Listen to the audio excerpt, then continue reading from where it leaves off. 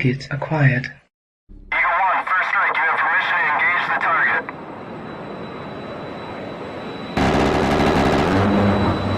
Warning: the following video contains explicit language which may be offensive to some viewers or inappropriate for children. The content within this video is intended for mature audiences only.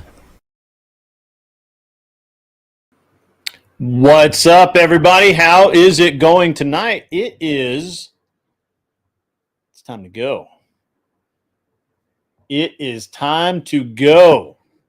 It is debate night, ladies and gentlemen. It's going to be a good time. It's going to be a good time.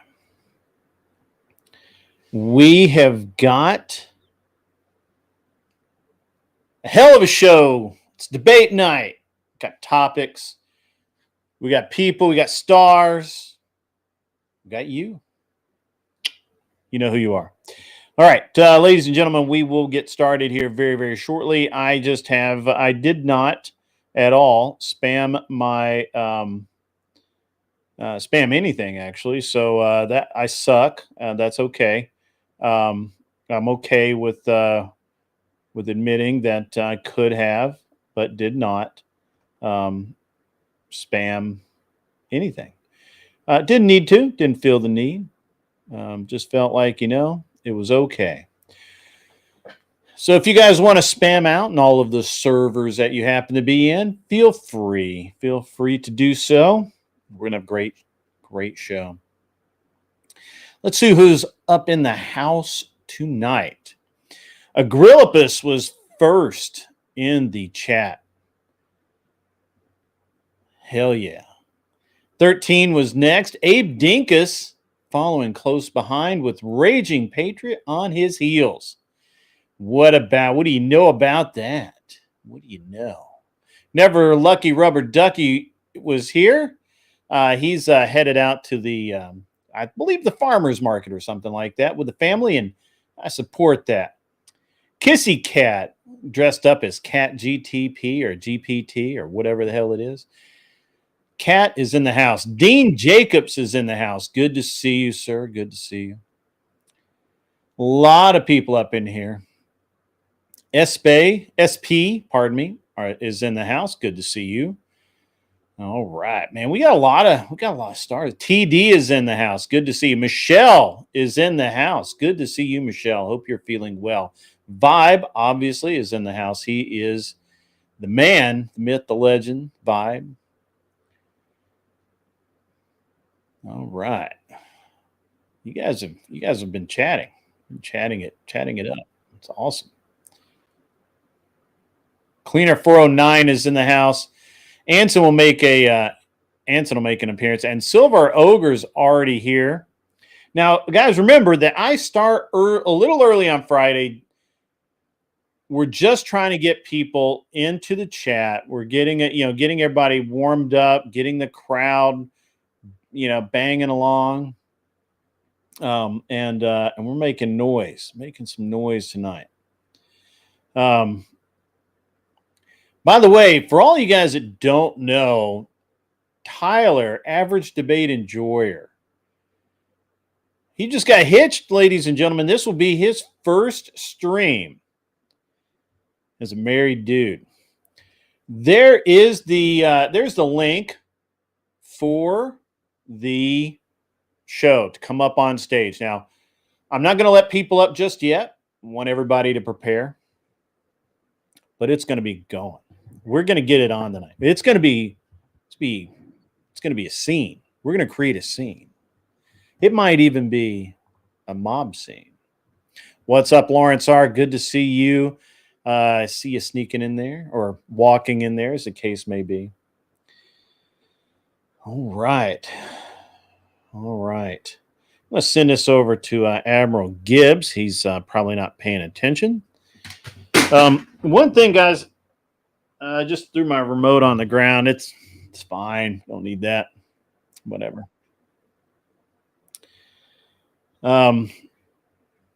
So one thing, guys,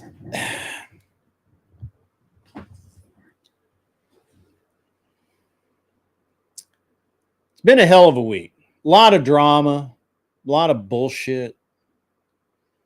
What's up, Mister? We're gonna effing take no prisoners. That's right. What's up, Imperious? How are you? Hey, Imperious. Glenn did actually. I mean, no kidding. He did actually is going to the gym that you listed off the other night. So you may want to call up there and see what's up. So I don't know. I don't know, man. It's a rough one. It's a rough one for you. So he's back into work now. Yeah, you should call up your gym. Vibe is already up. You know what? I'm going to go ahead and let Vibe up while I rattle on and chat, and he's not even canned up yet. And he's got us turned up. Listen to that. He's got the volume turned up in the background. Is Glenn divorced again? That's a question for Glenn. I'm not really certain where everything is there. I'm assuming that there's something going on, but I don't know. You'll have to ask Glenn Lawrence. He should be here. He called me earlier. He's I think he's headed here. He called me. How you doing, Grid? I'm doing great, man. How are you? I'm doing okay. What did you think about that debate last night over on the Tomato? So I was supporting Abe, and Abe was talking to Rob Noor. Right? Okay. All right. And sorry, Abe, if you're listening, I did switch back and forth a little bit. Yeah. Well, I wish I had more. I had switched back and forth more. To be honest with you, it was it was awful. It was just terrible until Andrew came on. It was absolutely horrible. The whole thing. It was just terrible. Well, I mean, there was one point when I think I joined at the very beginning before Abe's had started, and Soy Pill right out of the gate admitted, he's like, yeah, I mean, they used a blonde-haired, blue-eyed girl, but I don't think they were trying to be Yahtzee. I just think it just happened to be that way. And of course, the leftists, obviously we're going to come to our conclusions. And as soon as he said that, I'm like, game over, right? Like you just lost the whole debate right there. It was really interesting. It was really interesting because he had all of those guys danced around the issue, and like Soy Pill was using it to call Trump Orange Man bad nonsense. Enemy Charlie was just kind of crocheting or knitting or whatever it was she was doing down there with her yarn. Joe Lewis was just he was giving out but just a bunch of word salad that like until Andrew came on, literally I don't think Joe Lewis said anything worth listening to. Like it was just a bunch of just jumbled up nonsense. And then of course, Radical Coder Ryan was just like of course he was all snarky and he went hard at it in the beginning. The funny thing is when Andrew came on and he started going after everyone and one of he obviously he keyed in kind of on Ryan, right? I don't think they like each other anyway. But it was funny because it kind of keyed in and he's like, can you show me where the blonde hair, blue eye, white guy is like was the ideal? Can you show me that? And he's everybody knows that. And he's like, sure, but prove it. It was awesome. It was really because that's always been my interpretation of World War II as well, is that there was like this mantra that and this ideal that didn't exist, but it was really more about kind of a unity sort of deal. It was nationalism, right? Like it's there in the name, right? It's right there in the name. And I didn't even know Andrew came on because I was checked out until Andrew came on. Like I was literally about to just be gone. And There what was was the most? I gotta be honest with you. It's like the most racist thing I've heard recently is that all white, blonde, blue-eyed people should feel shame and owe a social debt. I was like, what the fuck? And that they shouldn't feel bad when people look at them a certain way. And I'm like, okay, so now when I hold my wallet when I go into the black neighborhoods, I don't need to feel bad. Is that what you're saying? If we're gonna do it to the blind, what the fuck, man? It was like it was no kidding. It was ridiculous. It was horrible. It was horrible. Dean Jacobs says, man, he's glad he's ginger. Welcome, Dean Jacobs. Welcome. Yeah, so basically we can group black when people, your racism is people, racist. Gingers, all into a excluded race that should be not included in the rest of the world. But there was somebody that actually chatted. I saw this one chat that I thought was genius, and I wish I knew their name, but they said these same guys that are against this are the same ones that promote OF. Absolutely. And I thought it was genius. I was just like, you just nailed it. Like the left wants everybody to be free to exploit do whatever sex you and want. their body. Do whatever you want. Like whoever you want. Dislike whoever you want. Was really awesome. It was so amazingly awesome. And Michelle is right. When your racism is racist, that's no. When your anti-racism is racist. That's the most. It was like I literally said to Sarah, I was like, "This is the most racist thing I've ever heard in my life." And I'm from the South. Like I'm telling you, like it was crazy. What's up, effing epic? Good to see you, Smoking Spaceman. Glad you finally made it. Michelle, good to see you. I hope you're feeling very well tonight. And who did I miss? Dean Jacobs. I think I got you. Peace Dynamo. What is up? Mr. slid in, didn't see him come in. Vikas Ganesh, whatever, said Coder got mad that Andrew asked him for evidence for his claims. He always does. He never had. Look, if it ain't on ChatGTP, he don't know it, bro. I'm just telling you right now. Mullet Baby 01 is up in the house. Good to see you. Good to see all you guys. We're gonna have guys. We're gonna have a awesome time tonight. It's gonna be really good. I hope we can get through some really, really great topics, but we'll see. We'll see what's up.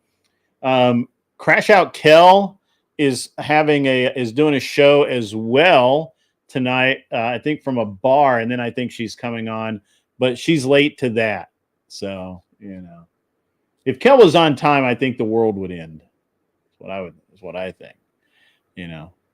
It might be just I might be a little annoyed there, or not annoyed, judgmental. That's the word I'm looking for, judgmental. But yeah, man, it's awesome, guys. The link is out there in the wild, which means that you can come on up, hang out with us, and here we go. And yeah, it's gonna be a good time. It's gonna be great. Also, I think we're up on Rumble. Yeah, we're up on Rumble. So if you Rumble, run on over there, give us a like, give us a sub, because I've ignored Rumble for like the past year. I was on there. I was, it was one of the first platforms that I, or not one of the first, but it was among the first of the platforms that I hit up. But then just nobody ever watched over there.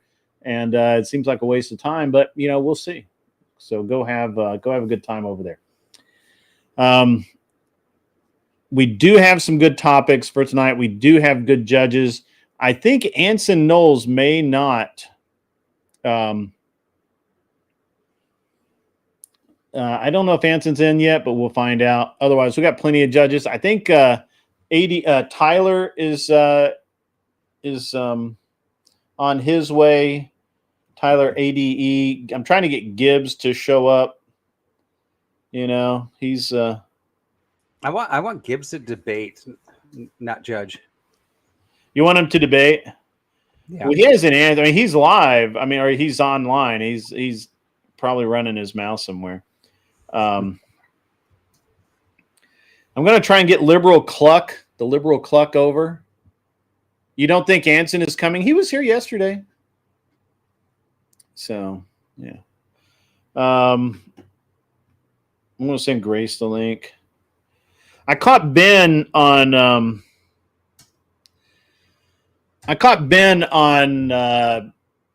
Rob Noor today. He's got a real weird he's just got this thing where he just wants to make everything about as risque sexual as he possibly can. It's weird. It's a weird thing, man. I got to be honest with you. Ben Thorpe, right? Ben Thorpe, yeah. Yeah, There's Cleaner. What's up, buddy? I like Ben. I talked to him before and Grace, but yeah, I'm really glad that my family does not function that way. All respect to them. So it's interesting because I have this. So I've for a long time. Whoops. Sent the wrong link. My bad. I hope I didn't send the wrong link to a bunch of people. Let me look.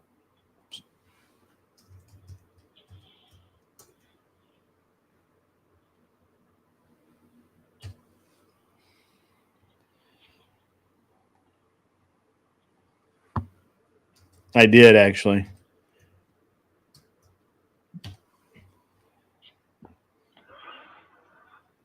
All right.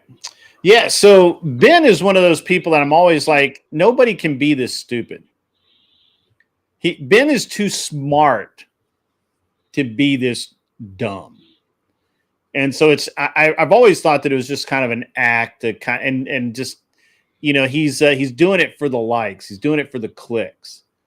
And yeah, it's weird. What did you just learn? A locale? Yeah, I just learned that too. I can't get into the locale stuff, man. It's weird. It's weird, man. Yeah.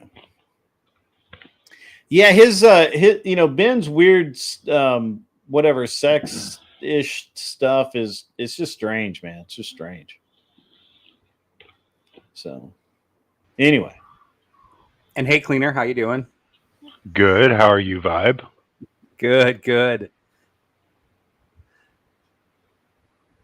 Couldn't help but notice the goats in the chat.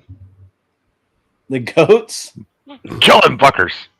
That's funny. That is funny. I think Kissy Cat has goats and lambs and shit. She got sheep. Yeah. Kissy Cat's got a lot of goats. Yeah. I was trying to encourage her to cam up because, how Ryan always shows up with his cute little puppy dog. Yeah, and that's kind of part of his stick. I was sheep. And I was like, yeah, sheep. Told you. You got to come up with your sheep. You got to come up with a sheep. It's gonna be so much cuter than Ryan's dogs. I guarantee it. I'm wondering how many of these goats I'm going to get on screen that Grid doesn't see. It'll be all right, man. It's totally good. Totally good. I agree that Ben Thorpe is a second-rate shock jock. The thing is I think Grace could be really, really good and have a real show if it weren't for Ben. Oh, she probably could. So just saying. I think the thing is, though, she's clinging to his clout and trying to appeal to his viewership still to a degree. I think it's the other way around. Do you? I think if Ben was out of the picture, her viewership would increase by double. Could be. I'm not real sure. I haven't watched much of their stuff. She was in the debate space a couple of years ago. She's just coming back in with Emmett. I kind of felt like that her father probably helped her guide the argument against Emmett before she jumped into it. I don't know if she came up with that on her own, but I'm guessing she didn't. But she did it well, right? I mean, she definitely blocked him in several areas that I thought he thought would be easy. Yeah. 10th man is up in the house.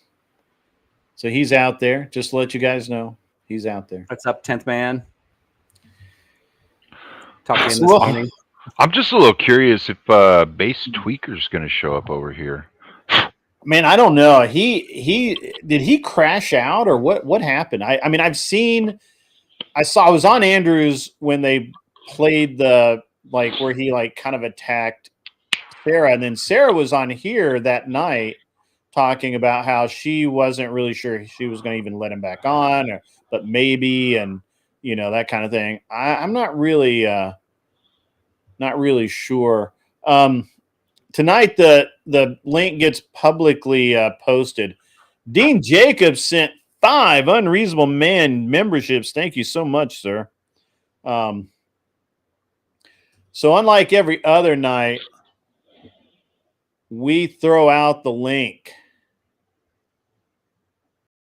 And we allow people to come up. Then obviously this is to debate, not just to come up and sit on the panel or anything. But that's okay. Abe Dinkus, the man,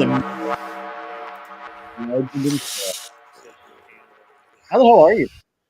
I'm good. How was Rob's last night? I watched a little bit of it. Looked like you guys were having a great conversation.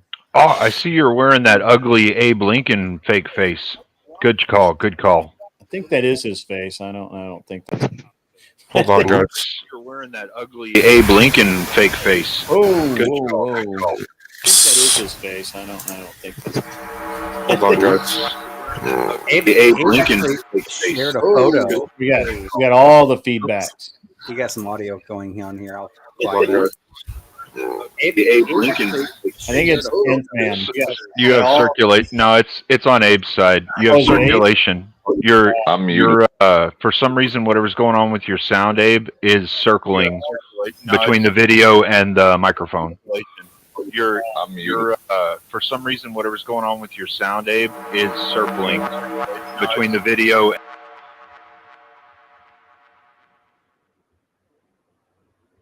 Now it's muted. Good? Okay. All right. Wow, that was exciting. Yeah. Silver Ogre has isms. Blonde hair or brown blonde hair, blue eyes, 6'6", and a German last name. I bet I've been called a not-C and physically attacked just on looks more in my life than any BLK streamer. That's interesting. That's cool. That's actually a very interesting point that I think would be a really good prompt for tonight for one of the debates. I've been trying to figure out how to put that out there as a prompt without getting my channel dinged. Well, I'll give you a hint. I think going along the neutral route, just saying, do you think white people or black people experience more racism nowadays? I don't think that would. I think it kind of skirts the edge, but as long as people maintain it happily and fairly, I don't think it would get out of control. Yeah. I'll end the debate right here. I mean, not really, but in my mind. Yesterday, I finally met JP. You may remember him from the clip from Flows. Prove it. Prove I put hands on her. Last time I remember, I put some beep. You're right. Remember that? And so he was up on Chaotic Truth. Okay. He was on Chaotic Truth, and he was saying how the world's against him. And I explained to him, I said, I am a huge jerk, just like you, JP. Like, I have to censor myself constantly, especially in public. And I'm also a gay man. So I can tell the difference between if people don't like me because I'm gay or because I'm a jerk. People don't like you, JP, not because you're black, but because you're a jerk. And that's a fact. If you go around causing a problem, like he's very loud. He's telling one story about something. He was in a store one time. Yeah, I imagine if you're walking through the store, screaming and yelling at your kids like a lunatic. Yes. Oh my God, that dude. I was listening to him on CTs the other day, and he was like, people judge him for being on welfare, and that's not what it is, though. I'm like, How's anybody going to know that? Like walking down the street, like Right, across the like, I street was like, from wait, him? you- Like, how's anybody going to know that? Do you have them like hanging out of your pocket or something? I don't understand. I mean, unless you got like a tattoo of it on your forehead, or like you wear a shirt that says, "Here's They my won't let SSN. me I out. am on what." I don't know. How you going to know that? It was yeah. Yes. He said some really, really strange things. Like really strange. So, No, anyway, I I'm think sorry, I interrupted you, 10th man. I apologize. I think that's a good point, 10th man. But I think what that could even be a point that would be brought up in one of the debates. I'm thinking, but I think what I'm more thinking of is like the random acts of racism, right? Like when you're walking down the street or when you're walking around somewhere doing whatever you're doing, minding your own business, somebody's just a fucking asshole in a racist way for no reason, like something that is Okay. completely unprovoked as far as you can tell. Okay.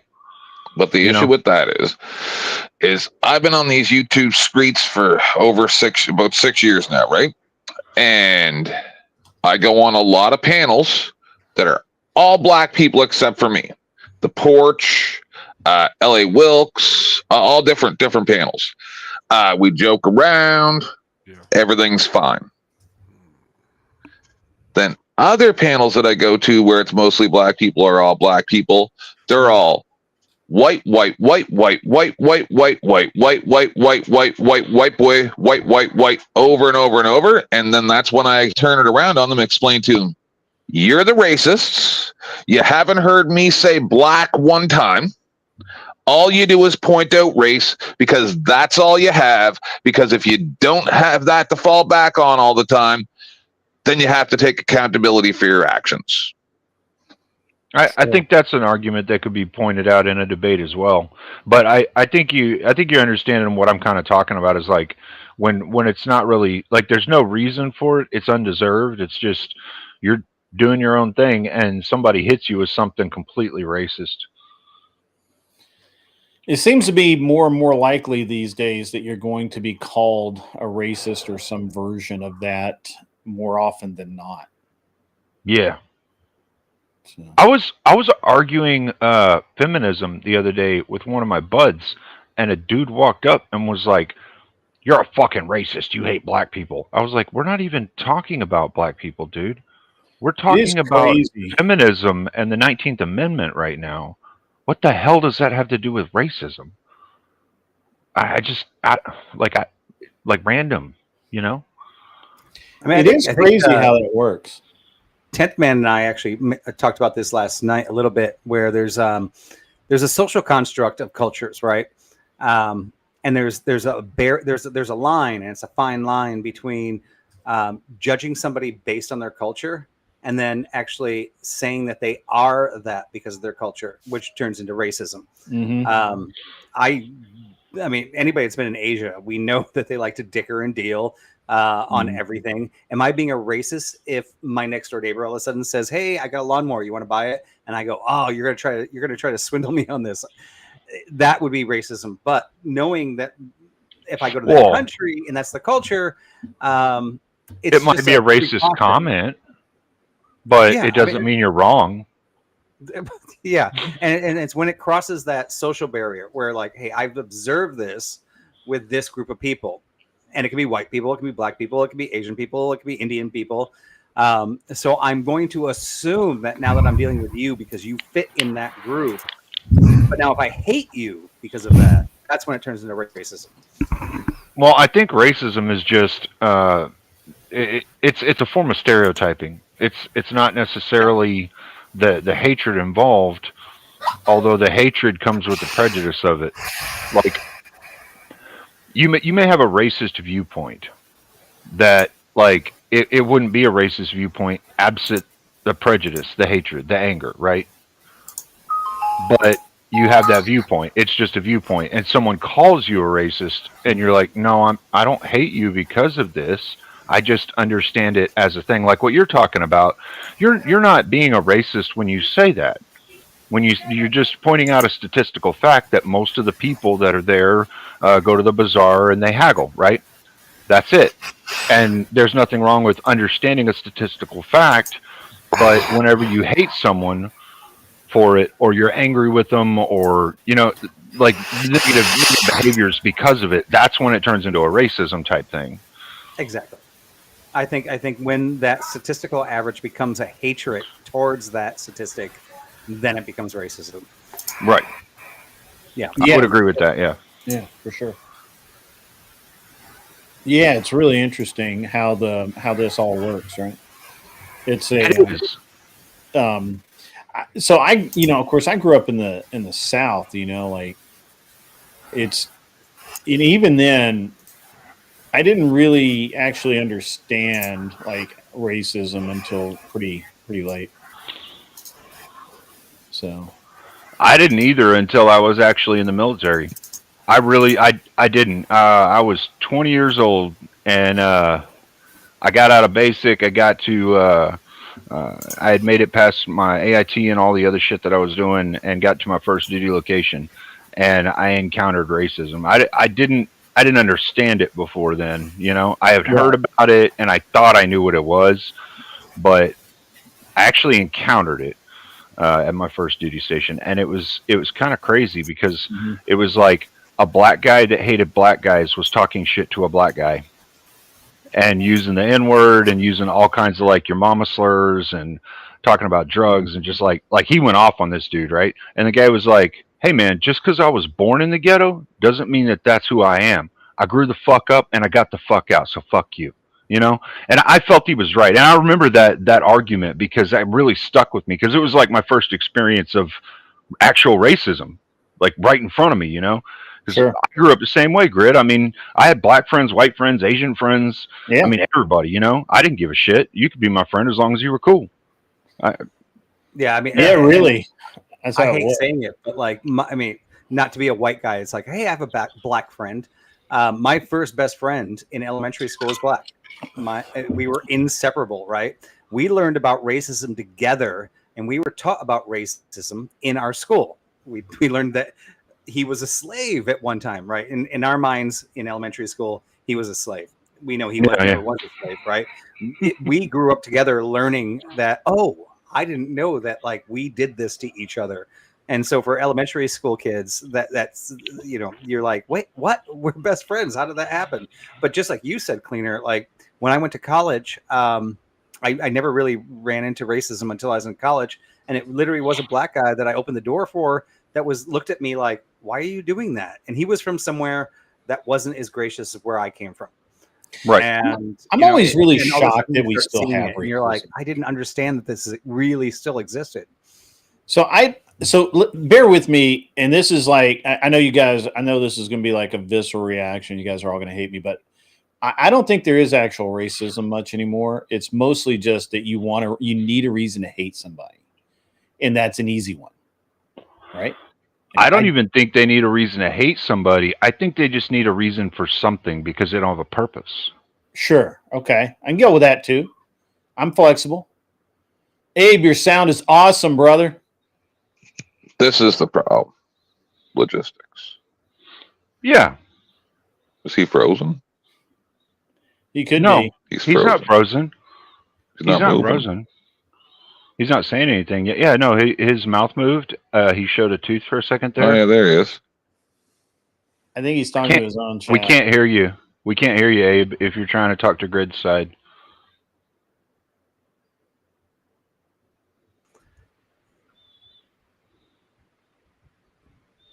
I disagree. It's gonna be easy to win it with him tonight. That's for sure. Oh man. No, I think you're right, Grid. I mean, there may be like small pockets, right? Yeah, sure. I mean, look, some people will use any excuse, but I mean, absolutely, there's a. But it's hard. I'm going to play my public service announcement. Just for anyone who feels like that later on, not being treated fairly, you feel like you need to say something. Just remember. Everyone does it. Now you can do it too. Shut the fuck up. Shut your mouth. Shut up. Shut the hole in your face. Like that. You can do it. Shh. Shut up. And shut the fuck up. There you go. Got to remember that. It's a simple rule. I have to admit, I Of like that. course, better. Gibbs Of course. comes after the public service announcement. Gibbs joins after the public service announcement. He can now say that he has no idea what we're talking about.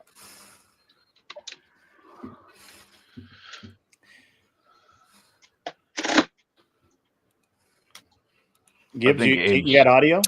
I do have audio. I was fixing my thing on my end. Okay. What it do, baby? I think Abe's having some tech difficulties this evening. Yeah, he seems to be. It hurts. It hurts. I remember. Gibbs, your video froze over here for us on the Talk Studio side. Yep, me too. How about now? Now it just looks black. We were just talking about this. We're trying to talk, or we're trying to have a conversation about racism, and you come in here all black and shit. What's up? I mean, that's crazy. Who? Me? No, Gibbs. Gibbs is just frozen. He can't move. This is the problem with racism and society as a whole. So the problem is they change the definition of words and the meanings of what our speech, then they rewrite our history. So when you look up racism on the internet, when it goes to the American Heritage Dictionary of English Language, it's a bunch of nonsense. But when you go to Merriam-Webster, then it gives you what I would recognize as the meanings of race. So then they teach the next generation to speak a different language than you, and then they tell you, that next generation will tell you, the boomer, that's what they'll call you even if you aren't, that you got to get with the times because you don't understand what racism is. If you want me to elaborate, I will. That sounds like Well, something. that's okay. I think you're amongst friends here. I believe we all think the same thing. Hey, welcome back, brother. This is dumb. History. So when you look up racism on the internet, when it goes to the American You got quite the lag, too. Dictionary of English Yeah, a Language, bit. it's a bunch of nonsense. I When you go to actually agree with you, Merriam-Webster, Tense Man. then it gives you what This I is would recognize a concept as that meanings the of racism. CIA did a lot of research on. It's called information flood brainwashing. Mhm. It's where all you do is just give someone the information you want them to know, and eventually they will start to conform to that information because that's all that's coming in. You mean like right now, how they want to cover up the files and all the stuff that Trump isn't doing? And then now we have an alien craft coming for Earth? Well, what's the alien craft thing? Is that the asteroid they identified as something else? It's the comet. Or whatever, yeah. I think it's a comet or whatever right now. Cool. But it could Can be you an guys hear alien. me right now? I'll tell you what, I think if it is an alien craft, we're going to see a large migration of men in America wanting to take on alien brides because they're sick of human women. I tell you what, I think Yeah, that we're gonna. TTS, I think, guys. Give me one Damaging second. Patriot 1,700. Yeah, but they all look like Lizzo. 1 second, it's Super TTS. chat. Oh, fuck Try that. going to all black school and you're one of 3 crackers in a school. It was in Detroit and I was in kindergarten at the time. I fought every day and IT sucked. We moved to a Polish town and it was much better. Sounds Yeah. about right. That does. sounds right. Yeah. I'm ready to start Columbusing these aliens from other fucking species, but I think that's the way we get. What's up, VO Pod? Good to see you, brother. Good to see you. Start speciesism. If you guys don't know, our man Jake VO Pod is debating Destiny tomorrow. He needs to get his rest because he's going to go up against Meth Mouth, and got to have the energy. I would destroy that childish imbecile. The best way to beat Meth Mouth is have Meth Mouth. It will be a frustrating debate for Jake. I am fairly certain. It'll be of a that. second time. Except this time he'll actually be debating Destiny. What's up, brother Jake? What's up, man? Can you guys hear me? Yeah. Absolutely, man. All right. I'm on my phone. That's why. So I've never done it through the phone. But what's up, man? Just popping in here for a little bit. My phone is running on very little battery. So just wanted to pop in and see what's up. Yeah. Okay. Hey, the good Jess is in the chat. Nobody be mean to this Jess. This Jess is cool. So the other Jess, you can do whatever. I don't care. Yeah, we get it.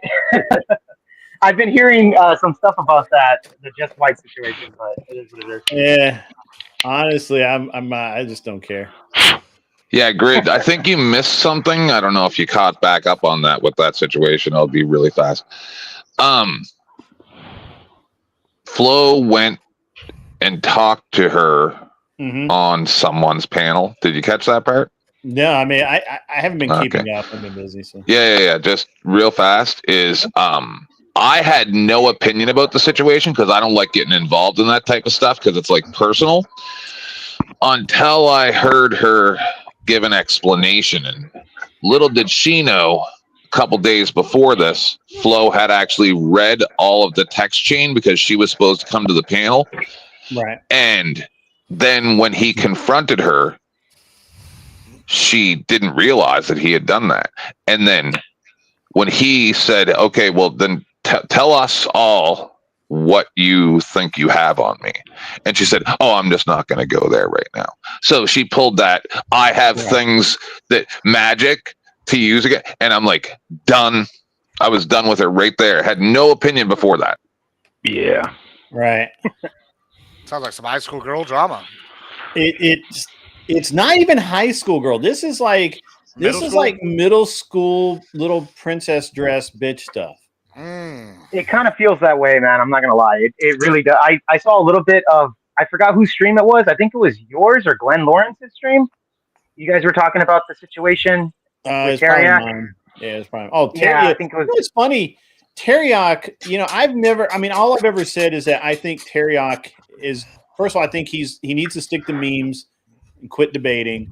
And the second thing I said about him is that he started out well doing debate, but he's just gotten worse and worse and worse. And agreed. And I don't think that you can really argue that I'm wrong. I mean, you can argue that I'm wrong, but I don't think you can prove it. And that's all I've ever said. I like the guy. I think he's funny. I think he's a hell of a meme guy. Yeah, he is. I don't know what the rest, I don't understand, the static there. He's mad at me because I'm siding with Wally on this. The robot? No, yeah, wish. No, the robot. Well, Wicked Wally. I'm siding with Wicked Wally because, I just believe Wicked Wally, more than I do the rest of them. So, yeah. And that's it. And I was really honest. I'm like, look, I don't know. I have no evidence. I have no receipt. I don't care. I know Wally. Sure, he could be mistaken. He could be lying to me. But so far, he's been pretty much above board, even with me, right? Like he's never said something that I've later found out to be a lie. Even the degenerate shit, right? Like even the stuff I don't agree with his lifestyle or whatever you want to call it, even that. He's been honest about it. Whose lifestyle? That Wicked Wally. Oh, okay. I think this is online lifestyle where he was having that eternal thought chick up all the time. Oh, I don't know what that is. Yeah. So, yeah, he would showcase her like her ass and shit online. That's what that's what their show was all about. Yeah, absolutely. Yeah, he was. Yeah. And I didn't agree with it. I told him I didn't agree with it. I didn't go on his show. And you know what? Wally and I there's no static between Wally and I. I told him, dude, I don't like this show. I think this is bullshit. You need to change your programming and format. And he's like, I get it, but this is what I'm doing. That's what men do. That's literally how men do shit. I don't like what you're doing, but you're absolutely, hey, you go ahead, bro. It's fine. I'm just not going to come here. Okay, cool. No problem. Wally and I still get along. We hang out. Well, we don't hang out. We're going to hang out in Nashville. I think he's coming down for the debate con. Yeah. And we were supposed to hang out in New Jersey at DebateCon. We just, he couldn't get a flight or whatever. His flight got fucked up or whatever. No problem. But there's no problem. To me, there's no problem. Gentlemen, is my sound fixed? You Seems sound to be. awesome. Good. Perfect. What was the problem for next time? What happened? I don't freaking know. My settings were all jacked up, and then I ended up just switching to Chrome as a browser, and now it's working. So I don't know. Right on.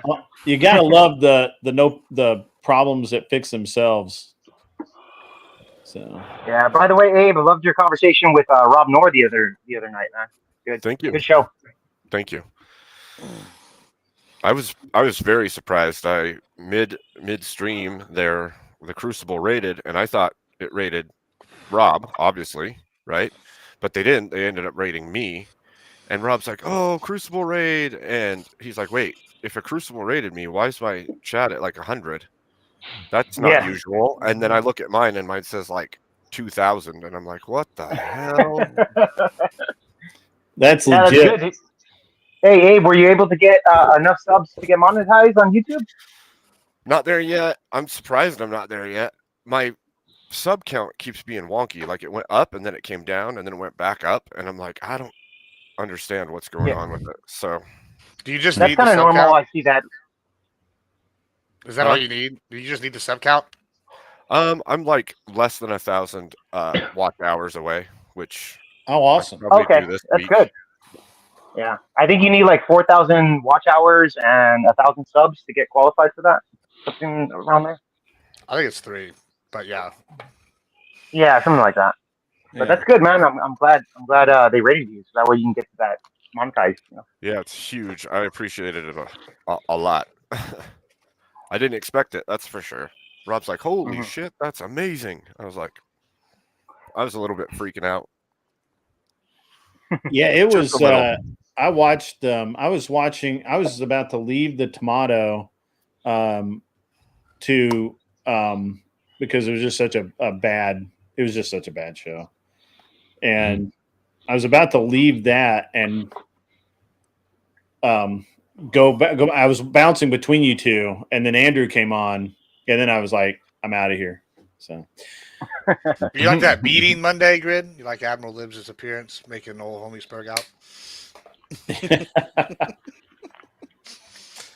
Oh man, you know, I got to be honest. Your debate Monday on the Tomato was really interesting because I think if it had been just you and Kel versus like Paige and somebody else other than Tweaker, it'd have been fine. If it had been one. Oh, I purposely tried to trigger him. That was my plan. Well, I know you were. We all knew that you were. We all knew that you were purposely tweaking. Well, not only that. Well, I guess I don't know what Kel said, but like there was a call, and he said some shit beforehand, and I was like, "You're gonna get all the barrels tonight, boy." Like, and then right before we got in there, This is the biggest bitch bullshit in debate. I'm gonna tell you this right now. If any of y'all ever do this, just don't even show up. Just quit. All right. This is the big bullshit right here. This guy asked me before the debate. He goes, "Let's get a gentleman's agreement." And I go, "Okay." He goes, We're gonna go one by one issue, and we're gonna only argue that one issue one at a time." And I'm like, "No, fuck you." Like, no, sorry. He's like, "Oh, we can't agree to that." And I'm like, "Absolutely not. I'm gonna debate like I want to debate. Get good, scrub." Yeah. Well, he was trying to eliminate one of your steamroll strong points, which is where when you go to explain something, you'll add in 2 or 3 more points to the explanation. And I think that's a really strong way of arguing because it does kind of teeter your opponent offside a little. It throws them for a loop. So I mean, I understand why he tried that, but I mean, kudos on you for not letting him. So yeah, fuck him. I was really surprised. So I hadn't seen Tweaker, and so I was a little surprised at his technique. Well, so I knew that he was going to do the ortho Christian bro thing. And so I preempted that, right? And then they didn't even come back till the last 30 minutes. And I'm like, oh, so we're doing the ortho Christian bro thing. Well, then you disagree with Benjamin Franklin and Genghis Khan. And so then you aren't actually advocating for the same sort of masculinity we are. And like, we didn't even dive into that. But here's the thing I wanted to share with y'all that y'all are really going to enjoy. Did you know that Ben Franklin wrote a book titled, or I might mess up the title, but you'll get the paraphrase, and it was titled, and I quote, the best practices for young men to find the most suitable mistress. Not to find the best wife, not to find the best girlfriend, not to find the best person to procreate with, the best mistress. This is Franklin absolutely was a womanizer. I mean, let's just be real. Yeah. He was a giga chat. That's what he was. He was probably the prototype giga chat because he was the ambassador to France. He was an ambassador to England for a little while, I think. And he was originally he was probably the original cool kid American guy. Isn't Benjamin Franklin the dude where in his home in England they found like the bones of 100-something people in his walls? Because he would steal them. I'm just saying. Yeah, he would steal them. You also have to realize this guy understood like what media propaganda was way before anybody understood that. This guy went to work early in the morning holding papers, even though he didn't need to do it, just to show everybody he was busy. He was participating in the churches because he knew that gained respect, not because he actually felt like he was part of that religion. He even like joined what is the there was the Templars. He joined the Templars. They said no, right? And he went through all the hoops and actually basically through his own paper did propaganda against them to get them to let him in. Like this guy was a propaganda genius. He really, that's goated. That's what he is. Goated. Giga Chad, ultra uber masculine. That's who we all need to aspire to be like. Benjamin Franklin. Yeah, I mean, I got to be honest, man. Everything I know about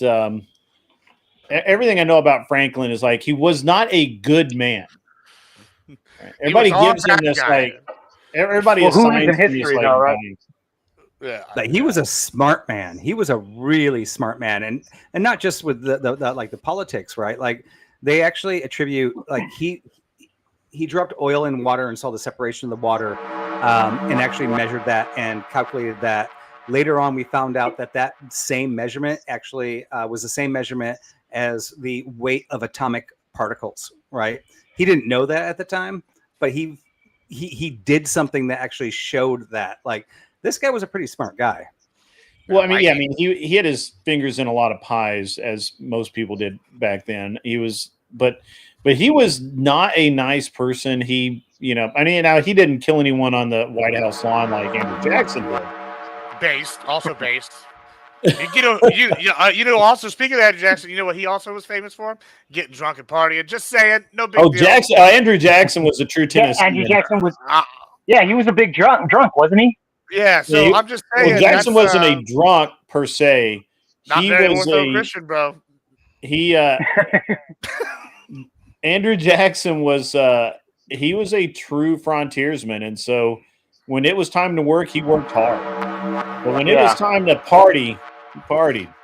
He partied hard. He did.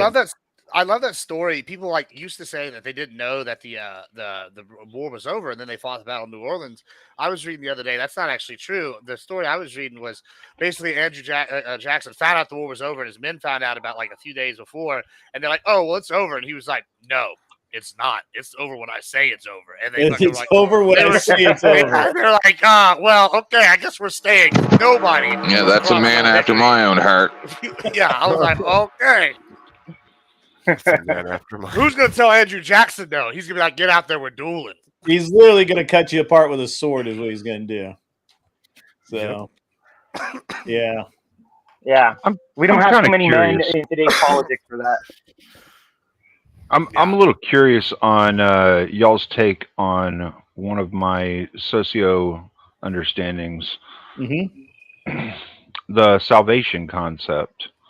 This concept that we've been seeing a lot more over the past 3, maybe 4 years with the online creators, the online content creators, where like the salvation concept is basically believing that through forcing a population to accept a worldview that does not shame or demonize negative behavior, you can manipulate the populace into performatively, not non-performatively, but performatively accepting a world that is less restrictive on negative behaviors, increasing your personal acceptance and status for past negatively viewed behavior. I was wondering if you guys have seen an uptick in this type of thing, or if this is just maybe the spaces that I've been getting from the algorithm. I think well, to be honest, like especially during the Barack Obama or even the Joe Biden administration, I think you saw a lot of that actually. A lot of the like the fat movement was a big thing. The Me Too movement, it was all like kind of Right. accepting kind of bad behaviors on that. But I've noticed now with Donald Trump's second term, especially with the Cindy Sweetie,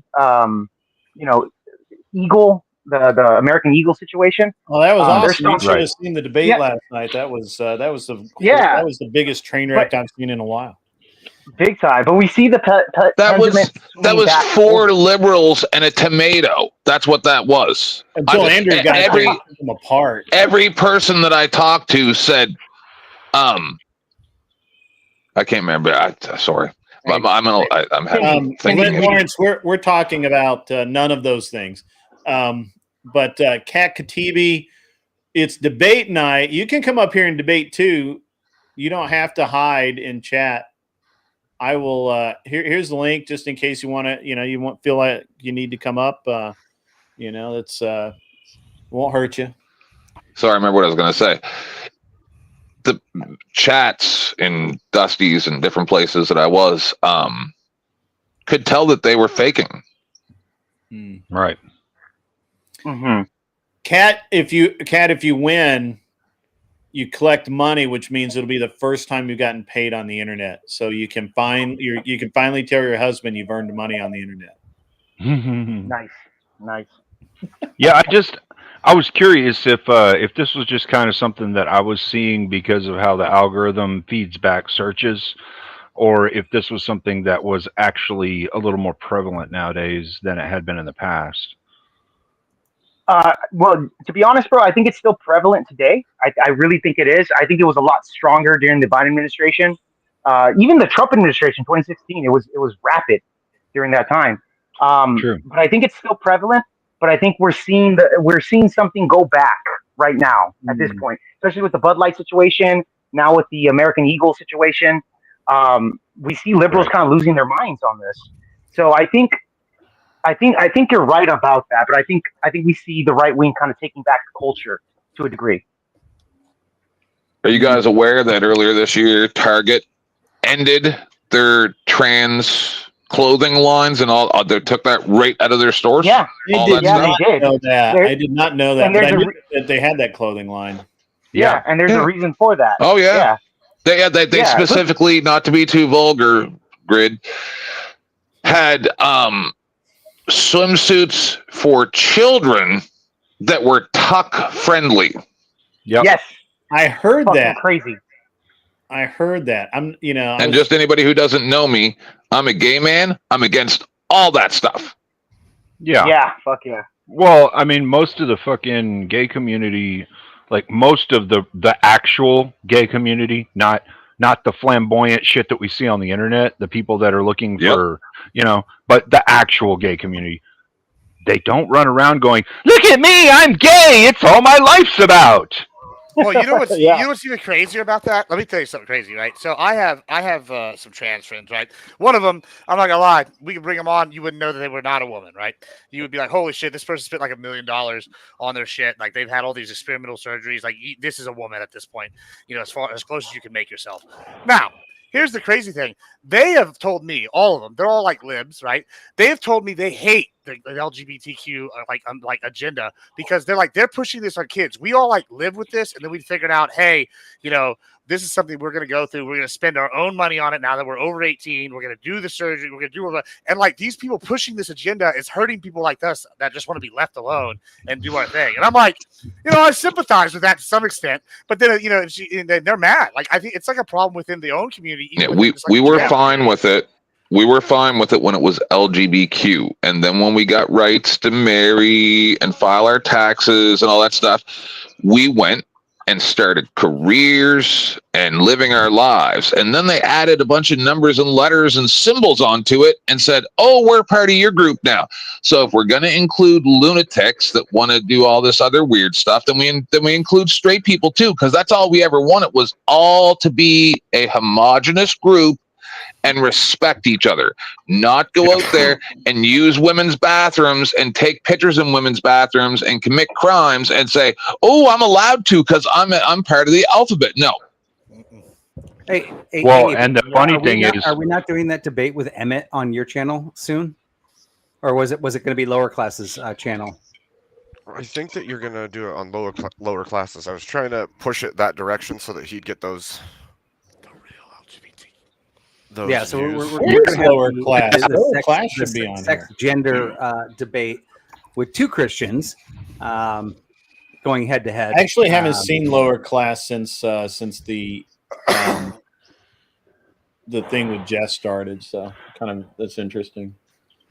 The two gay friends I've got, and I don't know if you're this way, 10th Man, but the two gay friends I've got are like, no, it's LGB. There is no other fucking letters, numbers, symbols. Well, anything. you can put Q in there because Q is like a little 18-year-old blonde kid that flits around and doesn't really know what he is, right? That's the Q part. They class that under the B part. I get you. Would it be confused instead of queer? It'd be confused, or somebody that's still trying to figure something out here? Sure, yeah, like whatever. But the problem is this, and I've told these stories before, and I'm sorry that I take over, but I let you guys talk. It's just but anyway. So I am a poly until I got married, and I've been monogamous for 10 years. Before that, I was polyamorous. I was dating 7 dudes when I met my husband. But holy shit, 25 years ago or whatever, I think it was about that, maybe 23, I went to a pride parade, and I was there with both of my boyfriends that we lived together in a polyamorous relationship. So it's not like I'm, like, oh no, all my morals. No, it's not about that.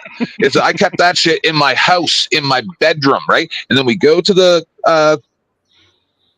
pride parade, right? Which used to be a day. We used to have Pride Day. Yeah. Then suddenly it became Pride Month. But when we're at this thing, me and the 2 dudes that I'm there with, we're standing there. The floats start coming. They got the leather guys. They got ashless chaps. Then the eunuch float goes by, where it's a bunch of gross dudes in tighty whities and we all know what a eunuch is. Yeah. And we 3 of us looked at each other and said, this is not what I am part of. And we left. And I never went to another one. Yeah. And I hate to say it, pretty crazy. I'm in California, but I when I first moved to LA, it's like, what did I walk into? Those gay parades, Pride Day, right? And yeah, there was one guy. He was wearing nothing except for a pan over his junk, right? There was oh god, like dude, it's something I would never bring my kids to, and I've never been back. I've never seen anything like that. I'm just like, yeah, this is not something I wanted to witness. This whole thing goes on that line of the salvation brainwash concept. It's what I've been seeing a lot of, and like I said, the past 3 or 4 years, I've been seeing it getting pushed a little bit more up until Trump got elected. Then it kind of backed down some, but it was going hot and heavy. Like, I think if Harris would have gotten in office, there would probably be a different looking American flag right now with a lot of different colors on it. That would cause problems. Yeah, I don't think it would for her. She'd be like, "I'm And the if I president. may, Deal with it." just to finish my rant, is those gay pride parades, when they're not just like, hey, we're part of your community, when they're all this extra like sexual stuff, is no different than me being in a BDSM relationship and then invite you over for supper. You're my coworker, say, for instance, and I have a gimp in a gimp suit Based. going around my house, and then that's me inviting you to into my sexual relationship. Yeah, that's what that weird, is. right? Yeah. A little weird. Immediately, I'm inviting you into my bedroom when I do that. Yeah, I agree. Right? Yeah. Your And aunt what- and uncle, when you go visit for Christmas dinner, don't start doing it on the couch. Right. Yeah. And I see it flip. Well, it might. You don't know. Like the, you're saying like if you invite someone over to your house and your house is represented in that way to them, but what I see is they're taking their bedroom out into public and doing a pride parade. I'm just you know I'm what just I doing mean? a comparison. Yeah.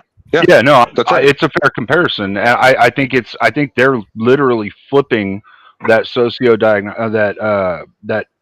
that differential point, the separation point between home life and public life, and they're taking it to the extreme and taking the sex life, which has never been public, and making it fully public, and everyone's just supposed to accept this.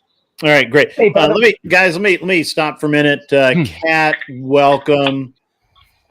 You haven't been here in a while. First of all, how's it going, Kat? Pretty good. Pretty good. Good. Yeah. Yeah. Did you and Teriak break up for the last time, or is that? Oh boy. That was a while. Oh boy. Jake Barr's like, oh boy. Oh boy. Oh boy. All right. Let's hear it. Kat, go ahead. Yeah, we broke up, but we have joint custody of Damon. That's true. That is true. Wait. Jake, is Teriak still part of VO Pod, or? Yeah, no, Teriak's my boy, man. Like, Okay, yeah. I did. Out of the band. Well, all right, cool. Just to be fair, Teriak and I have been arguing because I feel like he's been a little bit more of a contrarian recently. Last time I went on a show, what? Contrarian, a guy that. Contrarian. Yeah. I got you. Yeah. He's always Yeah. contrarian. So last time I went on the show, me and him ended up in a big old fucking debate that I think we kind of agreed on certain things, but it is what it is. Me and Teriak, we go back and forth, and I did call him a retard. It is what it is. But no, me and Teriak are cool though. Like, I'm fine with arguing with him. Don't care. Totally cool. Yeah, but outside of that, yeah, he's my boy, man. It is what it is, and I get it. He's making a name for himself, whatever he's doing. All right. So, Kat, what happens over here is we have a debate game show. It's kind of like another debate game show, except different. And so that's what we're in for tonight. Now, I started early. I started an hour early because what has been happening the last couple of weeks is that it takes a long time to fill up the panel and get moving. And so I'm just like, well, let's start earlier, and eventually people, we'll be able to like kick this pig at like 8:15, and I can be in bed by midnight when 1 o'clock. So that's the target. Now, right now we do not have, because I don't think Jake's going to debate because he's in Houston right now. Yeah, getting ready to debate that meth mouth. Coomer Gremlin. Yeah, the Coomer Gremlin. Yeah. Vibe had to duck out because it's family time. He may or may not be back. We'll see. And then I don't know if 10th Man's going to debate. So realistically, we're waiting on. I'm missing Tyler is usually here as a judge. Yeah, I'm ready to go. Glenn's in the chat, so he could be a judge as well. I'm expecting Tyler anytime now. He was like promoting it over on his channel, and then we'll see who else wanders in. But the way, and then I sent the link to Grace I sent the link to. I didn't send the link to Kel, but I'm sure Gibbs is like harassing her right now. I'm doing no such thing. I'm sitting here being comfortable, waiting for my Arabic burger. You don't know.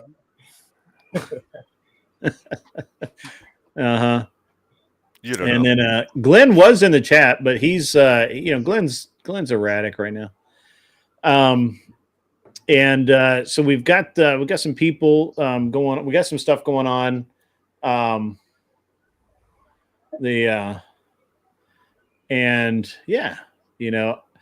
It looks like Sarah's got a show going on, and if we don't get enough people, what happens, Kat, is I go to bed early, which is totally fine with me tonight. I got to be honest. I had to get up early and drive to Alabama to pick my kid up from space camp or aerospace camp or whatever, aviation challenge week, whatever they call it. Whatever it is. Whatever. Yeah, Elon Musk camp. Yeah. Something. Elon Musk camp. Genius camp. Genius camp. Yeah. And so, I would be really happy actually to go to bed. Chuck from Tennessee strolls in and throws down a $5 bill and says, "Here to disrupt." We'll take it. Yeah. Take it. So, 10th man's playing for Dusty.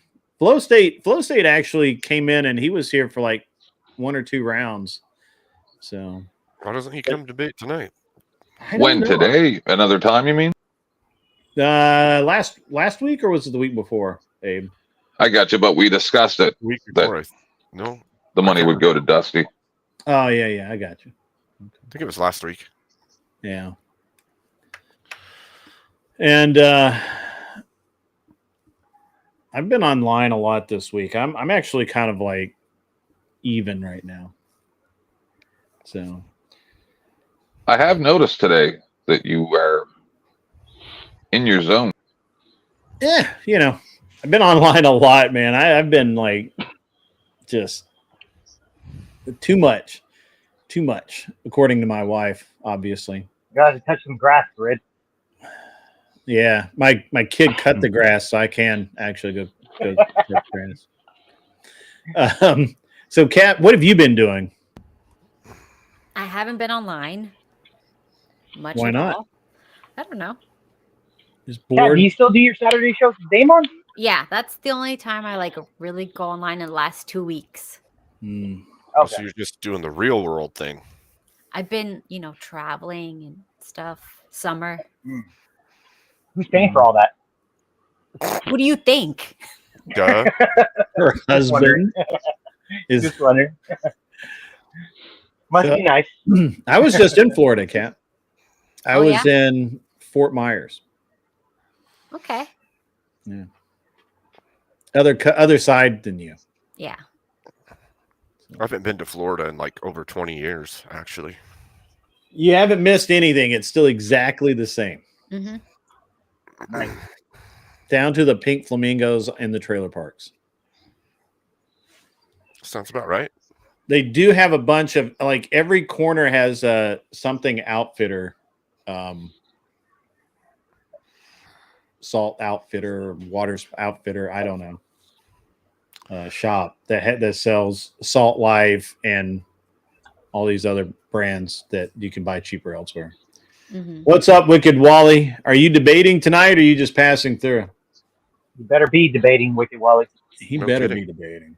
He needs to debate. I think Abe Dinkus wants to, beat you up verbally. Let's do it. Jake, are y'all going to be doing that event live here in Houston? Yeah, it's going to be a live event. It's going to be at some kind of hotel. They moved the event somewhere else. But it's going to be live stream on Destiny's channel. And then it's going to be reposted on the Pang Bird YouTube channel afterwards. Yeah. Cool. You so check it out. Want to hit up a really good Mexican restaurant while you're here? Yeah, actually, please let me know, man. Cool. I'll hit you up Are on you in Discord. Houston? Yeah. Oh, bro. Okay, badass. I'm going to be here in Houston until Tuesday, at least. So, Sweet. Yeah, man. So hit me up on Discord. Maybe we can link up or something. Hell yeah. Sounds good. Right on there. So I'm thinking of flying to Chicago for the or modern day debate that Andrew Wilson and somebody else is doing this coming week. This week, Grid? It's the 8th. Oh, the 8th. Who's he debating? I don't know. Oh, you don't care. I don't. All the same in the end, really, when it comes to Andrew. I'm just gonna destroy them.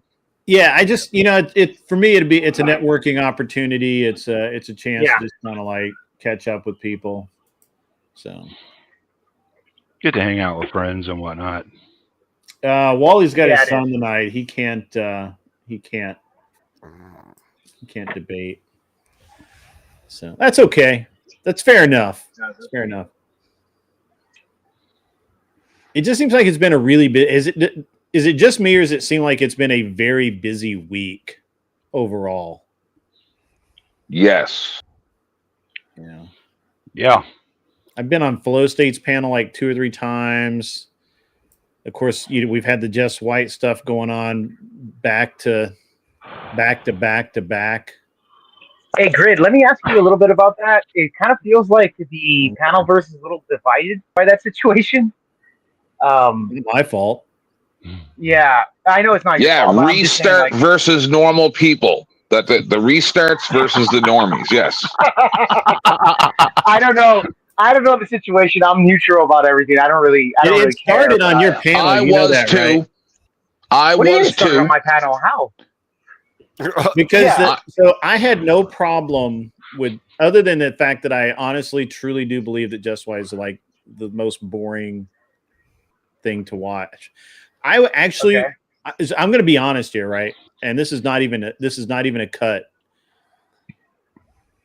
It is. If given the choice, and there's nothing else on the internet, but Jess White or Kat's like women's study stuff, I have watched Kat's women's study stuff. I have. Yeah. And then I told my wife it's pretty good. I've never watched Just White, but I feel like that was a no-brainer choice there. If we had to choose between someone named Just White, I can only imagine what they look like. Cat's women's studies. Oh God, she's one of those manipulative girls. This is just my observation. I've only talked to her 2 or 3 times. She's one of those manipulative girls that when she was young, she just acted outraged, and then Daddy let her get away, or her former husband. I don't know what it was, but she got into this behavior because she tried to pull it with Flo the other day, because Flo was paid to go and confront the situation. And then even though we all knew, because he read his texts out, she goes, oh, well, there's other stuff, but it's secret or whatever. Like, it's like, stop it. Just that you're done. And then that's when I decided I didn't like her. Right. Oh, okay. All right. So it started on your channel, Jake, because that's when she kept talking over me. When I was trying to talk to you, I wasn't even interacting. What the fuck? With Jess White. I was talking specifically to Jake Barr. I remember what you're talking about now. Yeah, you left the panel because of her. Yeah, I was like, if someone's going to talk over me, constantly, there's just no point in me fucking being there. She was trying to give you advice about running this show that you're on right now, the debate show. Yes, remember? Yeah. She was like, "Oh, you need to put one that doesn't require raids to do well." Yeah, I remember now. I remember now what you're talking about. It started there. It started there for me, and for as far as I'm concerned. And then then when that happened, Wally came to me and said, well, don't feel bad because of this. And I'm like, really? That's fucked up. And all right, fair enough. Hey, Tyler changed his name. Oh well. Yeah, this was last week's name. It wasn't funny anymore. I know. And so I mean, it was just I don't know. It was just pretty terrible advice and all that. And I was just really what's the word I'm looking for here? Perturbed. Annoyed, maybe? Bored. I was bored as fuck. Yeah, because look, if I'm having a good conversation, I'll hang out for fucking days, man. Like we can I mean, I've literally like not left panels for hours just because the conversation's like really good. Mm-hmm. But if you bore me, I'm ready to go like right fucking now. Guys, Sure. Yeah, I get you there. Yeah. And so and then, you know, after that I wasn't really, you know, and I of course I don't know if you've noticed this about me, Jake, but since you asked. Okay. I don't give a fuck. And if someone asks me my opinion, I'm going to give them my exact opinion. Unless I think that they're going to cry.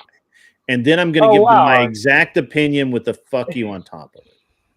So they cry. Oh, wow. Great. I've never noticed that about you. I've never noticed that about you. Great. Yeah, wow. It's shocking. Thank you for telling me that. That's actually the only thing I like. Face right there. That's Cat's shocked face. That's the only thing I like about Grid. To be honest, that's his only redeeming quality. It is my only redeeming quality.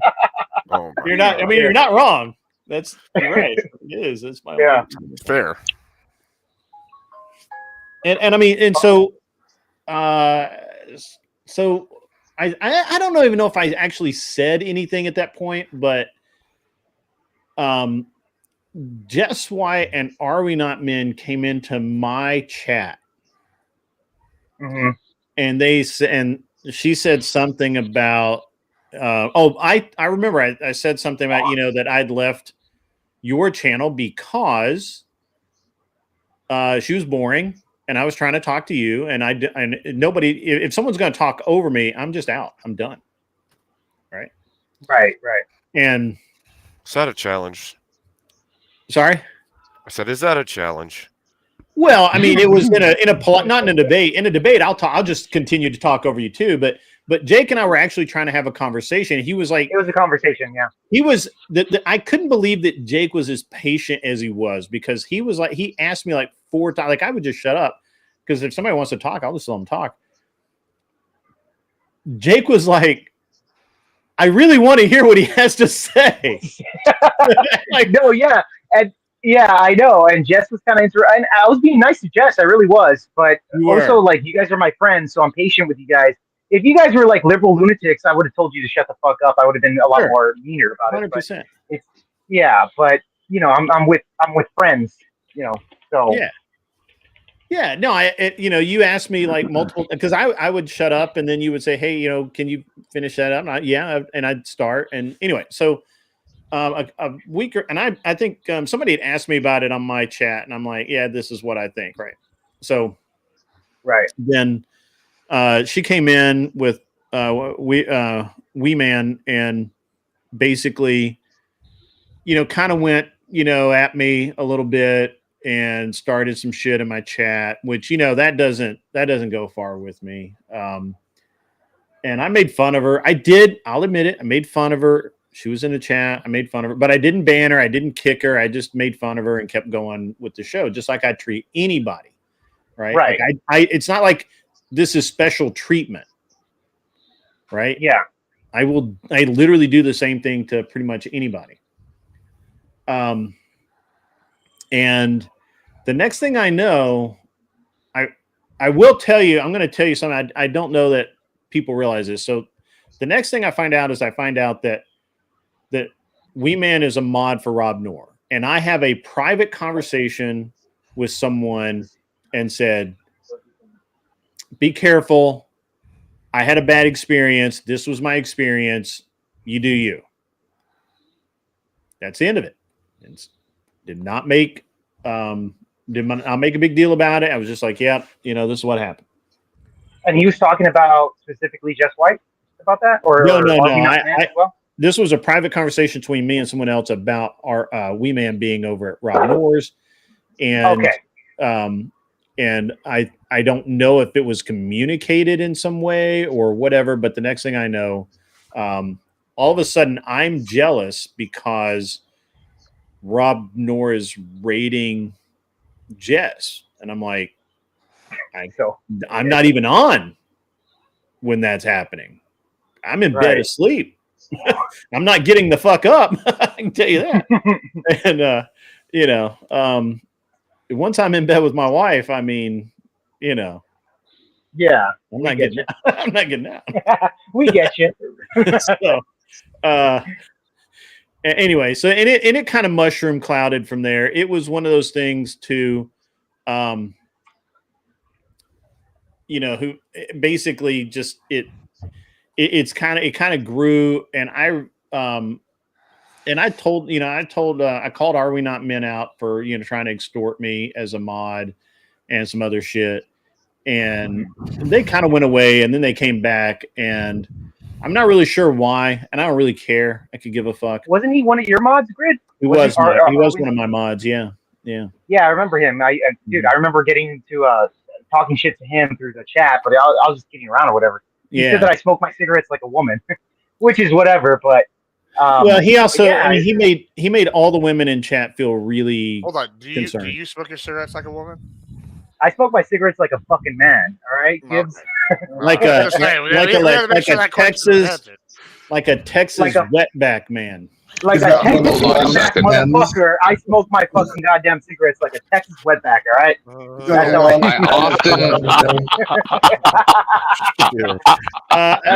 let me read this. Guys, let me read this $2 super chat. Only Mr. Bill sent me $2. You love to hear women say "F you," this shit, that repeatedly. I got you. No, I don't really care if she says "fuck you" repeatedly, but yeah, it's fine. Never make you a mod, Charles Darwin. You know that Charles Darwin, you will never be a mod because my mods have to be sober most of the time. There you go. And there you go. And you're Australian, so you're automatically disqualified because you're not going to be sober. They're automatically disqualified. Yeah, so that's pretty funny. So Kat, I don't know that you have any viewpoint or experience with any of this nonsense. Like what in particular? Any of it, I don't care. Just pick one. Like, do you like Just White? Have you divorced Just White yet? Who? What? Yeah, I think Just White. Just White was in the background with Kat. Kat was around. Kat, she was all on Glenn's stream, right? So. Yeah. Kat's like, Just White's so small, I don't even know who she is. He's actually probably smaller than Kat, although she did manage to get monetized. Which, Kat, are you monetized yet? No. Seriously? All right, ladies and gentlemen. Well, ladies and gentlemen, I beg of you, please go help the Kat become monetized, especially if you're a woman. Hell yeah. Kat actually has a lot of really good advice for women and women's health, and she used to be a big time person on the computer radio shit. That podcast. Podcast, yeah, actual podcast, not the stuff that I do. And it's and no, but seriously, I've listened to it. My wife's listened to some of her stuff now. Some of it's a little psycho, but What's the most psycho one? What are you talking about? Well, look, even if I explain it to you, it's not going to sound psycho to you because you're female. Only men can understand. So I can tell you what she said that was psycho. Kat did specifically say that that she wishes her husband's ex-girlfriends to be demised. Just FYI, I thought that was no. I didn't say that I wished them. I said it All right. So give me a second. It was pretty crazy, Kat. Oh, Acropolis. That's crazy. She'd benefit from that. Okay. It'd be a good thing. But that's what I'm talking about. That's what Grid is talking about here. It's not psycho to her, but it's kind of weird to us, men. USA emoji. That's awesome. I appreciate that, Gorillapus, just for the MFing grift. Now I got to scroll back up here to the. Let me. I got ZD Den. $5 came in. Be who you are and say what you feel, because those who mind don't matter and those who matter don't mind. Dr. Seuss. Now that is wisdom. I agree. That's always been my motto. I give. I had one fuck to give, and I got to hold on to it. Anyway, so yeah, Kat, drop your link. And Jess says Cat's pod is great. That's not the Jess White that we're talking about. This is Jess from the Whatever Show. There you go. Who is actually super based and really super cool. I like Jess a lot. So, yeah, Cat does have a good pod. I stop over there every once in a while. Sometimes it's stuff that I'm not super interested in, but because you're not a woman, try to go over and give her a like because you got to help everybody grow. That's right. Yeah. That's right. So please, guys, we have seriously, you have to get monetized, Cat.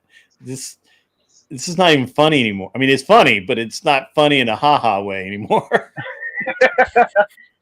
And then people get mad that I could have monetized like 5 years ago and still haven't monetized. That's fair. That's fair. That's actually, that's not bad. I need less than 100 view hours. Less than 100 hours? Do you have over 1,000 subs yet, Kat? Yeah.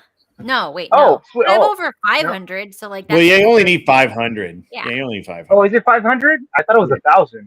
When I got monetized, they told me it was 1,000. So that's how it got lowered. But you're a man. It got lowered within the last few years.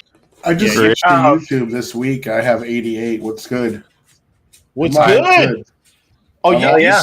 Or Twitch bro, Tyler, bro, you got to tell us this stuff so we can promote you, man, and get you up there, man. This is my first stream as a married man. Oh, here it is. Yeah. Right on, Tyler. Congratulations. Big changes.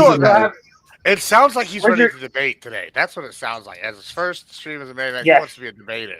I already told him that in DMs. I'm ready to debate today. Yeah, he wants to debate.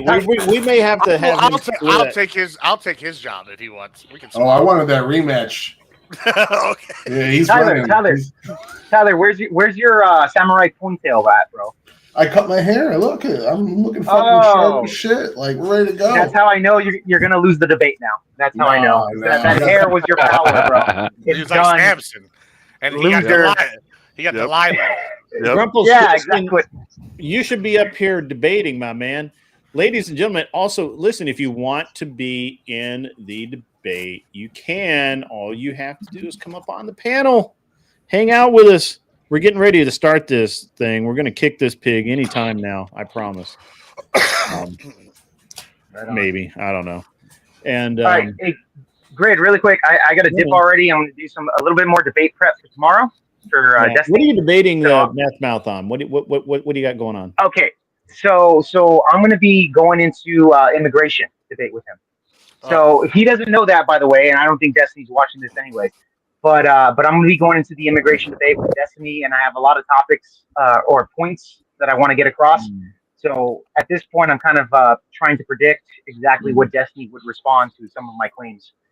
So we'll see moving forward. And he is a good debater, so it's just a matter of if I can catch him pivoting or anything like that, to kind of push him back to my points and my talking points is what I want to get across.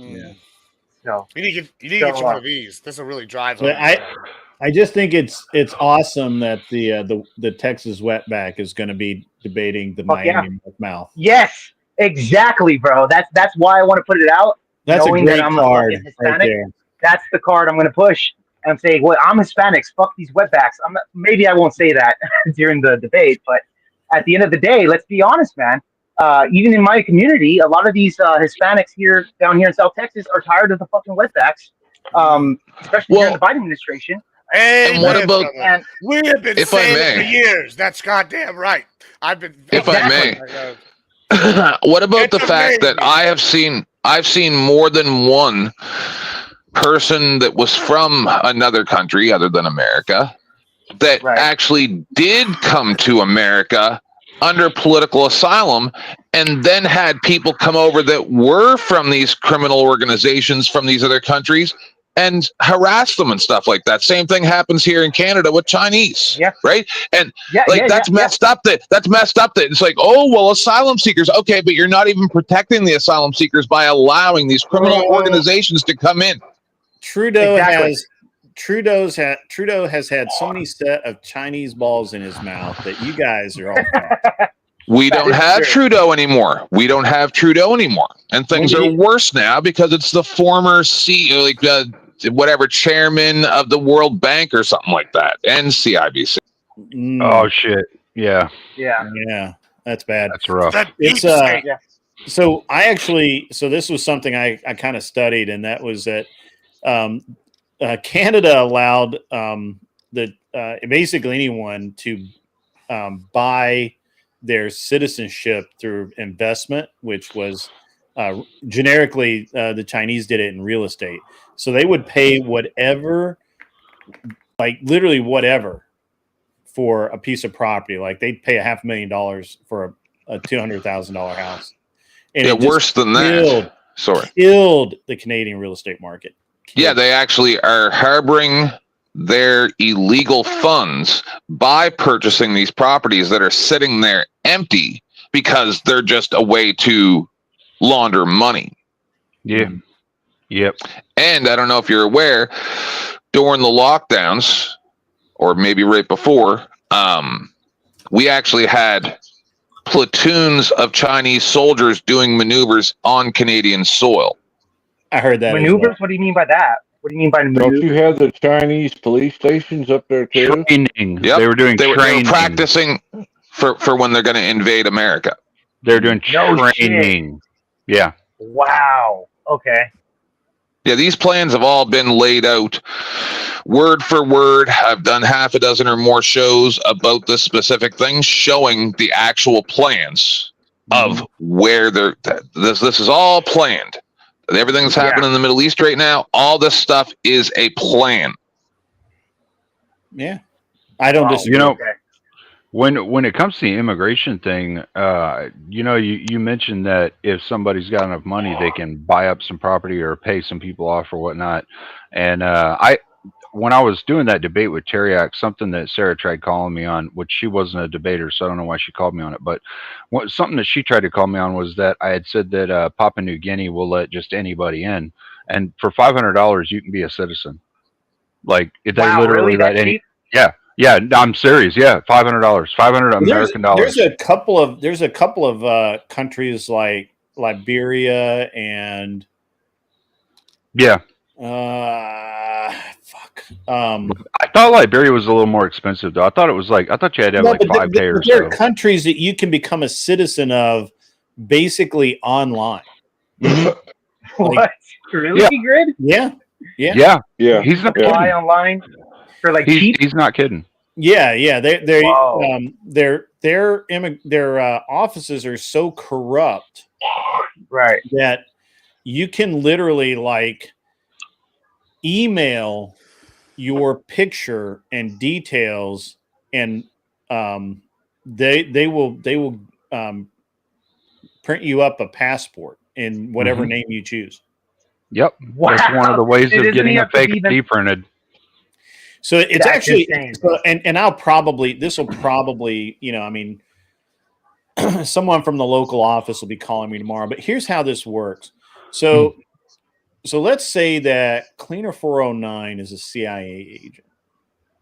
Why do you always think he used to be a CIA agent, and they really let their standards for a while. Maybe he needs to disappear. Maybe he needs to go to, say, I don't know, some faraway country where they're bad people and do good things to bad people, like make them dead people. And Israel? No, I'm kidding. and so obviously you don't want to fly around the world on your own passport. That's dumb. And fake passports get caught real easy. That's really easy. So what he does is he plans this out in advance, and so he sends over money to there's a couple of different countries, and I think Liberia is one of them. New Guinea is one of them. French Ghana, I think, is one of them. South Korea. Doesn't matter.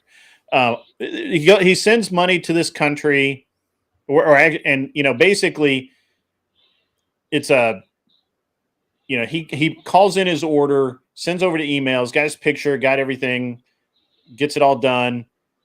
They show him proof, get FedEx, he wires money, done deal.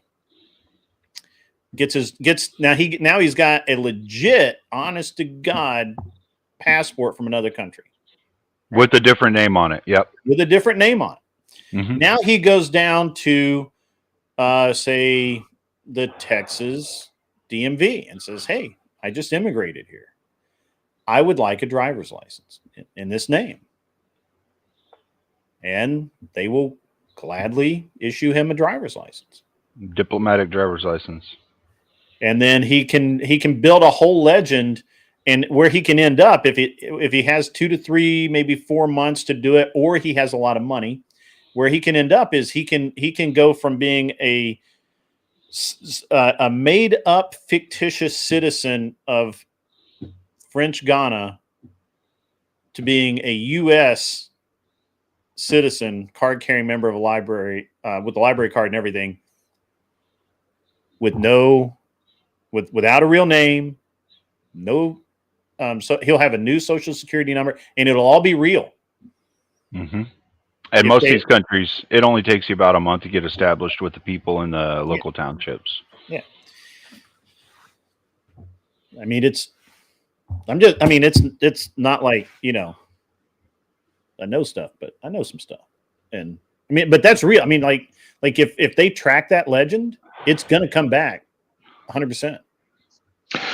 Yeah. One time about 5 years ago, I made a video that I'm still embarrassed of, but I was feeling a spirit, and I named it Sadomasochistic Trains of Nonsense. Yeah. That's a long lane. A long lane. That is. Yeah. We're ready to debate. Abe's like, we got to debate. I'm bored. He's bored. Look at him. He's bored. He's been chilling. Yeah. Abe, you want to go? Yeah. You want to go? Let's do it. All right, let's go. Abe versus Tyler. Let's make that A little warm up match. Why not? Yeah. Yeah, mock debate. I'm ready. All right. Well, anyways, guys, I got to split out. Grid, I'll be watching here and there. Cool. I got to do some more debate prep. Yeah. But yeah, I'll catch you guys later. All right. All right, man. Stay safe, Jake. GPT See you, buddy. donated Yes, sir. $50. Wish me Super luck. chat. Goodbye. I'll be listening from the shadows for a few. Here's for the first Good. debate if we get there. Zitidan's choice. Saluting face Zitidan's emoji. choice. Saluting face emoji. We already had the pair picked Kissy Cat. So I'll let ZD get the next one. Yeah, okay, I'm good with that. We can just leave everybody up on here. We need one. Chuck, you're going to have to be a judge, man. You call on me when it's my turn to talk, because you know me. I don't shut the fuck up. Okay, I know. Great, I can do that. I can do that. There's only 3 judges. There's only 3. Shut up, Chuck. Do you have a sheet or something you guys go by for judging? Now, where's Glenn at? Let me yell at Glenn. Yell at him. I mean, I don't mind. I just don't want to screw nobody. Damn it, Glenn, get your ass up here. Glenn was like, I was chilling until you got 10th man's back. We have 2 10th men.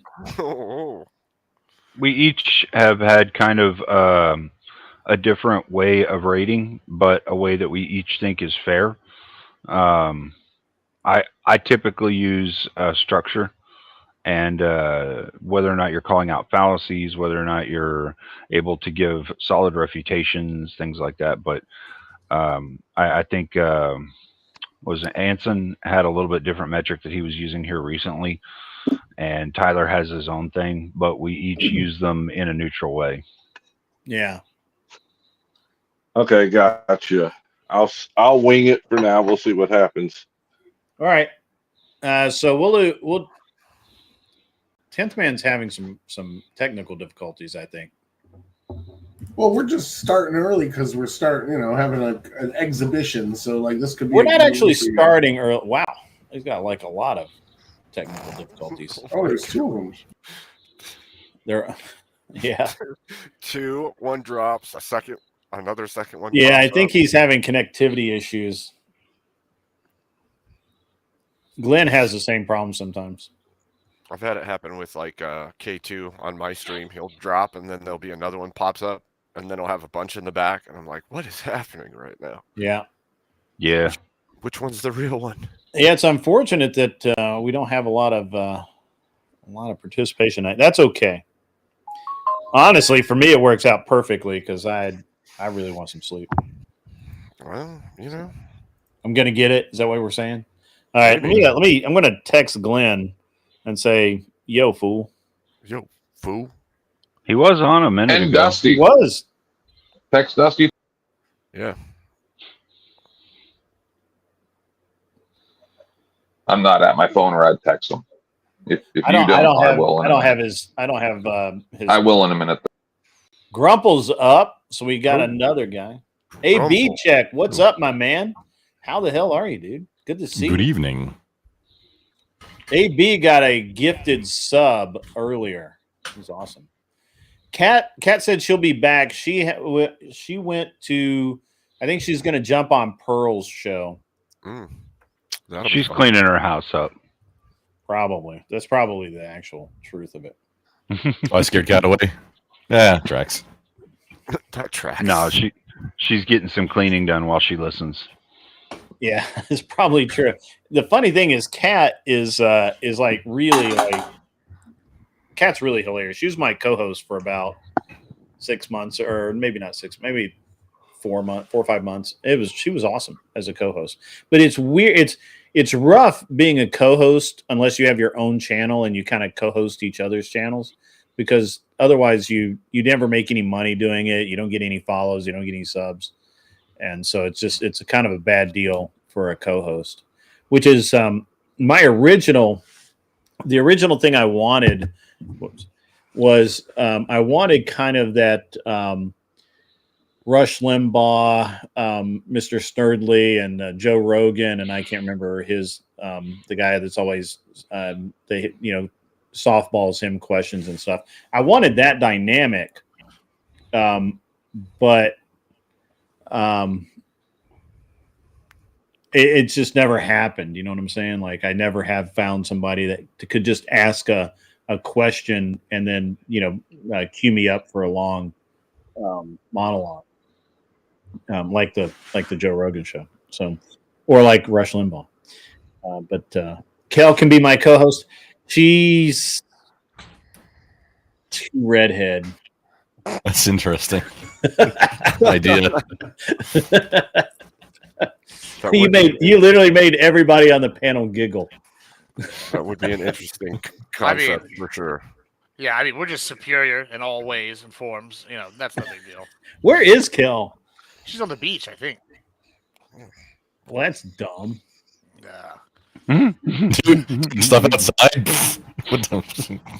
Why would you think this is? I mean, what the hell? Yeah. Why would you miss out on a chance to debate Abe Dinkus again and get hammered? I mean, good point. I think she's getting hammered. I just don't know if she's getting hammered. It's a different kind of hammered. Yeah. Honestly, it's probably the better kind. I got to be honest though. I feel like Kel is consistently white girl wasted on panel. I mean, to be fair, I am consistently white girl wasted on panel. So being wasted on white girls is not the same as being white girl wasted. That's neither here nor there. Sometimes I'm wasted on white girls specifically. You know what I'm saying? All right. Well, we're gonna. Abe is going to debate Tyler. I am going to actually. Let's see. Who do we want to judge? I want Cleaner, Gibbs, and Chuck in Tennessee, unless by some chance, what was this alert? Why did I get an alert?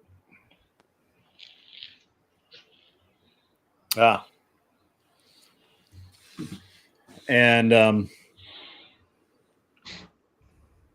need my third. So Chuck in Tennessee, Cleaner, Gibbs. You guys are going to debate. Grumplestiltskin, you and 10th Man can just chill out and be very, very quiet. And or I can put you in the back, either one. But what are we going to debate, gentlemen? What do you want, Tyler? You want this You wanted this battle, so. You know, anything politically related. Big Israel fan, big interventionist. I know big you're terror fan, shit like that. Whatever. Yeah. Throw something at me. I think we should own the world. Fucking A, man. Pound that shit. I don't know. I'm Democrat, 90s Democrat by nature, so I'm for public schools, neo-Keynesian. I like government-backed jobs or government-backed subsidies to train people for new things. All right, I got it. Well, let's look at some political debate topics. Is the 2025 tariff strategy strengthen or weaken the U.S. economy? I think it's too early to know.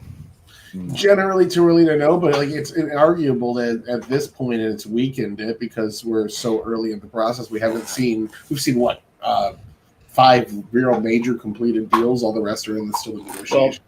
Well, I mean, technically, we're 2 quarters, or we're halfway through, and we're in the second quarter, so you should be able to infer something from what's going on. But that's okay. All right. Are we overstepping with our current level of foreign aid and military funding?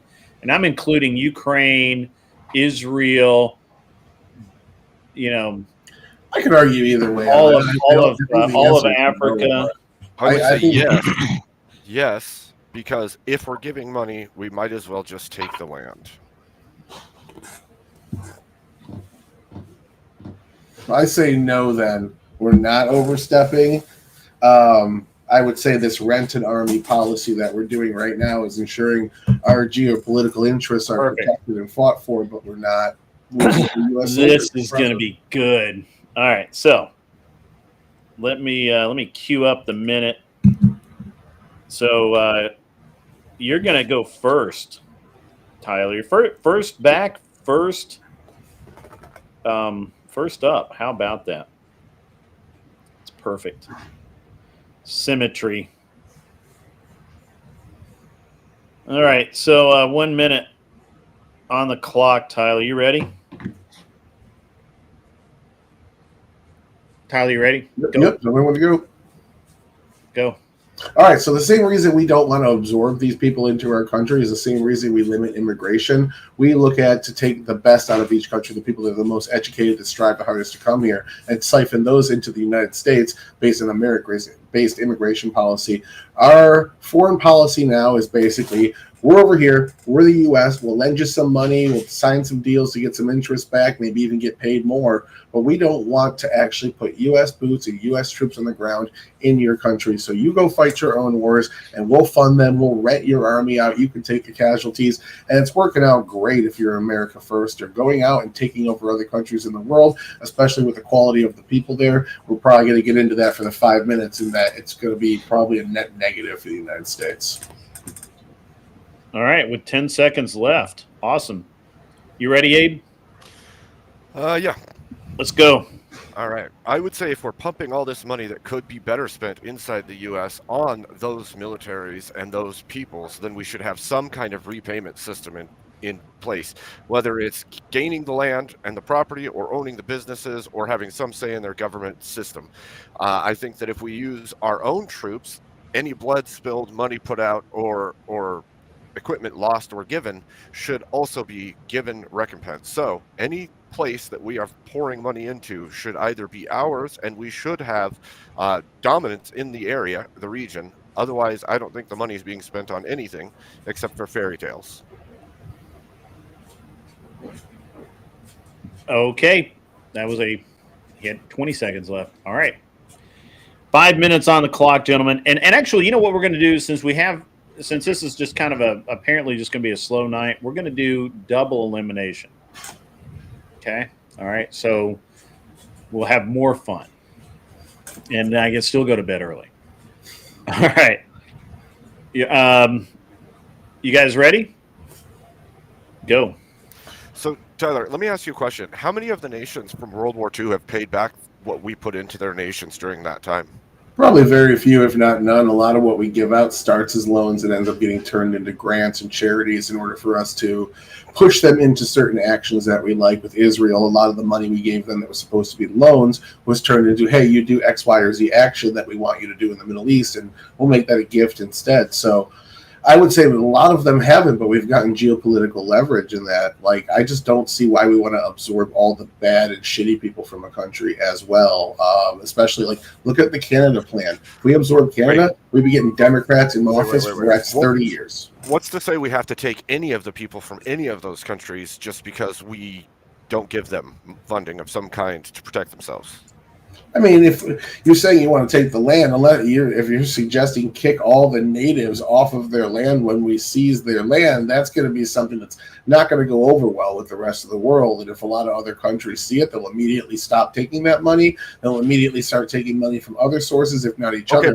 That could destroy allies. Yes, but by what means would they enter the United States mainland from another nation that we now currently hold? If you have them in your position, it doesn't mean that they're coming to the homeland of the United States. I would say that you would have some kind of foothold in that nation permanently because you have poured literally more than their GDP could even support over the next decade just to get your will across. So what are we paying for? Well, in essence, like, the thing that fits your example the most would be Ukraine, where we've given them like almost what we've given Israel over 40 years in like 4 years. So if we look at Ukraine with this mineral deal, we're actually going to be getting more back in the long term, and it's precious metals and minerals that are vitally in need for our economy. The same thing with Rwanda, that peace deal. We're now signing a trade deal with them to get these precious minerals as well. Not to say we don't. It doesn't get blasted to shit. That's if it doesn't get blasted to shit, right? Because we're pouring money into it and we're not actually taking part in it. If we just took the damn thing and said, you get your ass back to where you came from, Russia, we'd probably be in a better position than if we just keep pouring money into a sinking ship. But then we'd be Russia, and then Ukraine would be fighting against us. Why would they give us their nation? Russia's not going to fight against the If US. we needed help from our allies, and they said the cost is too high. If we needed help from our allies, and we said we got to give us Pennsylvania, otherwise we're going to let your nation burn to the Japanese who attacked Pearl Harbor. You go, hey, go fuck yourself. That's not worth it.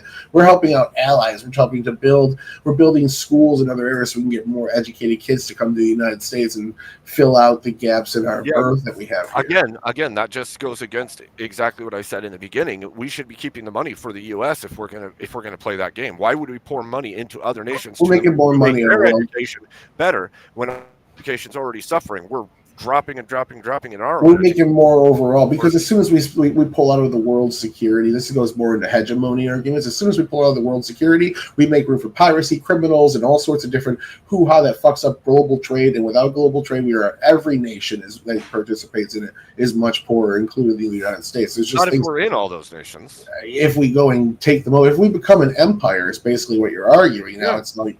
And at the end of the day, we'll have more resistance from the majority of the world because we're a liberal democracy. That's why we have this allyship. It would completely crumble that. They'd go to somebody else, and we'd have the entire world against us. I don't think so. I think the quality of living in every single nation that we stepped into would rise, just like the United States has. I think that we would honestly virtually change the face of the planet into a more... I'm not saying it wouldn't work. I agree that it would work. I'm saying it's immoral and bad. Like in Afghanistan, we saw the women getting education in Afghanistan. The life expectancy went through the roof in Afghanistan while we were there. All these things got significantly, but I'm saying it would totally work. I'm just saying it's immoral. You're wiping out entire swaths of people. Immoral by which standard? You're wiping out massive swaths of people and forcing them off their land or forcing away their culture. You're taking their nation away from them because but that's immoral by what standard? That's immoral by what standard? I'm not sure of a technical standard I could give you. If you gave me a list, maybe I could pick the one that sounds the best, but I don't have words for that. I'm just saying it's immoral to take from somebody. So it's immoral to you, by preference. Well, I mean, it's immoral with the fact that you're taking something that belongs to them away from them because they need your help. We do that all the time. Maybe, but the mafia does it all the time too. It doesn't make it good or right. We made that illegal here. No, the United States government does it all the time. Even it does. It does, but I mean, again, these are our allies. These are nations we're working with, and they're furthering our geopolitical ambitions by fighting these wars for us. This is like the best case. That's time. That's time. That was great. That's really good. Both of you guys made solid points. All right, let's go to the judging. Admiral Gibbs, why are you frozen? I don't understand it. Is your camera not working? My camera's working fine. I don't on my side. I don't know. You just look like you're looking down at your phone or something. Yeah, you look like you're pondering like greatly. On mine, it looks like you're transparent, like your name is there, but no camera at all. I have my speakers up way too loud for that. I mean, I can leave and come back. That fixes it. Go ahead and give your rendering, and then we'll go. Oh yeah, so I mean, this was an uphill battle for Tyler here. Obviously, if I was going to be biased to one side, obviously I'm the most pro empire building guy ever. But you didn't hit some key points that are clutch if you're going to do that. Abe, no mention of Manifest Destiny, no Mexican-American War, no Louisiana Purchase, no Spanish-American War. Didn't mention any of the great conquests in history. That's a major fail. Also, Tyler here hit some big points with the Rwanda deal. That's a major one. I'm giving it to Tyler. All right. Cleaner. Manifest Destiny. That would have been a good fucking argument. Yeah, I actually don't take into account anything in the outside world except what the debaters are presenting in the arguments and in their opening statements whenever I'm trying to render a judgment. Typically, I've got 5 max points for open. Tyler did something really unique here that you don't see a whole lot in his opening. He actually made a prediction as to how the debate was going to go. And he scored an extra point for that because his prediction came true to a degree. He was leading it in that direction, and you could see the way it was going. It was really, really close. It really was. You had refutations and good points on both sides. It was going tit for tat, and Tyler just scored 1 point more overall than Abe, and that's it. That's what it came down to, 15 versus 16. One point. Okay. All right. And Chuck? Okay. For Abe, he started off with a negative on the opening by professing takeover of a government. And then I made a number of notes through his presentation that it was take over the government,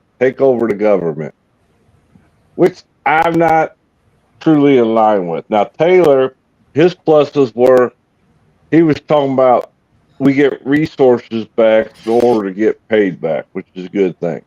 A minus would be he was relying on world security. I was a little iffy on his explanation, but he got a plus on the allies, having allies in the world. So by a slim margin, I got to give it to Taylor. Tyler, but that's okay. Tyler, sorry. I took it up as an accent thing. I'm not worried about it. It's all right. Okay. All right. Cool beans. That's interesting. Well played, Tyler. Well played. All right. So we're all right. So that's one. I think that was a perfect example of how a respectful exchange debate should go. They gave each other time to make their arguments, and they took time to refute each other's arguments. They didn't step all over each other. They made good points. Like that was a perfect example of how a respectable debate should go, even in speed debating. Yeah, 100%. It was really interesting. I'm obviously I'm a non-interventionist, and Abe's arguments are actually the arguments I use to be non-interventionist, and that's because Stepfire, you should be up here, man. You're a great debater. Why are you not up here? Abe's arguments are really good because, in my opinion, because as a non-interventionist, that's exactly the way it needs to be a if you're going to be an interventionist, right? If you're going to get involved in these wars, if you're going to get involved in these wars, then yes, when we defeat that country, and their government is in shambles, and their army's a smoking pile of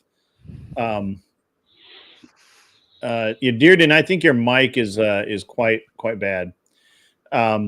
But keep trying, buddy. You'll get it. Don't worry. It's anyway. I actually really agree. I align a lot with what Abe says, and that's the reason why I'm not interventionist, because on the as a country, I can't see our society supporting Abe's point of view, and that's why we have to be be non-intervention. He kept saying take over the government. I got he meant of the 4 or 5 times. Yeah, of the conquered country, not our government. Right. So right. I know I lost. I'm going to say this is why. If you look at it truly, you're sending the tax dollars of the American people into these nations with no recompense for the American people personally on a general basis. So you'd be better off either holding those territories or just keeping the damn money for the people that put the money into the system. Mm-hmm. Right. And are we doing random talking about the topic now? Yeah, well, we kind of give feedback about where we are on the points and what they could have done better. I think, and I was trying to think of what Abe could have done better to have won this, and I don't think he really. I don't think I should have done a whole lot. Could have done a whole lot better. Tyler, Tyler's arguments were pretty strong too with the idea of the that we're going to get paid by the Ukraine, but Abe, you missed a golden opportunity there by telling him, but we didn't know that going in. When we entered into this thing, we gave them a blank check for no good damn reason. Yeah. Well, and the other side is Tyler said we are looking at getting this thing. It's not here yet, and that is a golden opportunity to say, yeah, well, we don't have it yet, and we've been giving them money for a long time now. So why is it taking so long? Like, it took us how long to give them money? An hour, and that would be a good refutation point. And maybe a clarification when Abe was arguing taking over the government. He wasn't real clear on what he meant by that. Well, you topple one and you replace it. That's generally he's talking about like when if we were to invade England right now, we would Prince William or Harry or whatever the fuck whoever he is, King William, I guess now. That guy would we would put that guy in jail.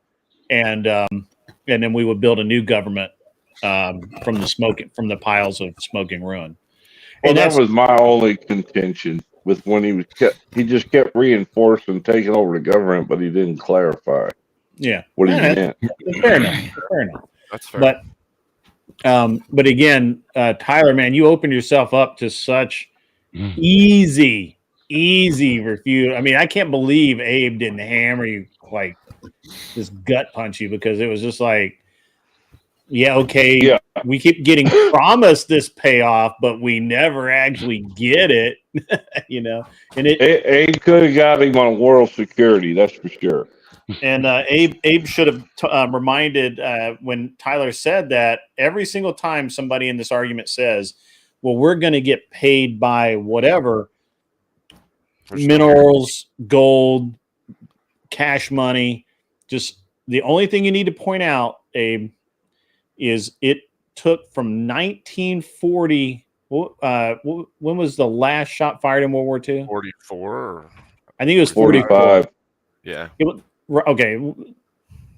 It took until 45 was the last time we declared war on Romania. The last shot was fired in World War II. From that moment, it took almost every country involved decades to repay their war debt to the United States. If I may. Yeah, go ahead. Oh, sorry. Every time the United States of America breaks international law, that leaves an opening for another country to do the same. If we don't have a set of rules that we all live by, then eventually America is going to get taken down. The false posturing of Americans is adorable. And that's all I had to say for now. Yeah, I got something to say about that. Hold on. Is it, guys? Hold on. Give me a second. Does anybody else's like? Does it feel weird when a gay guy says adorable like that? Is it? Is this like? Yes, it's weird. Not really. Super weird. Yeah. I'm just a bit now that you mention it. I'm just wondering if it's like, ooh. It didn't until you said something. Wow. Now it does. To be fair, if I'd have echo said and reverb are off the chart, Grumplestiltskin. Do you have like your effects on or something? No, my board doesn't have any effects. Hang on, let me see if there's anything in what is this? Streamlabs. Yes, Grumple, you're adorable. Now, I gotta say, I like hate that take with every fiber of my being. You know how many super carriers we have? We have 11. You know how many the next closest power has? 0. Nobody else in the world has a super carrier. There's no fucking chance that if we go to war with any one country, we don't fucking wipe them. Like, the idea that, all these countries could team up, or, it's adorable that America's not the greatest superpower of all time militarily, is just factually incorrect. It's just factually incorrect. Right. So, what you're saying is that that's the only means of war, right? There's no such thing as none of the other things. So what you're doing is you're opening up the door. No. You're a great debate. You're opening up the door. Yeah. For other nations. Check this out. To figure out ways to get at you. Yeah. Made America. If the whole world sits here and is terrified of you guys, good, and the only thing that you have is force, then we have nothing to lose. Facts. That's welcome to how the real world has worked for all of human existence. And logistics. Then I don't want to hear you crying anymore. When there's T-word attacks in your country, you don't get to cry because you advocated for it. Yeah, right. I mean, I guess. Just stand by a minute, Grumple. Let's get your mic fixed because is it like blasting for everyone else or is it just me? I turned down. Let me turn down some more inside. It's just I hear a keyboard. A keyboard. That's Tyler's keyboard. Grumple's mic is just a little high. Maybe like 5% high, Grumple. That's about it. Test 1, 2. It's just got like a lot of echo and reverb to it. I got echo cancellation on inside the. Sounds good to me. Yeah, I'm not hearing echo, Grid. Is this better now? That does sound better. Again. Okay. I turned down the gain inside the platform. Because remember, when the T-word thing happens in America and you can't cry about it, that's just the way the world works. Well, I'll tell you what's going to happen. When the T thing happens, we're going to wipe them. Yeah, I mean, when the T thing happens, we're just going to wipe that country off the map. It's really that We're getting off. Yeah, just wipe every country in the world off the map except for America because you're exceptional. Yeah, but even if you don't take this whole thing to the extreme, I think what 10th Man is saying, the spirit of what he's saying is fair. Is like it does kind of put a negative look on America that we're breaking the rules that we literally helped found for the rest of the world as far as engagements. It's all and I'm not saying that we always break them. I'm just saying when we do break them, like it does give a negative outlook. I mean, it makes us look bad. It does. No, I mean, hold on. Do you think in God, the Bible, back doesn't through, like when he breaks the rules that he says and like wipes everybody out? No, nobody bashes him for doing that because he's God. The last refuge. Just considering America is God. We are God to the rest of the countries. We're daddy. Calm down, folks. Calm down. All right. First of all, let me get this $5 here. Why is this? Yeah, there we go. $5 from K2 Keep on Trucking. Grumple karaoke night was fun. You guys should come and participate next time. Last night was a great time. I mean, to be fair, I'd give God my point of view. I would be like, yeah, God, I'm not you. I do not know why you did that. But from my point of view, that looks really bad, man. Why'd you do that? You know?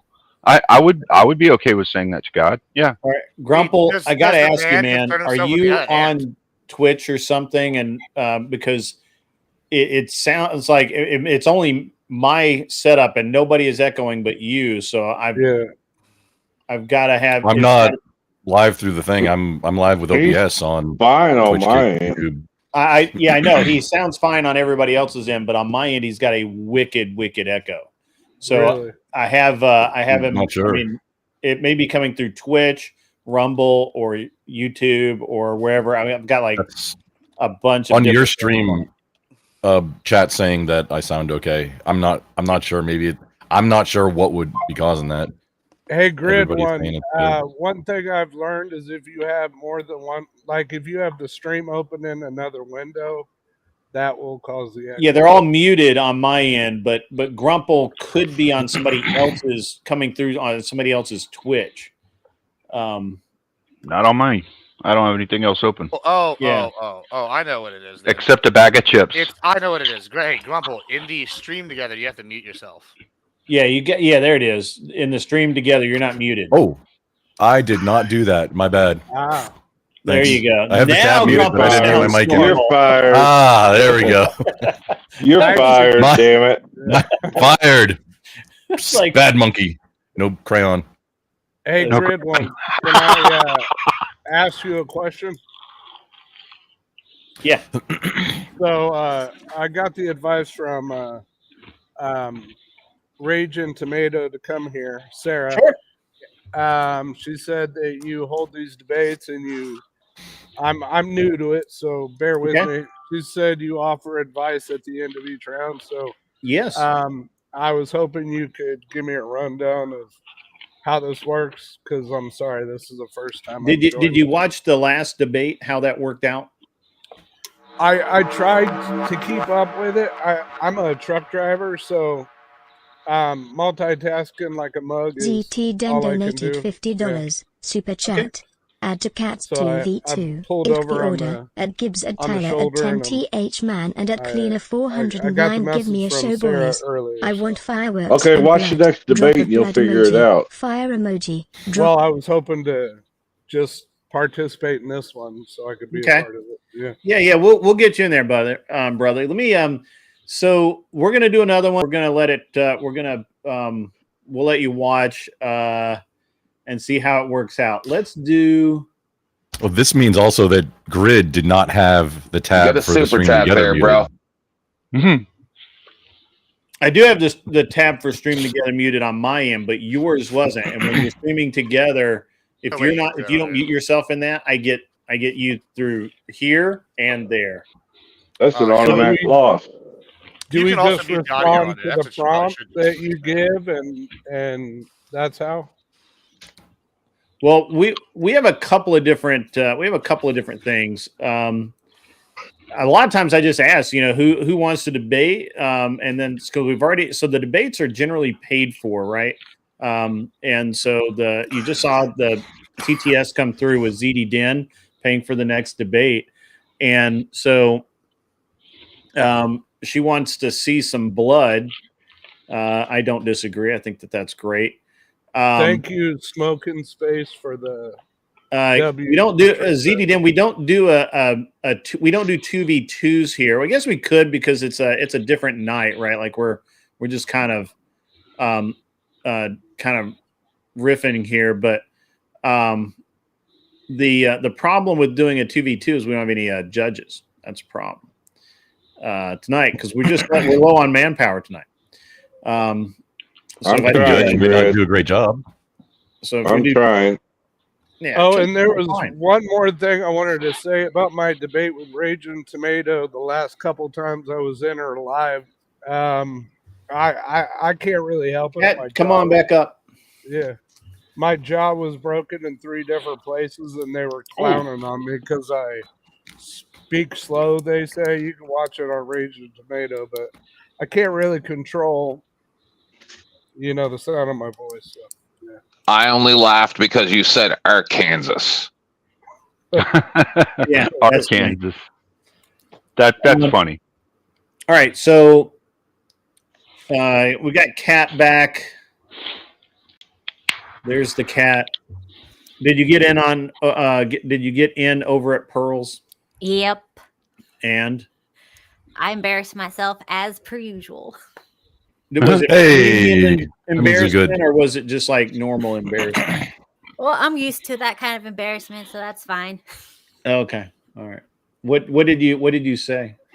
I was talking to her about the time that I worked at an STD clinic.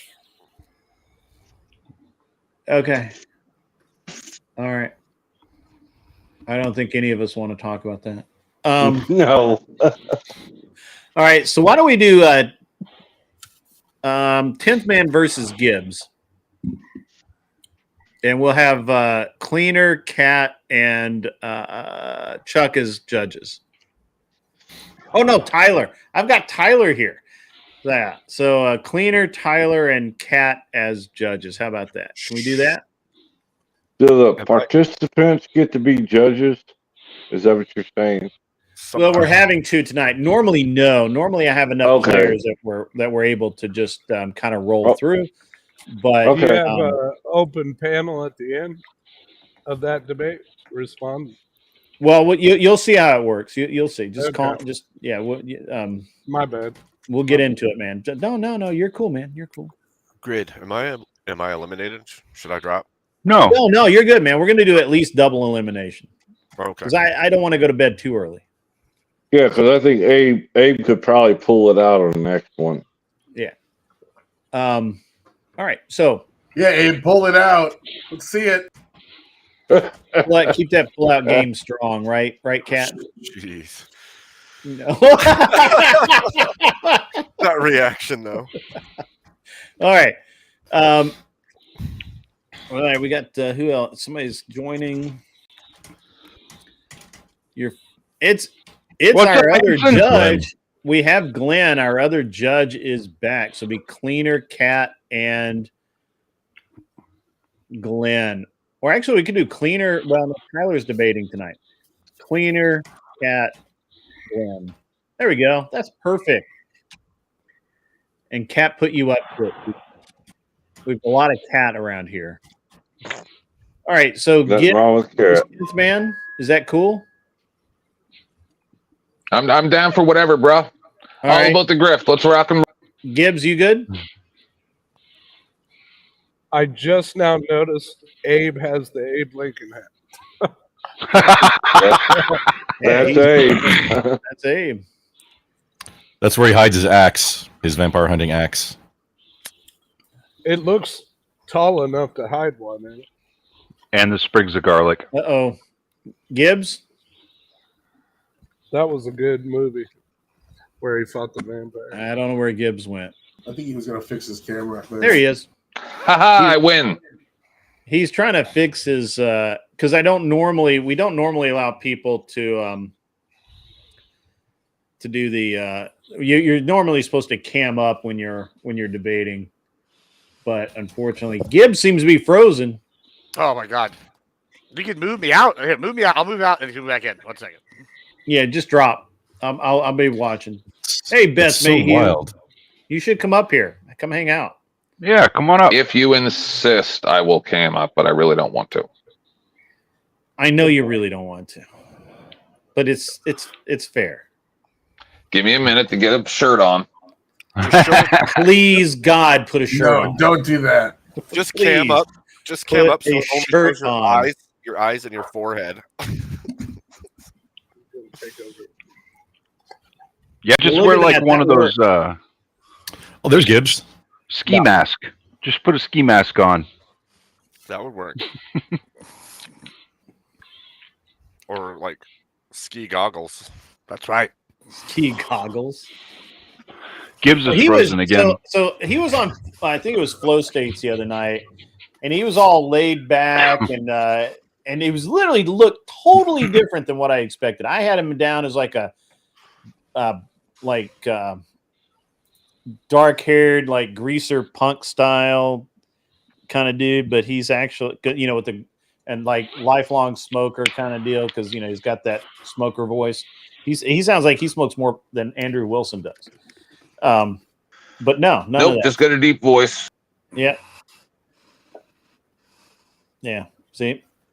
Anyway, all right.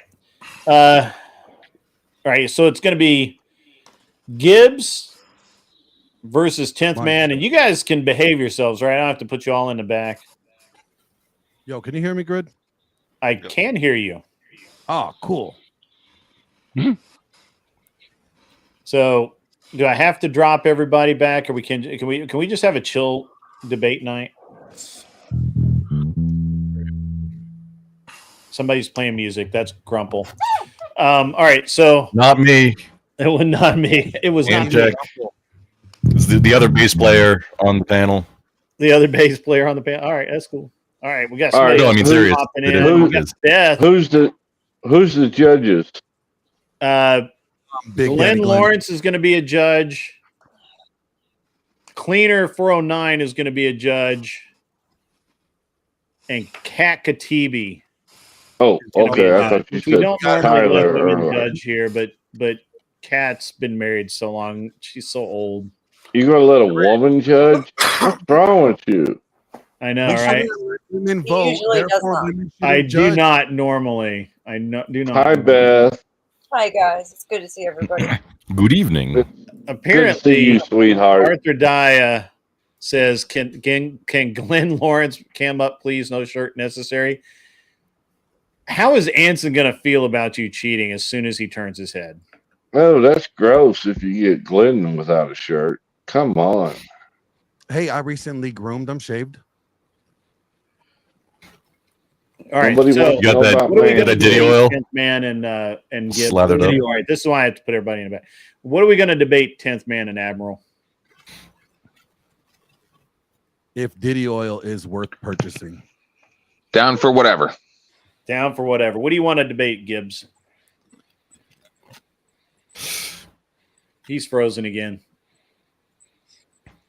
I don't care. All right. You don't care? All right. How did you freeze again? What? I don't know what's happening here. Like, it's working on my end. I see it totally fine. I don't understand what's happening on y'all's end. Pay your Like, internet bill.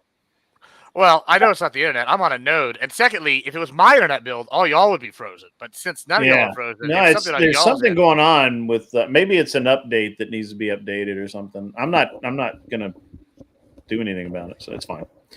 All right. What's the prompt? That's what we got to figure out. Where do you guys want to go? Social, political, relationships, red pill, blue pill. What do you want? Ew. I don't know I don't know the pill stuff, so that's no good. Okay. Well, you can argue the ideology of it. You know, the fact Okay, that that would take up time. You could just do whatever. I'm the all right, smartest all right. guy Hold on. I ever met. So go ahead. Hold on. Both of you guys. Are modern dating apps destroying the foundation of long-term relationships? Yes, definitely.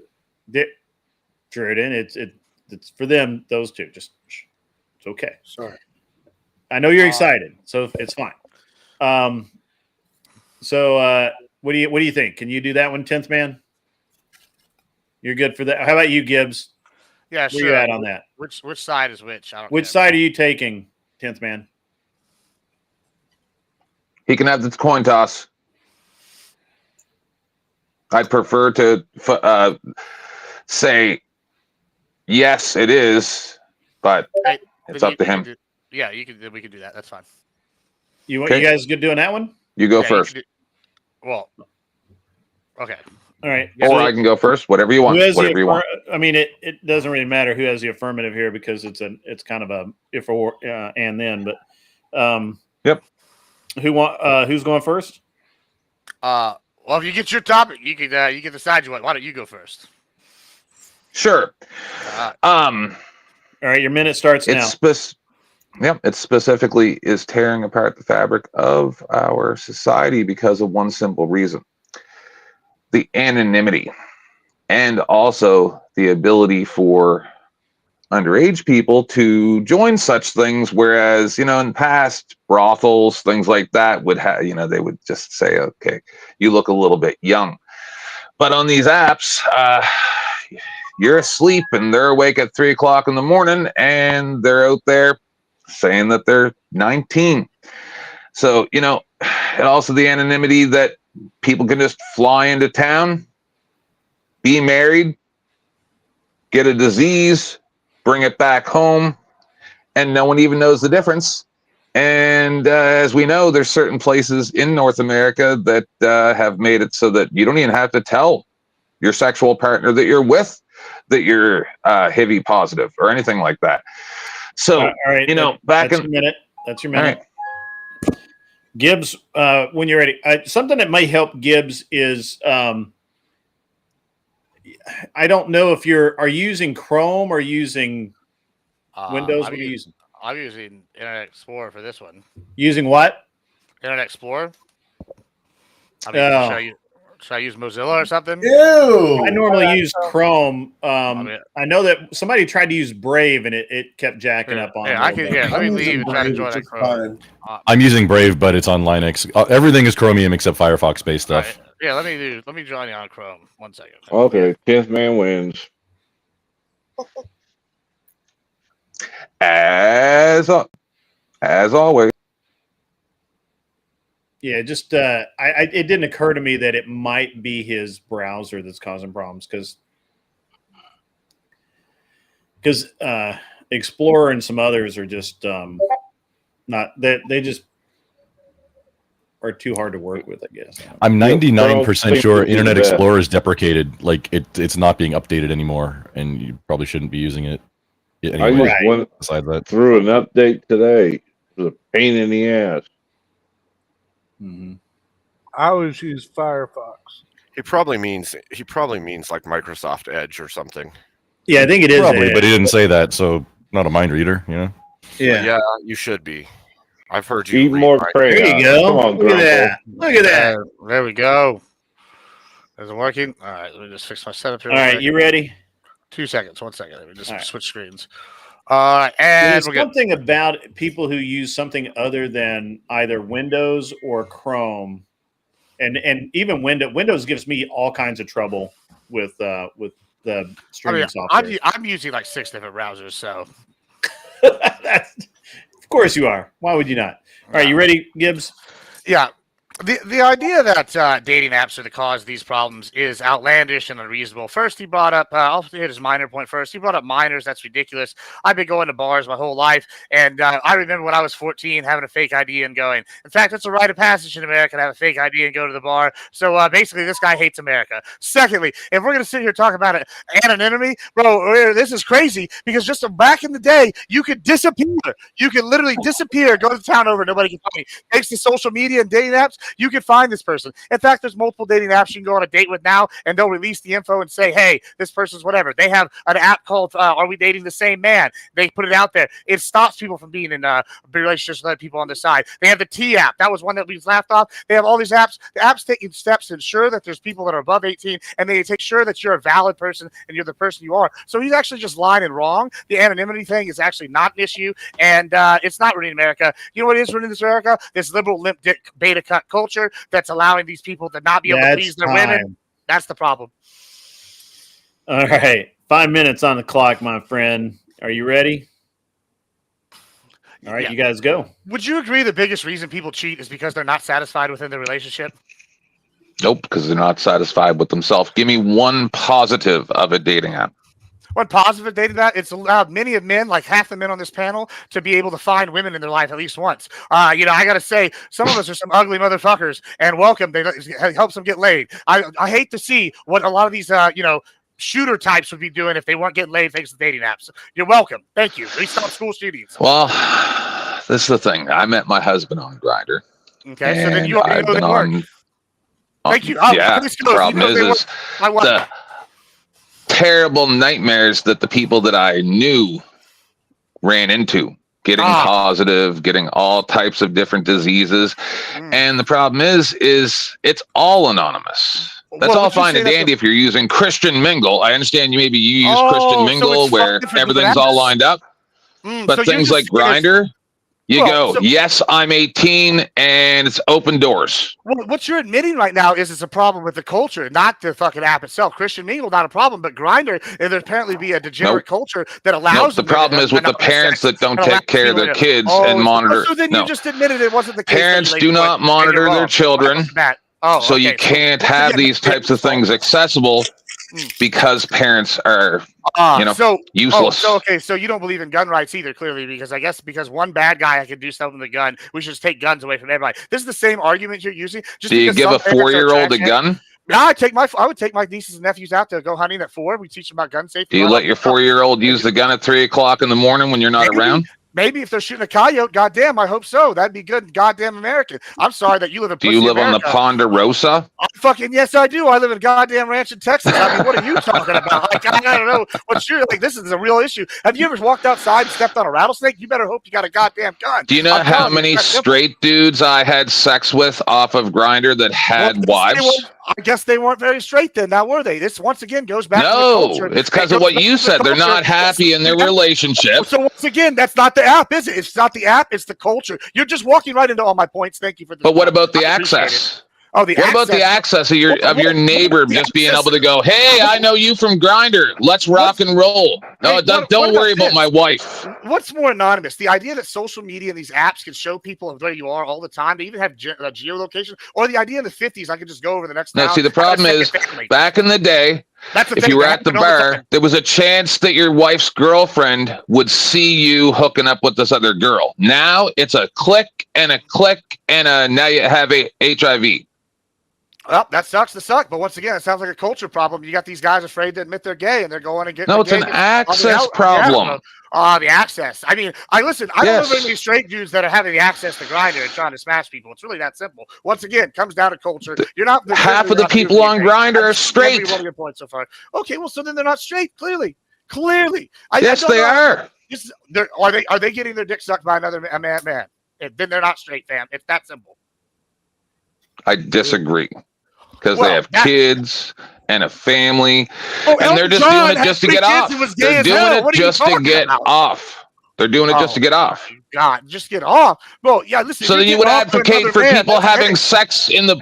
You would advocate for people having sex in the bushes in a public park. Then. Who said that? You're saying that. This is part of the gay culture that you're. That's what they do.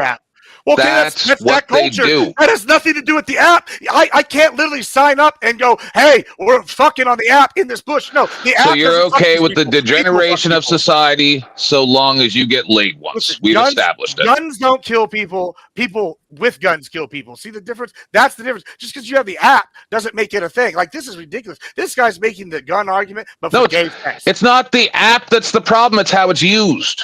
Yes. Oh, I see. So it's fine whenever they force us. So you are with what you're saying. You're making it the point that we should have online blockades that you have to show ID to be able to access these apps because that's the only way to protect the children, right? I just want to point out how unserious of an argument you're making. You literally said, "No, I'm asking.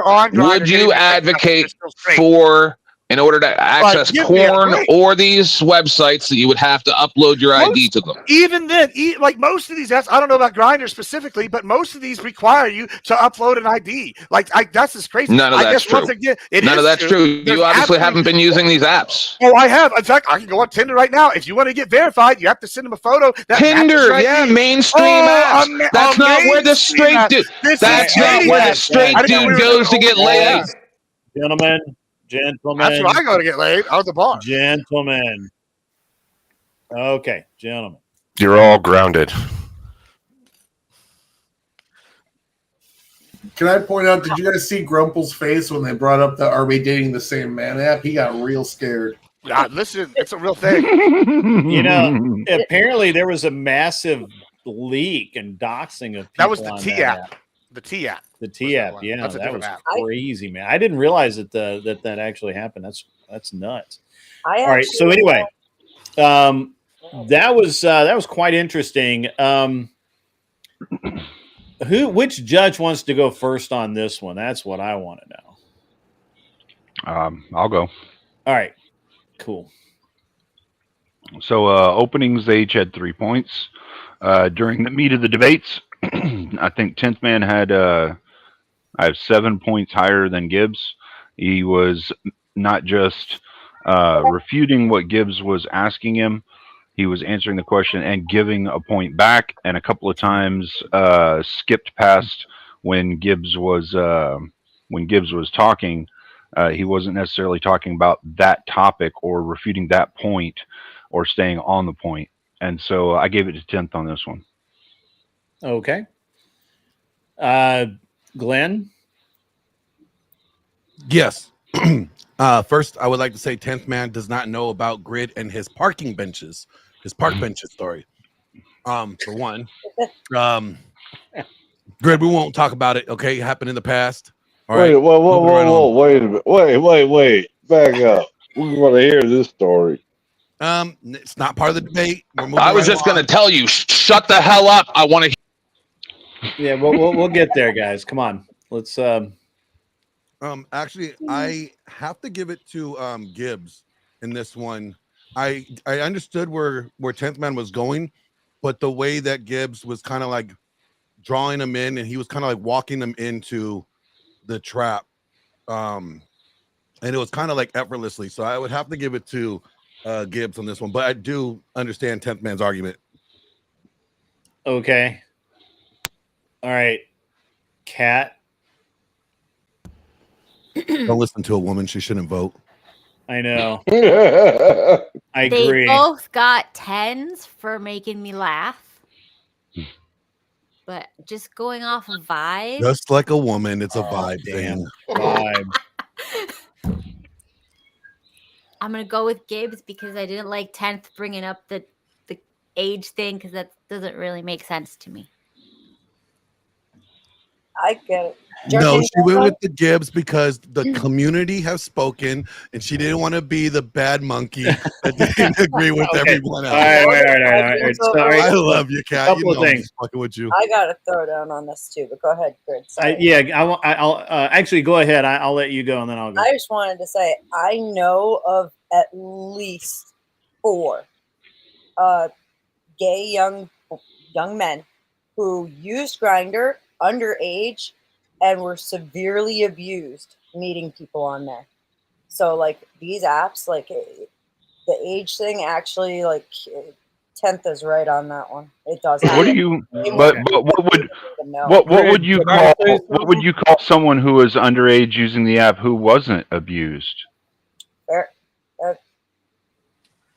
Yeah, Somebody- abusive. So I mean, all right. Failure. Hold on, guys. I want to weigh in here. I don't actually want to just talk about Grindr or any of that, but Yeah. The interesting thing to me was that when 10th Man pulled it to the Second Amendment, Gibbs didn't miss a beat. Would you let your 4-year-old have a gun? Yeah, absolutely. No, he brought up the Second Amendment. No, he brought it up. He brought it up. Well, then Gibbs walked him into the did. trap because when that happened, that was just great. And do you live on a ranch? Why, yes, Gibbs in fact does live on a ranch. It's really funny that I was so I had a great time with that. I actually appreciated 10th Man's arguments. I think that the I haven't so to be honest, I've never actually been on a dating app because back when I was dating, we had dating websites. You know, but Those still exist. Hey, Grid, can I say wouldn't- something about the debate? Yeah, man, go ahead. My concern was the debate was about has dating apps caused problems with modern dating? I have no idea how we went from modern dating to men sucking dick in the park.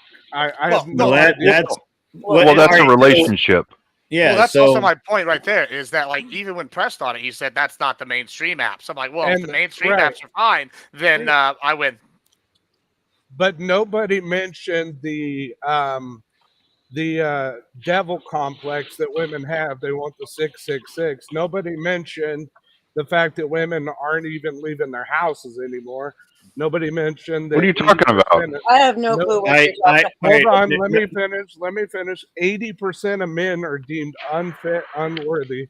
Nobody mentioned that. So yeah. So I well, guess get good shrubs. Nobody mentioned that because I'm not really sure that it's relevant to the I discussion. would have gave it to 10th Man because once Tinder said that 80% of men are deemed unfit. Yeah, that's actually not what it not what. Once Gibb took it to the Second Amendment, he lost. Oh well.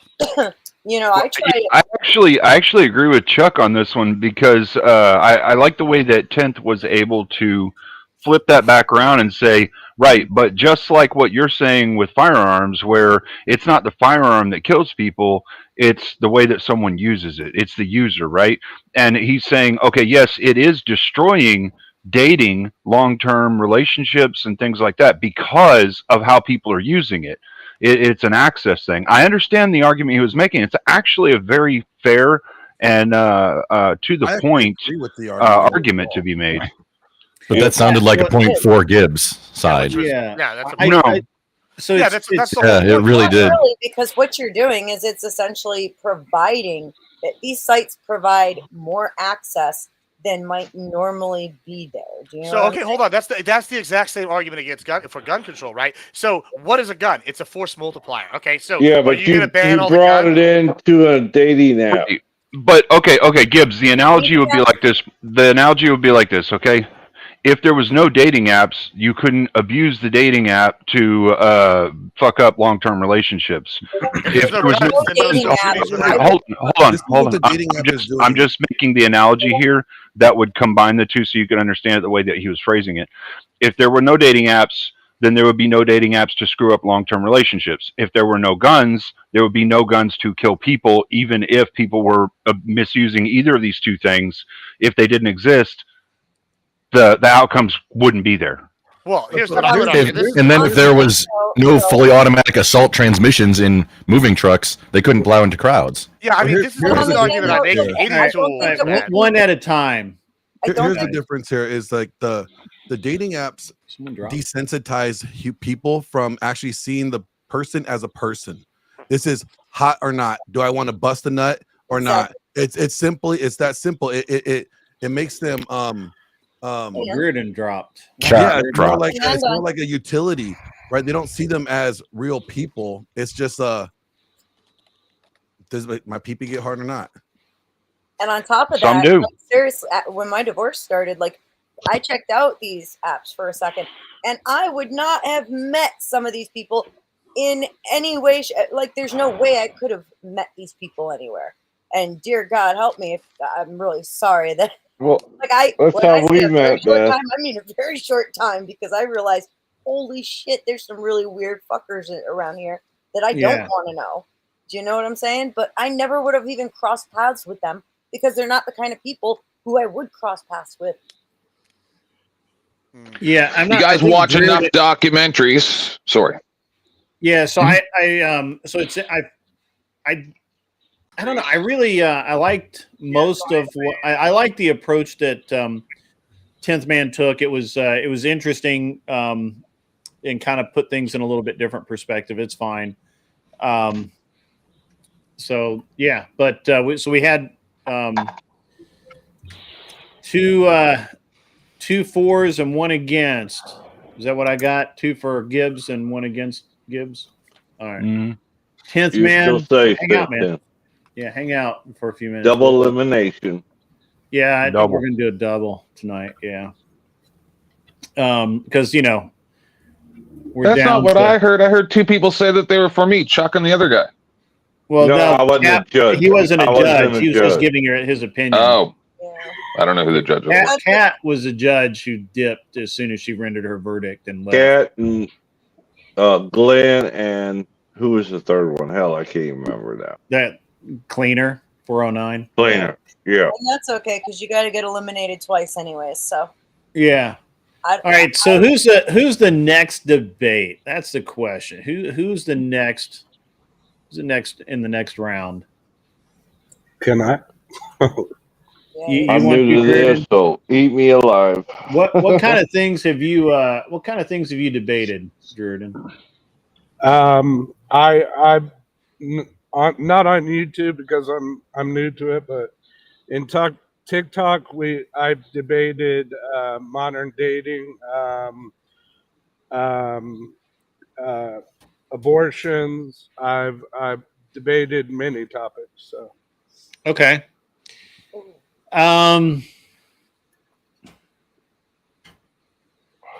Well, who would like to debate Reardon? Dearden. take them on. Like- Why not? Beth I haven't debated him forever, so let's what forever, like 2 days, right? No, Yeah, way she's a longer than that. virgin. I've not debated in a long time. All right, I am going to drop everybody in the back this time because Do it. it was getting out of control last Yep. time. Hey, So grid one. It's like a Dear John letter. It's Dear Den. yeah. Oh, in Dearden. Dearden, Oh, we're okay. not allowed to be Yeah. I'm looking. sorry. I have. Did we lose Kat, by the way? Wasn't she a judge? She bounced Yeah, right after Kat- she gave her verdict. Yeah, Kat was like, "I'm out." So I need I need a third judge. Well, she I'll chose wisely. judge if I'm you pretty want. sure I That's heard the you. grinder noise. The grinder noise. Hey, Abe, is that the first time a woman actually listened? when Hey, this somebody's woman Discord is really loud, by the way. I keep hearing it through my speakers when I turn them up. So whoever's getting like 10,000 messages on Discord, knock it off. Not me. All right, I so think that's you, Greg, because I'm not hearing it over here. It's not mine. I'm not either. Yeah, it's not mine. I checked. That's why I know it's happening because I checked. I got a question. Are we still? Is it still part of the rules? No looking up stats and stuff. Yeah, yeah. I mean, honestly, if you can in like 2 minutes, yeah, sure, but Chat GPT is cheating. I'm sorry. it is. Yep. It's cheating.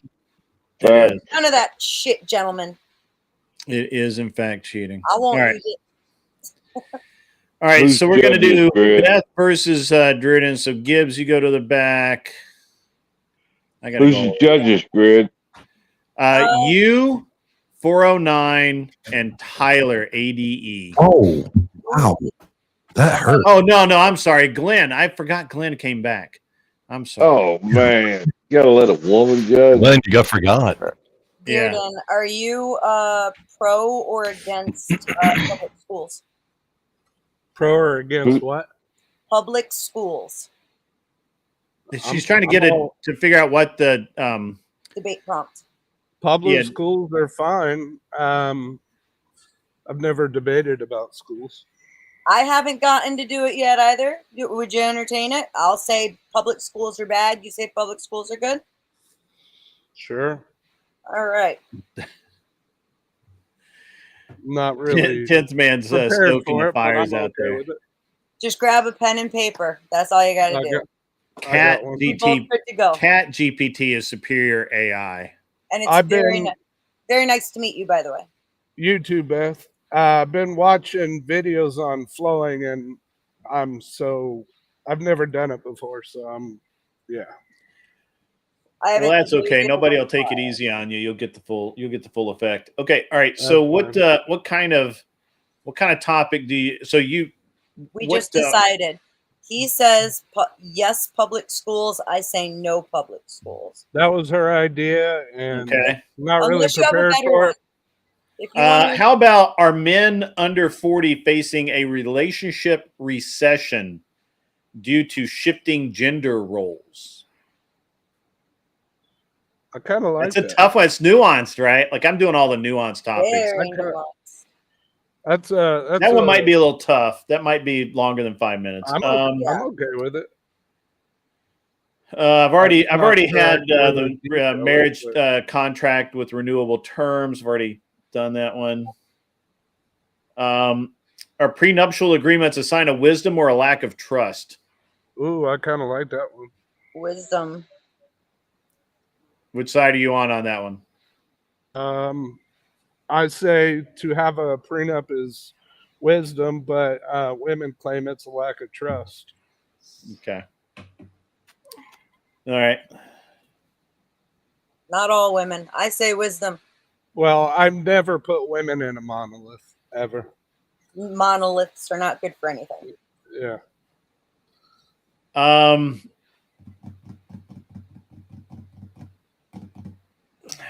Are mega churches more harmful than helpful to communities?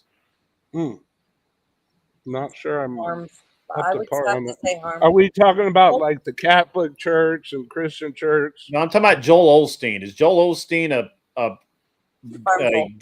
is Joel Osteen good for little old ladies who can't make it to church and men and women who are too busy to make it to church, or is he a detriment to the entire community? No I'll matter be 100% honest. I have no idea who that is. Okay.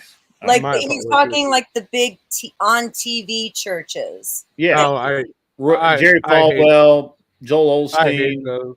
Those are horrible because even the little old ladies, this is the point of church, is the community coming together. The community should be helping bring them and supporting. Okay. All right. I don't need the dissertation. I'm just trying to get to a prompt. Are recent voter ID laws protecting democracy or disenfranchising voters?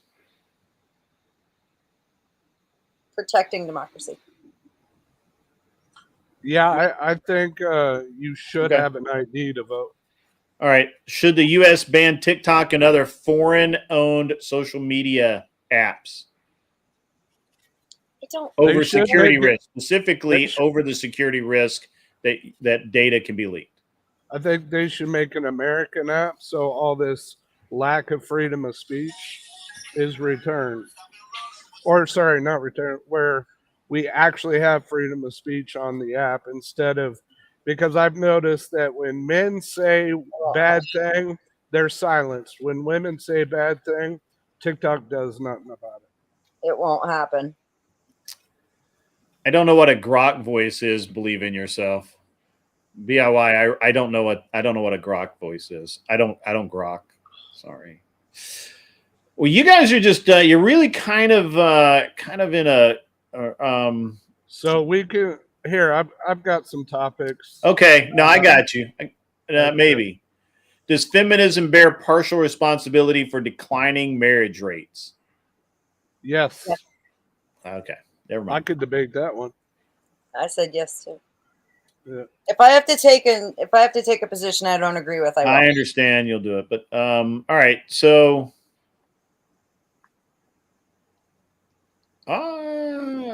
is technology eroding spiritual values or creating new forms of digital faith? Isn't that the same as modern dating apps are destroying modern dating? No. Say it again. Is technology eroding spiritual values or creating new forms of digital faith, such as, all of the people who get infatuated and basically treat like Fallout as basically kind of not a religion, but something they do every single day, something that they can't live without, and they look to it for learning and teaching and all the things that religion provides. Yes.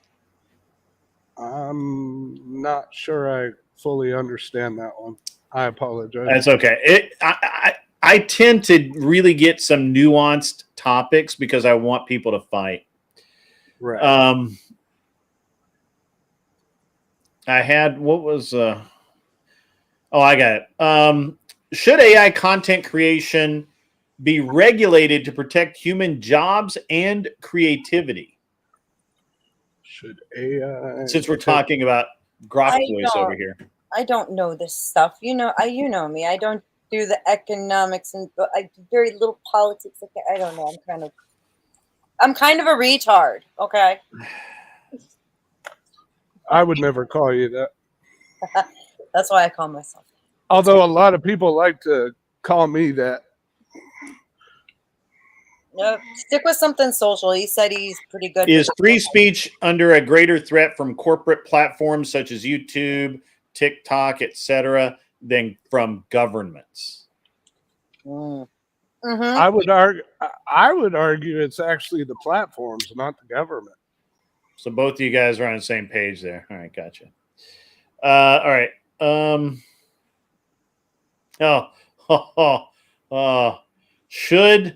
I forgot about this one. Should social media platforms be held legally liable for mental health impacts on teens?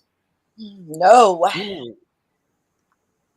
Actually, that would fall upon the parents controlling what your teens do.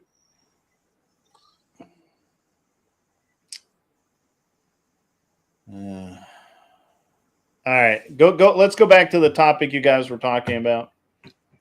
Yeah, I'm not sure the school is really one I'm prepared for, but I actually have a few topics that I've debated in the past if you want to hear them. Sure.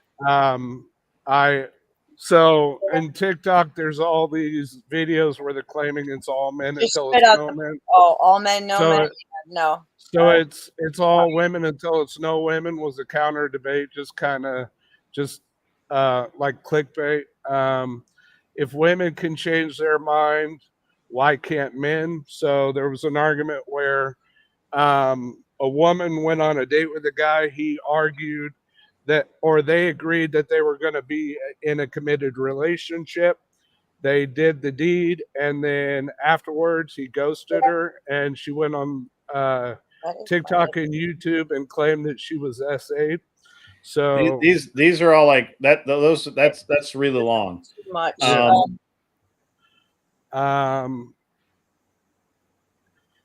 What about are relationships more about emotional? How does it go, Grid? Emotion or utility? Emotional fulfillment or utility?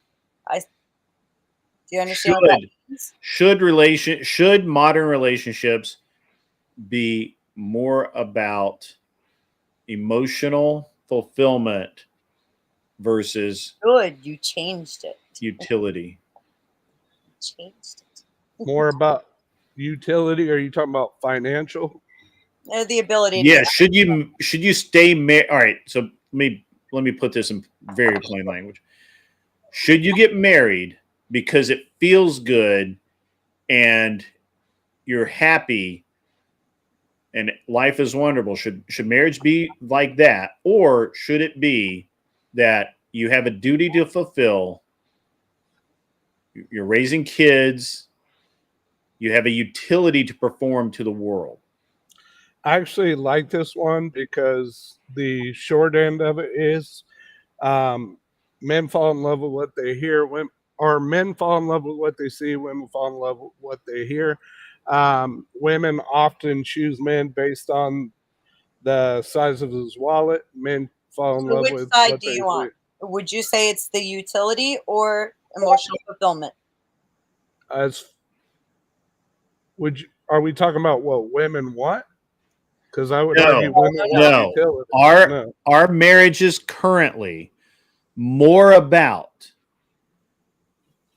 emotional fulfillment, making your partner, male or female, whichever you are, and the other is, more about making them happy, or more about the utility of marriage, which is providing for each other, caring for each other, having children, being a plus to society.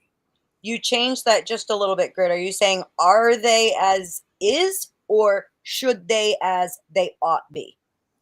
Well, I think I'm saying,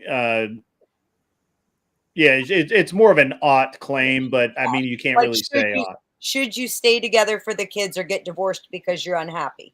Pick Because side. Basically, is marriage about the utility of marriage, or is marriage about you getting your dick wet every 2 days? Oh, utility by far. I can argue that emotional. Well, all right. Are high value man and high value woman concepts toxic or useful? Come on, we gotta get pick one. Pick one. I'll take the other side. Are high value men what? Grid? I'm sorry? Are high value men what? Say it again, sir. Are high value men and high value women concepts toxic or useful? In other words, do they reflect the dating dynamics or promote shallow self-interest? Promote shallow interest. I closed Discord. I don't know why it's still going off. It shouldn't be mine. I mean, Mine's closed. I swear to God, it's closed. I just checked. I made sure. I don't think but I heard it too. I have the same alerts I had a while back. Now everybody's gonna freaking Discord me just to be a pain in the ass. I think I mean, we could debate that if you want to give me a starting point. Yep. Now, see, literally everybody's discording me now. To What happened? He's like, it's Tyler saying, "Hey, Greg, can you hear this?" Yes. I swear to God, I closed it. It's totally closed on my side. I don't know why I heard it, but okay. Mine'll mute even if mine'll go off even if it's closed. But I have it turned down. I love you. But I was sitting there watching the counter go up. Okay, so all right. I don't understand where we're. I mean, we seem to be having you guys seem to be more or less on the same page. Let me go here. Is true compatibility rare or is it manufactured? In other words, do soulmates exist or are relationships built through hard fucking work? Hard fucking work. I will take the other side. You believe soulmates exist? All right. I'll sweet. take it. Yeah. I'll do it. You'll do it? All right, good. Let's go. All right. Finally. Fucking Tyler. What a smart ass. All right. You ready? So you're taking that soulmates do exist. Beth, you ready? Not really, but let's. We're gonna roll with it, right? All let's right. fucking go, baby. Let's roll go. with it. Okay. So while there is something to be said for relationships needing to be built through hard work, there are those who are very fortunate to find someone that they click with automatically, and that is what drives them to build a relationship, to keep it together, to hold on to it through the bad and the good, is because no matter what, you've got this, it's the love of your life, right? And you never want to let go of that. So I think that soulmates do exist, because if they didn't, nobody would even bother trying to begin with. There you go. All right, 20 seconds left. Sweet. You ready, Dearden? All right. Forgive me, this is my first debate on this. You got 1 minute, so you got to be fast. Well, my argument is soulmates may exist. I don't believe it anymore. I believe my wife, before she passed away, she was my soulmate. But I would argue with modern dating the way it is, I don't believe soulmates exist anymore. I believe dating does take a lot of hard work. It takes two people to make a relationship. My favorite quote from Chris Rock is, "Two people can move a couch. One can't." Relationships are not tough because two people can move a couch. So with that being said, every relationship takes two people to do the work. If one person is doing all the work, that relationship is doomed to fail. And I'll end it with that. Perfect. 15 seconds left. All right. 5 minutes are on the clock. I do want to warn you, Dearden, that you're really close to conceding the argument, so I hope you can come back from that. You guys get ready, set, and go. Yeah, I hear you. Yeah, you did kind of concede right in the opening, and in all actuality, even by agreeing that relationships take hard work, that does not exclude the fact that soulmates could exist, do exist. That, quite frankly, I don't think people would even work for a relationship if they weren't like on that. And that's where we do get to see people who are lasting 50, 60 years, because that does still exist, right? I'm sure it's possible for some, but I don't believe soulmates exist anymore. Well, just because, so however, you did acknowledge that, like, your wife, and I'm very sorry for yeah, but that was 2007, so that was, but that doesn't, but yeah. so that doesn't necessarily mean that there aren't soulmates. Maybe there's only one that was meant for you in this lifetime. That doesn't mean that they don't exist across the board, though, right? Well, that might be true, but you got to look at the fact that modern dating is a toxic environment. Sure, I agree with you on that. It is. However, even with your wife, who you considered to be a soulmate to you, you guys still had to work hard at stuff, right? Because life is hard in general. Actually, she chased me. That's the. I'm saying. Yeah. I'm saying within your relationship, right? So nothing is ever easy in this world and in this life. Exactly We my come point. into hard Yeah. times, and those hard times come regardless of whether or not this person is your soulmate. The difference is when they are your soulmate or closer to being your soulmate, that drives you more to work on it, right? You don't want to give up so easy. Yeah, I'm not arguing that people should or shouldn't give up. I'm arguing that times have changed. There's a big difference between the way it was and when I met my wife. There's a big difference between from then to now.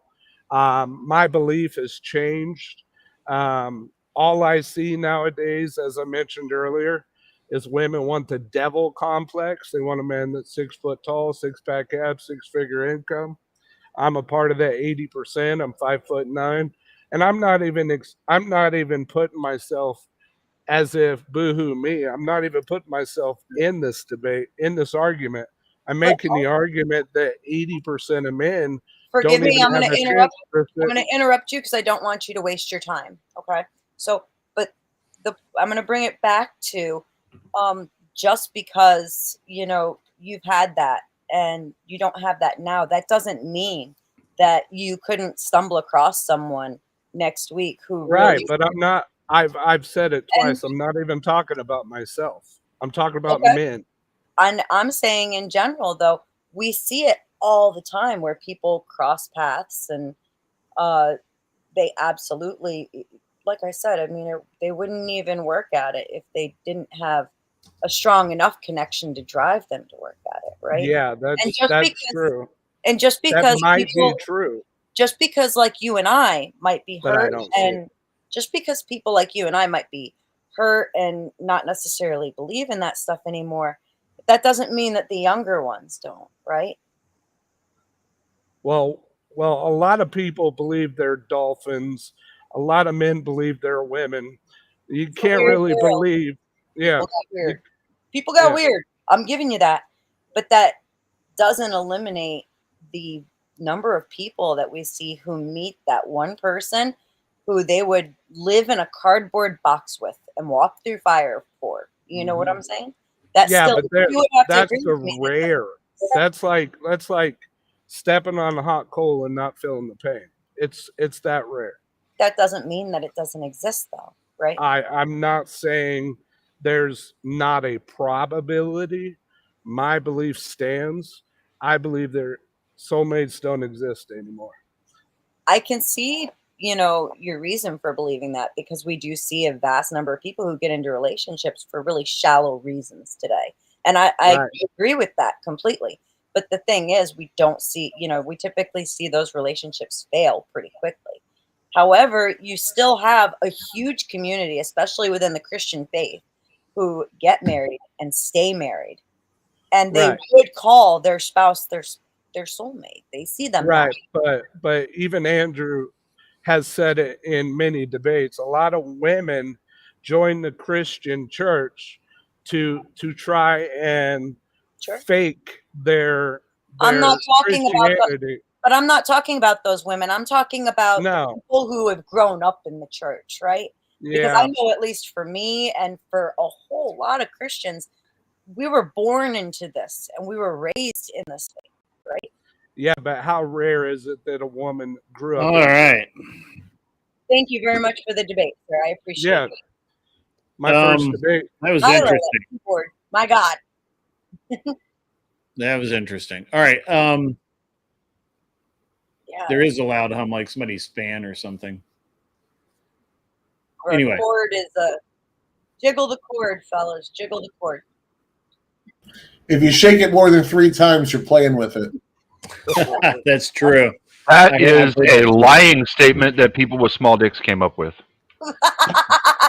Whoa, It why doesn't are you say gonna play anybody's your transmitting shots? the noise. That's the noise isn't public coming from anybody shaming, I transmitting. guess. What's Public like shaming. All right, That's weird. Glenn, I got to Works hear both your ways. Glenn. I really want to hear your opinion on this one. Why am I staying lit up? That's weird. Glenn. All right. Who's Glenn? This was rough. This is my problem with what you had to say. Is it Dearden 2007? You said that you're in this 80 percentile, but then you said, I'm not talking about me, but you are talking about you by you describing you being in this 80 percentile. That part was pretty weird. I think the debate was kind of all over the place. She kept honestly. directing it back on me. Yeah. Yeah. She So, kept directing it back. Dearden, during the judges, you listen to the judges, and it's not a back and forth. Okay. My bad. It's all right. You're good. I think you were kind of all over the place, honestly. But I don't think your argument was really like set. It's kind of taking a little bit of data from the red pill over here, the 80-20 rule, and then women are not marriageable here, and then just kind of like mixing it together and and that's why there's no soulmates, folks. And it just kind of was like a big mess. And so I give it to Beth for the win. Okay. All right. Thank you. Chuck, what do you think? Was it Chuck or Tyler? I thought it was Chuck this time. Yeah. Tyler's debating. Chuck. Oh. Chuck. It's gonna drive me insane. Tyler, I want to do schools with you. You replaced me with Glenn. Nope. But if Tyler wasn't paying attention, then I'll give an input. But you had replaced me with Glenn. I thought it was you, Glenn, and Cleaner. Okay, well, I'll give my input. Yeah. I found that Beth was pretty far out front. I took some points off because she conceded to him on some issues, but he was all over the place. Beth was trying to steer it back. So he seemed like he was contriving his personal, what happened to in his personal life was just a general subject. And I don't mean that in a derogatory way. But I'd have to give it to Beth on this one. And finally, Cleaner. Cleaning up. Yeah. Dearden, this was definitely your first speed debate. In speed debates, it's a little harder to be able to think on your feet unless you've got a little bit of experience doing it. I think you had a number of ideas for good points, and you started to structure them, but I just think you don't have enough experience yet in structuring them on the run, on the go. I think that you do have good points.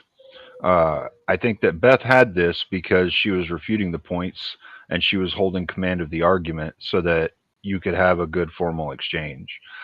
So I'm giving this one to Beth. With all due respect, I appreciate that. I just want to say to everybody, the only reason why it kept going all over the place is because she repeatedly kept turning me into the argument, and it wasn't about me.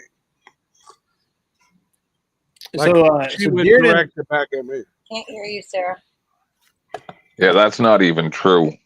You started it with a personal anecdote, and then she kept trying to explain to you how it's not specifically about you, it's about in general, and you weren't. Yeah, and all right, so well, with more practice, I'll get better. Yeah. Yeah. It'll be So good. I'm gonna just because we always give feedback here to help you out. That's one of the things we do. So I'm gonna help you out here. So first of all, if you, especially on a nuanced topic, because this was a very short topic, but it was kind of nuanced. Yeah. You need to write it down.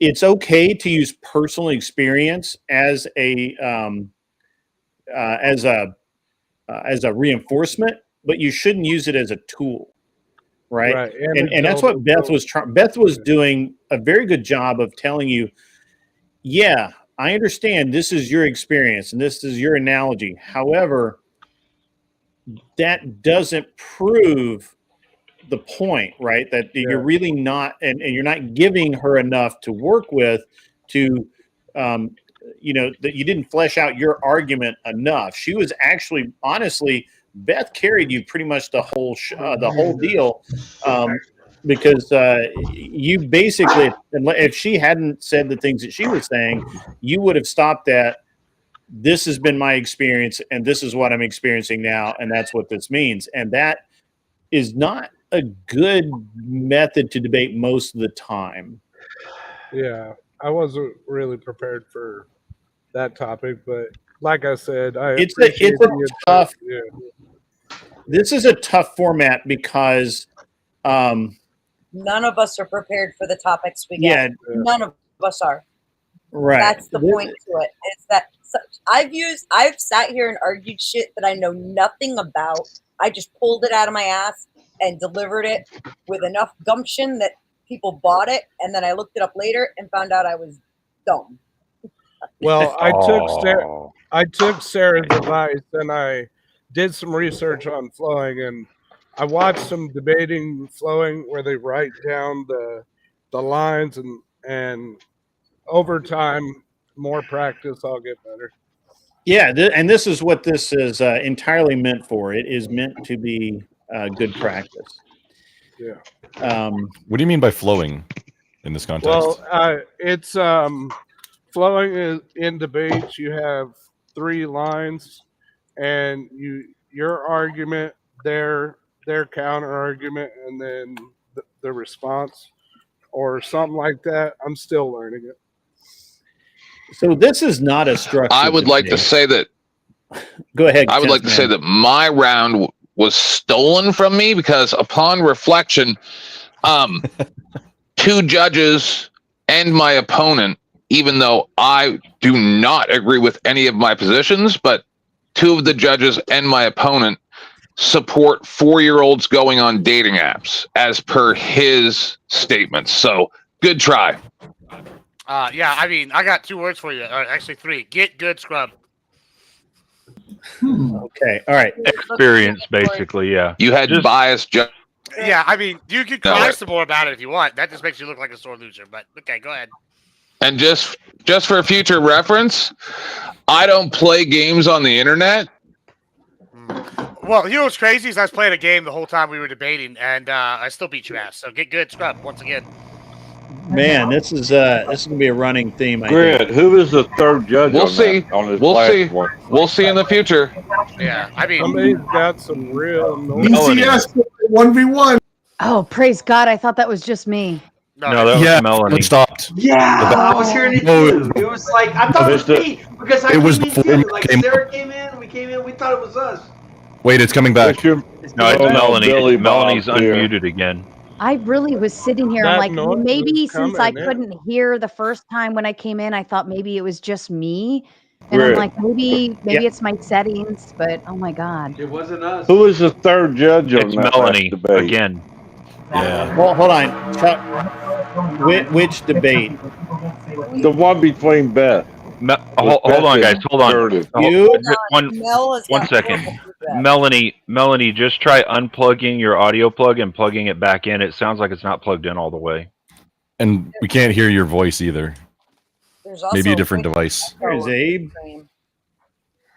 Or if is there a fan in the background? It sounds like Yeah, a who? fan. Yeah. Under attack from Very loud. Decepticons. The All right, noise so- is gone. It's gone. It's gone.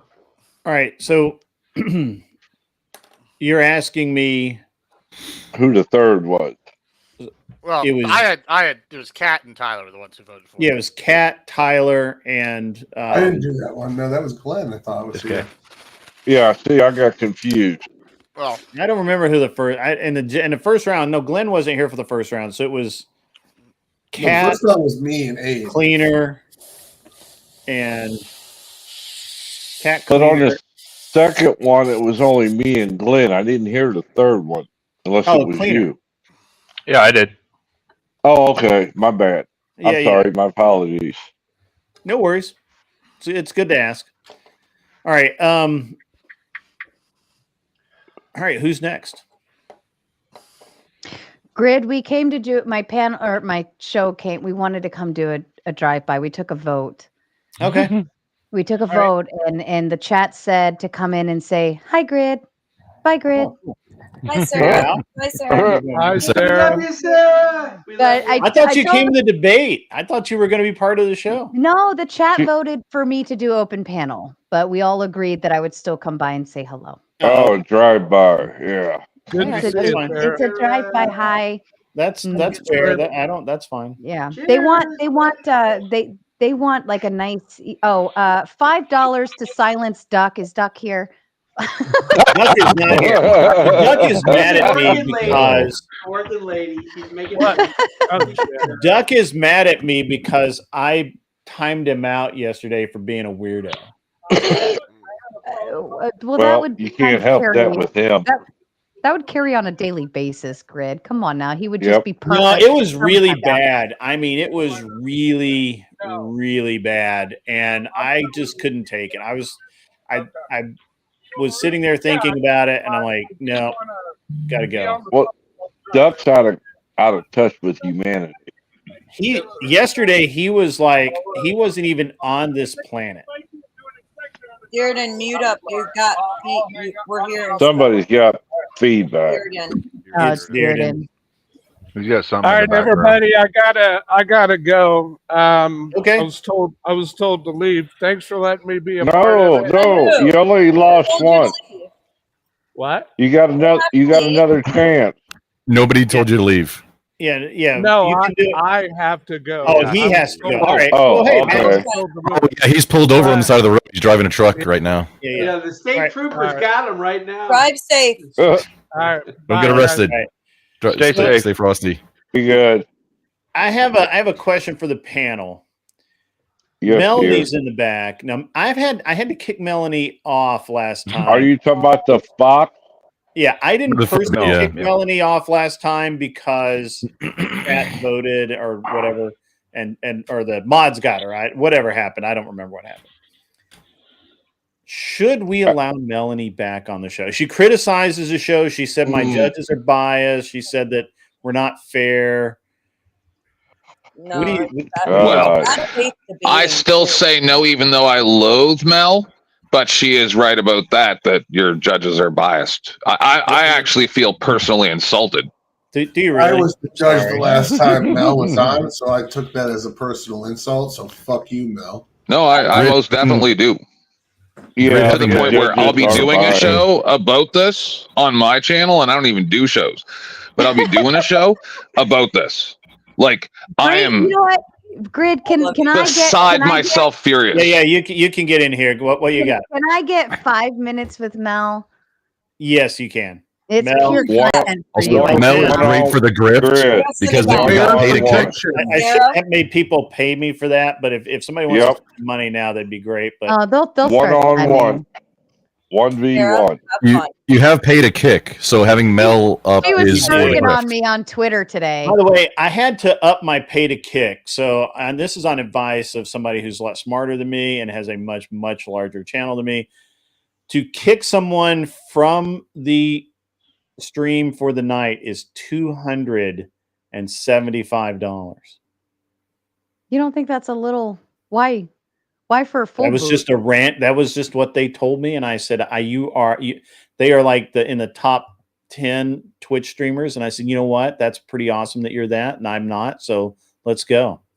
Are we debating? Are we yelling? What are we doing? I don't know. Should I We're gonna leave? Should I we're leave just- you guys alone? You're okay here, Grit. Okay. I won't bring you into this, but go ahead, Mel. Spit it out.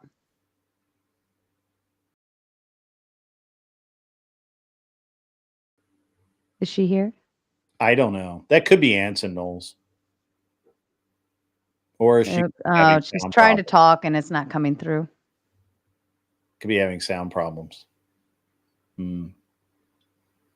Uh-oh. For Flock's sake. For Flock's sake, is that what you said? For I Flock? did. That's so cute. Yeah. That's so cute. I'm How sorry. are you, Sarah? I'm wonderful. I promise you. I said I'm gonna stop by. I'm gonna do one.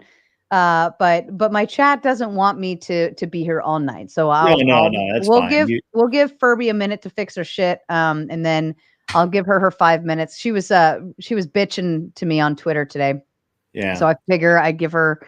This is the chance. I'm right Well, here. You're here. Yeah, we can talk for a minute. So what happened is about a week ago, I had this thing where, you paid to kick somebody, and then on the next debate show, we had Grace kept getting timed out, or not timed out, muted. Mm-hmm. It had never occurred to me that somebody would mute somebody for more than a few minutes at a time, but they were like 20 minutes. She at one point, I think she had an hour's worth of mute. That's why we just do the full boot. Like once you hit 100, like just go, right? Yeah. Because that's 100 minutes. Yeah. So, yeah, you know what, Sport Brand? I think it does count as a rage quit. Faking technical issues and then popping off, that's a rage quit. Well, And, Sarcastic Saint said on my end, it's the one time we didn't want her muted. I didn't do it. I swear to God. And so a friend of mine, someone who comes on the show regularly, suggested that, or actually he went out and he asked someone else, "Hey, take a look at this situation and what's your thoughts?" And they said, "Well, the mute should only be 5 minutes per round, right? Okay. Because this is a debate. So if you mute somebody, they can't really participate, right?" Mm-hmm. And so 5 minutes per round, that seems fair. Because we're still giving the chat what they want, but we still keep the show going. Right. And they said people, the like content creators don't want to come on just to be muted the entire time. Right. And so on the other side of that, I'm kind of against kicking like ever. Like unless someone's misbehaving. I know. And it's totally cool. And so I'm against it, but I'm like, so this person said, you need to make it so expensive that they really have to like have to dislike someone to kick them off. Like they really, really don't want that person here. And it has to be high enough that the person getting kicked off has to be able to just mentally say, yeah, I would do that too. 100%. And that's where they came up with the 275 number. That's fair. But I also look at like what's within reason too. What's reachable? Is it reachable, and how badly do you want it? To me, like spending $100 to boot someone, that's a pretty big deal. Like a C note doesn't just go out of my pocket willingly, right? I have to like when you had EB3, I was like, fuck it, I'm gonna do it. Right. Right. Yeah. I'm like, it's done. Yeah. And that to me, sending that was a big deal to me. Like, I mean, not everybody has that problem like Grid, but to me, sending a C note, like, this better be worth it. Right. And to me, it was very much worth it because I felt that passionately about it. So like, that's why I say they can time people out and put people backstage on my end. Right. That's on my end. But for a full boot, right, it's $100 to kick, because you have to be really, really, really devoted to the cause to spend a C note on that. But I mean, 275, like that's even more, like that's, to me, it's still unreachable. Like $100. And I kind of want it to be unreachable, right? Like, I don't want people. Fair. That's fair, but Like, there will be instances, I promise you, eventually, where you're gonna be like, please, someone send that money. Send it. Yeah, I don't know. Maybe. So. You've seen you have been the person that boots people on my show. Boot people. It's really funny because and look, I don't mind kicking people off of the panel for like 10 minutes or something so I can go up and do whatever. Oh, the fox is back. Oh, good. For flock's Now I'm sake. drunk. It works. I've Now you're finished my beer. I got my buzz going. Just perfect Okay. timing. All right. All right, go ahead, Furby. Spit it out. Oh no, you're the one with all the grapes. No, I don't. You had to get rid of me. I didn't get rid of you. I'm not running from you. I'm not running from anything. Okay, then let me back on your channel. It shouldn't be a big deal. I don't have to. It's my Okay, show. cool. Well, that only makes sense if you need to run from me. You're running to me, not the other way around. Okay. If you say Why, so. why do you want on my show so bad? If you hate me so much, why do you want back on the show so Because bad? I like the guests that you have on. Oh, so you're using me for the network that I bring in. Sure. Okay, fair. Don't you think that if you are using somebody for the network that they bring in and that you like what they have to offer, do you think that maybe you should be a little more respectful to that person when they do allow you so much wiggle room? No, and hear me out, because I think respect goes both ways, and I also think you're using me for content, and so Do I tell you to come on for open panel? no. Do I purposefully reach out to you and say, get on this open panel? You have, but I don't think you expect me No, to. So no. I'm being fair. No. I don't think you expect me If to. you listen, so. if you have a message from me saying like, come join this open panel, I need you here, then maybe we have something different to talk about. But I don't believe in our history of DMs there's anything of me saying maybe there's and I've done this before with other people, and I say you might take an interest in this one open panel, you know where it's at. But did I reach out to you to set up debates, or did you reach out to me asking if I would host? I thought it was both. Did I reach out to you to set both. up a debate, or did you reach out to me? It's been both. Like for 2v2, right? So Mel, it counts. Mel, if I'm pretty positive you have reached out to me every time saying. So if I find these DMs, you don't mind if I show them? If I'm wrong, I'm wrong, Mel. But I'm pretty positive you reached out to me for the Chris Lestrange debate. I think you and I'm not Rob saying I never already- have, of course. I'm saying it's gone right. both ways. So my point, Mel, is that have you been the one who is utilizing me as a place for you to be platformed and, as you said, network to all of these other creators, correct?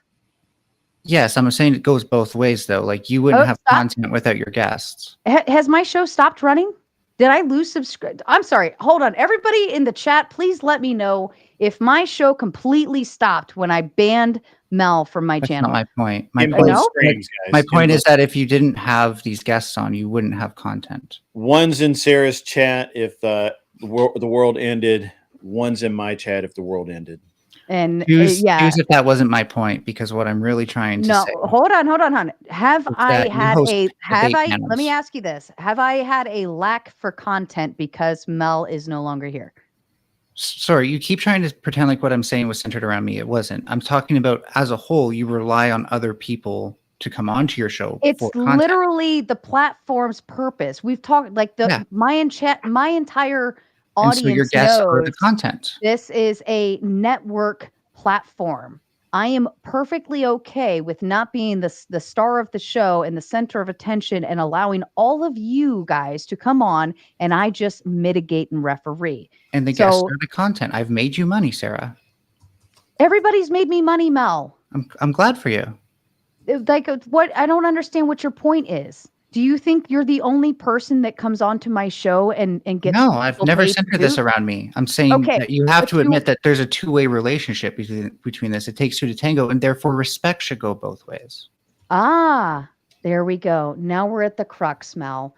Mm-hmm. Respect should be out there. Tell me, Mel, why in some great thought process you would have this idea that, okay, I enjoy going on Sarah. Shout out to Chef with the big 50. Thank you. And another 20 behind it.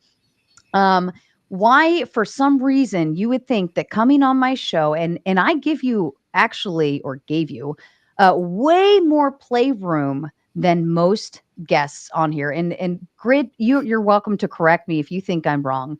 Yes, And he'll be the one Mel, to if correct you you. think I'm wrong here, and you think that I don't allow you a kind of a buffer, you get a lot of more. Buffer. You That's had a lot strong. more talking space. You had a lot more mic time.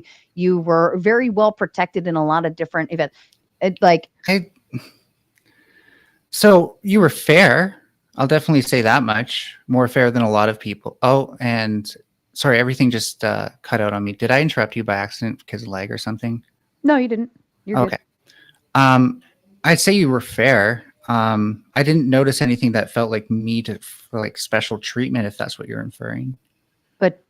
But I'm pretty sure you had a lot of special treatment, especially with the amount of back talk, not stopping when I tell everybody to shut up, demanding the mic, getting all hell bent out of shape when I put my foot down, throwing everything back at me.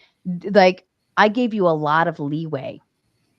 The only time that I threw anything really back at you that I can recall of was the discussion about like prefixes, which is the thing No, stop.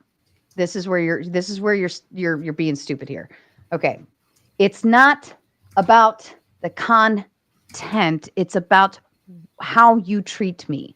So, for instance, I run a fairly reasonably open panel. It's a pretty open door with very loose boundaries. All I ask is one thing. If I start talking, you stop. Keep the interruptions to a minimal. Like, be fair and balanced with the other panelists. Not everybody's going to have the same talking time, but at least let's try to balance the scales here. Okay? So, in essence, you shit all over my rules. I would start talking. I would start reading super chats. I would try to interrupt because there's logistics I have to do. I would interrupt because you interrupted someone else and I'm trying to hand the mic back to them. You disrespected every fucking rule I have in this house. And yet you still think for some reason I owe you the platform. I would disagree. I don't think that was nearly as common. And I think you might find if you actually track these things, it was a bit of two-way tango. So like, for example, on the night of Rob Noor, where that debate happened and you officially banned me, I felt like you overreacted to what was initially a small slight that I did apologize for, even though I did not apologize to the fullest extent that you expected me to. And I just don't think that you handled the punishment well, even if, I took things initially a little too far. When a show is moving and the person hosting the show says we need to move the show on, it's for good reason. Okay, because we don't there's a showmanship behind it. There's a reason why we do stuff.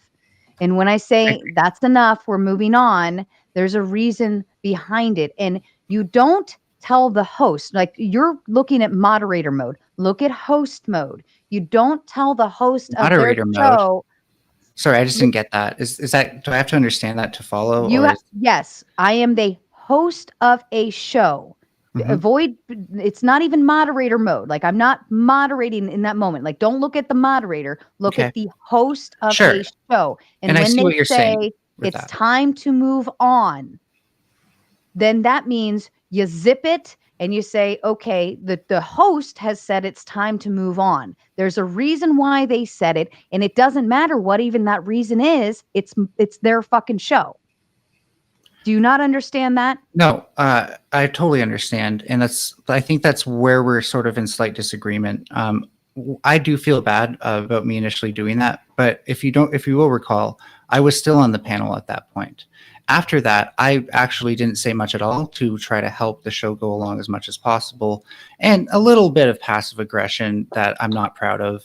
But it was mostly just like, if I don't feel like I can, say anything without preventing the show from moving on. So I'm just going to zip my lips. And I literally did for up until closing statements. And then it was when I asked to go last at closing statements, which I think was a reasonable request, that you just banned me for some reason. And that's where I take issue with that. So that's where I think it was a bit of an overstep. And I think, the only I would agree that you gave me some leeway with attitude. Specifically, I guess there's a lot of different ways you could, I was taking that before, but if you mean specifically attitude, Sure, but what gets me about that night is that it followed after the discussion about prefixes. I'm not going to bring up the whole thing again, and it did seem like you were maybe a little bit more on edge. So that's why, to me, it seems like you're maybe still triggered by that, and that's why that night you were unwilling to accept any lip. You know what I'm triggered by, Mel? The absolute fucking disrespect that you show to the host. It's not of the absolute. show, I'm who very professional with you. No, you are In not. DMs Not and not on panels. Not on panels. Well, that's Sarah. Stop. Stop. That's where I have an issue, is when you absolutely, completely disregard when I say stop. You disregard when I'm trying to read super chats. You disregard when I say no, they were talking. You're like, but. Because Mel always has to be the interrupter, but Mel can never be interrupted. And then Mel says, well, that's not fair, and that's not this. It doesn't matter, I don't Mel, think you're at giving this me credit point. for all the times I did do that, though. Mel? I think it was way more that I did do that. Mel, it And takes me going into full mater mode to get you to shut the fuck up. See, now I think you're talking hyperbole, because most of the times I actually followed that, and it would be specific circumstances where I felt justified. Why is it specific circumstances when you're going to finally stop talking because the host asked everyone to stop? It's not just about stopping talking. It's about me having, sure, a different opinion of how things should go, but actually thinking like this could be constructive criticism. It's not just me wanting things to be centered around me. I think that this could help just in general the discussion, because that's what I'm here for.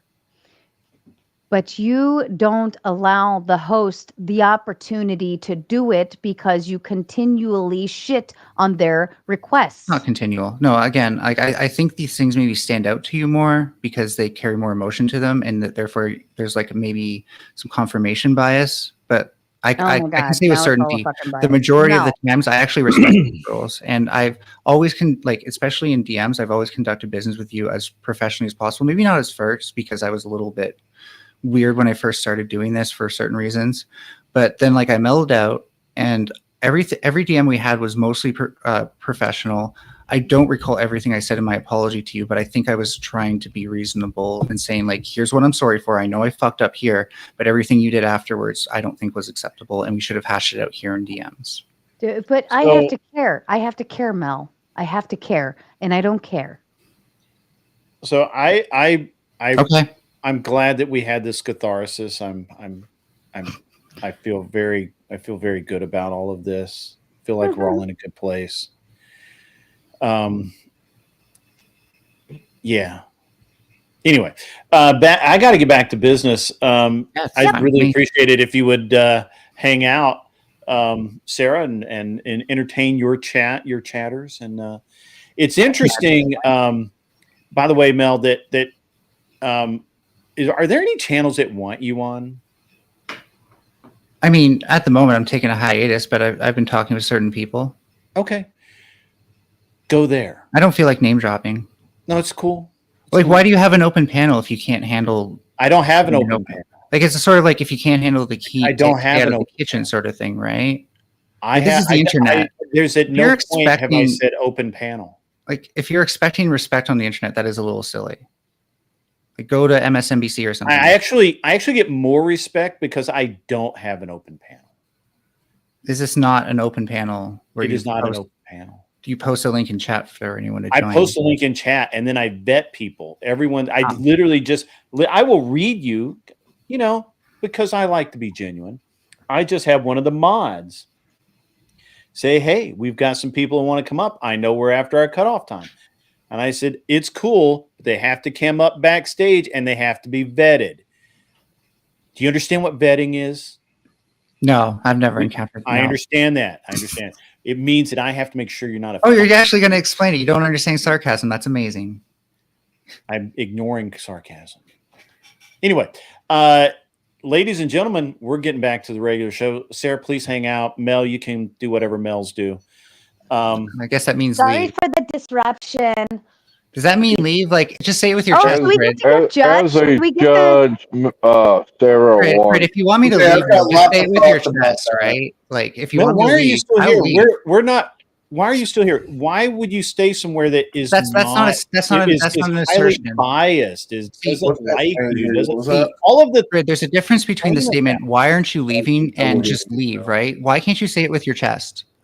I literally asked you why you're still here. Yeah, that's not saying it with your chest. Just say it. Just say, "Go away, Furby. I'm scared of you." Yeah, go away, Furby. Get out of here. Furby, say it with. He did say go to another channel. Where you're Go to a channel that likes you. How hard is that? It's all about the content. So I got some thoughts about that last one. Neve, I how would are you think saying Sarah that? took Welcome. This is the first time you've been on my channel. I know. I like the format. I like I gotta leave now. Yeah. Oh, Bye, never. Chuck. You don't have to leave, Chuck. It's okay. I'm just kidding. I like Neve. She's a sweetheart. All right. So I owe ZD Den a 2v2. That was on me. I wasn't really. Normally we don't do 2v2s. ZD Den, who did you want as 2v2? Just let me know, and we'll get that. We'll make that happen. Let me know in the chat, CD done. So, Do I get the judge? I thought, Tyler, were you going to offer your judgment, sir? I will kindly take your criticism. Oh yeah, it was a good. You kept the argument and all the gish galloping and all the self victimization, and you just shut that out right immediately. Kept it where you needed it to be to get the debate. When your introduction had a couple really solid points in it that you stuck to, I really appreciated that. I would say honestly, you had about 8 to 10 points higher at the end on my scorecard. Yeah. Oh, nice! I scored points. Woo! Did I? ZD Den just picked 2 people. Sarah won that anyone debate. but obviously anyone but myself or Sarah. Sarah can't stay all night, but everyone else is fair game except for Cleaner 409. He's a judge. Glenn is a judge, and at the moment, Chuck is a judge. So those we can't. A pitiful one at that. You can pay to boot me. Boot me. Yeah, pay the boot fee. I double dog dare you. If somebody sends $100 to Grid, if someone sends $100 to Grid right now, I'll leave. She'll self boot. So, self boot. Yes. Sarah's feedback is as follows from my point of view. That was a really good example of how a lady should dismiss and dispatch someone who is using manipulation tactics to try and paint them in a negative light and try and use extra rhetoric that doesn't actually mean anything, goes nowhere, doesn't produce a result, and doesn't get you to the heart of what's going on. She did a very good job at dismissing the claim completely and refuting it by showing that this person was disrespectful and that this person would interrupt them constantly, being even more disrespectful, while she was trying to explain that they were being disrespectful for interrupting her. Correct. All right. So we've got our 2v2. Our 2v2 is going to be ZD Den has asked for Gibbs, Cleaner. Cleaner's a Yes, judge. coming in 1 second, guys. Everybody just be quiet for 1 minute. Mr. Boulay in the Department of Numismatics donated $10. Super chat. Funny, what's stopping Mel and a lot of folks currently watching from starting their own YouTube channel and posting content? Your channel, your rules. Thoughtful face emoji. That is how it works. Thank you for that, Mr. Boulay. $10 whole coming in from the man in Rocket City, or where I was this very morning. Rocket City. What is that? Huntsville? Yeah. Is that having sex? Been there, done that. You been to the Yum Yum Tree yet? No, I literally drove down and drove right back. I was in and out. Hi, but there's no in and out. All right, so I know nothing ZD about Den, Huntsville. yeah, ZD Den has asked for obviously Cleaner can't because he's a judge, but Gibbs and Nev, Tyler and 10th Man. So We debating. all right. So that's what we're gonna do. Do you guys think about a good debate prompt? Unless ZD decides to have one. In the meantime, we're gonna hide everyone because that's what we do here. You've got to go in the back. All back. luck. Us. Neve, whatever, has only been on for like 3 minutes, and bam, right there. So I don't know what we're I debating. love so- you, Neve. Hi, well, Sarah. we'll How are you? we'll figure that part out in just a minute. Hurry up, Grid. You suck at this. Come on, I'm get really faster bad at this. I'm not get nearly as faster good at as booting you. people. I'm not very Click, good click, at booting click, people. click, click, click, click, click. And Grumpelstiltskin, there he is. That's what I'm looking for. And Cleaner. Doobie doobie. Bye. There we go. All right. I should. Wait, I'm not on this, am I? No, I'm gonna let you hang out until you want to leave. No. So, where's my other? It's I thought who was the fourth? Cleaner can't be in. It was 10th was the last man. person. 10th man. Where's 10th man? I think Did I boot? I thought he was just in my chat a minute ago. He was. Where He's is probably he? still he's probably still mauling from that whooping he just took. Oh no, where is he? He's not here. 10th man, wherever Yeah. you're He watching was from, just here. get back in. They want you on. And Ben is my closest friend, so I'm surprised he would want to not stay for this interaction. Well, ZD Den picked the pairings, so we can shuffle. Just give me a second. He's not here though. We so- get along so well. Do you really? That sounds Yeah, sarcastic. Being You don't. incredibly. What are you surprised? That's interesting because Gibbs and I line up on a lot of things too. I'm actually, you know what I'm going to do? ZD Den, I'm going to give you your 2v2. However, since 10th man has since he has abandoned ship, I'm going to sub in Stepfire, and it's going to be Stepfire and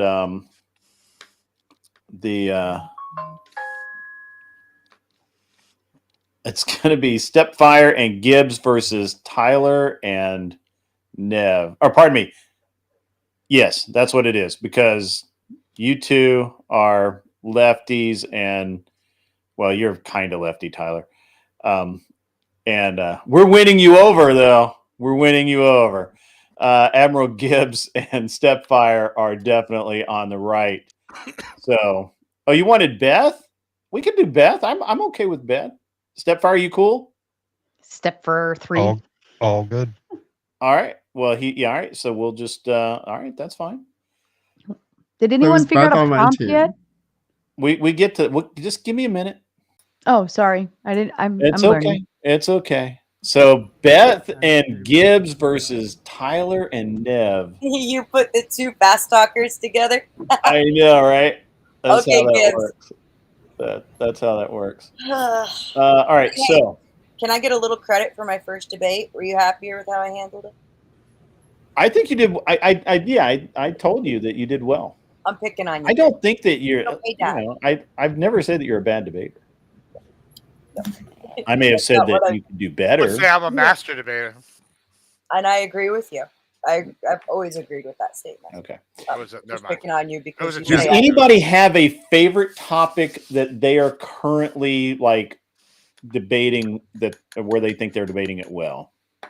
Chocolate or vanilla? No. I have one, but it's a channel demonetizer if handled improperly. No, Is, I don't want it's I know exactly what it is. yeah. There's this one little New Jersey sized place in the Middle East I'm a big fan of. Oh, yeah. I have a shirt for that. you got to switch me and Tyler up so Gibbs and I are on the same side. Oh well, I was just putting this. Oh my God. I'm ready. Ready for the this He's debate. got the strikeouts. Yeah, we're ready for the debate, boys. King Baldwin is back. All right. No, let's find something Dave's more comfortable with, and All I can right. act. So nobody has anything that they're just like super into right now. All right, that's cool. I'll just do my best with whatever. All right, so I can't make some of these just really I mess around with some of these things. I'll hear stuff and then it's weird, but then I see it written down and it's not as good. Who's messaging me?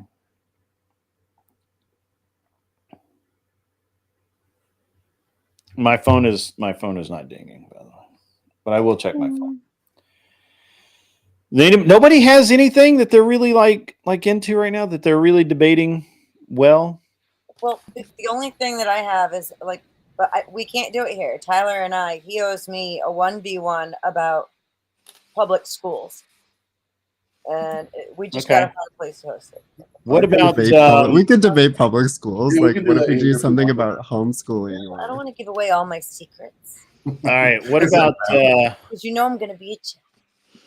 Sarah's going to be oh yeah, we can do Sarah as the guest judge and let we'll let Chuck have a round off. That'll be cool. Somebody sent a super chat. Is AB more wrong because babies are eliminated or because it gives women a choice? Read the chat. Why do No, I got a super chat and they were Oh. giving a recommendation for you. Is AB, I'm using the word within more wrong because babies are eliminated or because it gives women a choice? Life is eliminated. I don't have a strong opinion here. Like, no hill I'm willing to die on. I think it's an interesting framing of the question, though. It is. That is. I like the or because it's giving them a choice. Seems to be a theme So around you here. guys- People don't like the women too much, I think. Are you guys familiar with the new law that was just passed that defines or gives the ability for laws to be enforced? Or pardon me. Basically, a law was just passed, and I believe it's gone through the Supreme Court now, saying that basically at conception, that child has all the rights of a citizen, and therefore he can't be deported or anything We else. talked about this, Grid. I don't know if you We remember. did talk about it. We Yeah. haven't debated it yet, though. Yeah, I mean, so I don't know if you respect Lactoid or Pentuple's opinion, but I asked both of them and as well as fucking Pisco, as much as I Mhm. trust Pisco, but all three of them said Yeah, the same Pisco's thing. on a cliff, man. But when all three say the exact same thing and say that they've already got laws defining this kind of thing already beforehand that are much more stringent, this is just like basically propaganda for like one side, and all three say it. I was like, yeah, I We'll feel do like something else. yeah, if the libertarians and the fucking super lefty all agree, then yeah, they're probably right. Yeah. All right. Is wealth redistribution moral or theft? Ooh. And I'll Moral. clarify that I by think we might saying, go on the moral side here. yeah, I'm gonna clarify that. Should the U.S. implement a universal basic income or steep wealth taxes on billionaires? Fuck no. No.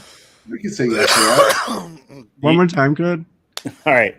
So the actual quote is wealth redistribution moral or is it theft? And to kind of clarify that, as an example, should the U.S. implement a universal basic income or steep wealth taxes on billionaires? That would be an example of redistribution of wealth. That's not the prompt. That's just to help you define it. Okay. Can you debate that? I don't know. I mean, it's a little out of my depth, but All right. I have some strong Mine too, but feelings I can about do it, it. but I don't have any. It's like, out of mine too, but I'll do it. Any core argument. So let's just run down these really quick. You guys tell me which ones you like best, all right? Or I'll end up assigning you one. Should healthcare be a human right or a market service? Market service. I'll define that as, does universal government healthcare lead to better outcomes or bureaucratic failure? Okay. Yeah, we could do that, I guess. You like that one? Yeah, I would say it's a human right. I don't know, Tyler. You guys aren't I like really- the second part of the second prompt better. I'm about like, the this is like socialist versus nationalist arguments I got going on here. Yeah, Come I on can now. do either one you offer. They're all right. Which one are they saying they're going for, Grid?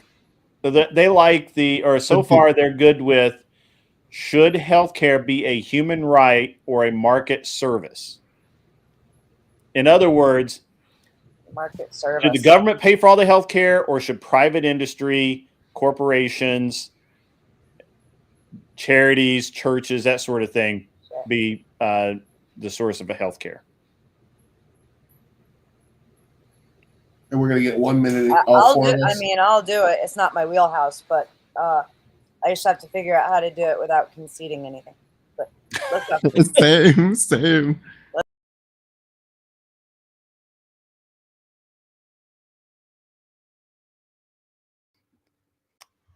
That randomly happens about 3 hours in. I'm sorry, guys. I apologize about that. Sorry, Clean. I didn't mean to pop you up. Sorry. Give me 1 second, guys. Sorry about that. That was I don't know why it does it. It just randomly does that shit. I'm over here telling my chat, I'm like, hey, like $100 and I'll leave right now. We'll open our panel. And then like suddenly I just get booted. I'm like, what happened? This is that Talk Studio baby back bullshit I keep telling you about, Grant. Every week it's something. Every week. This is that boomer bullshit. This is why they call us boomers right here. This shit. Okay. I don't know why I keep putting Stepfire up here. I just keep doing it. I'm sorry. I got to get Beth back. That was our chance to run. I could have just hit the exit button. I know you could have, but you didn't. Hey, you're stuck. You ain't going nowhere. We got you for 3 minutes. 3 minutes of playtime. All right. All right. Okay. So you guys okay with that one, or you guys want to? I mean, I've got like let's get away from the socialist nationalist. I like that one. I think everyone would agree to it. You guys are good. If you're not stoked on it, you can give us. You can shop us the rest. If you're all right. So we're going to give you guys each one of you will now get 1 minute to plead to make your case. Now, unfortunately, since you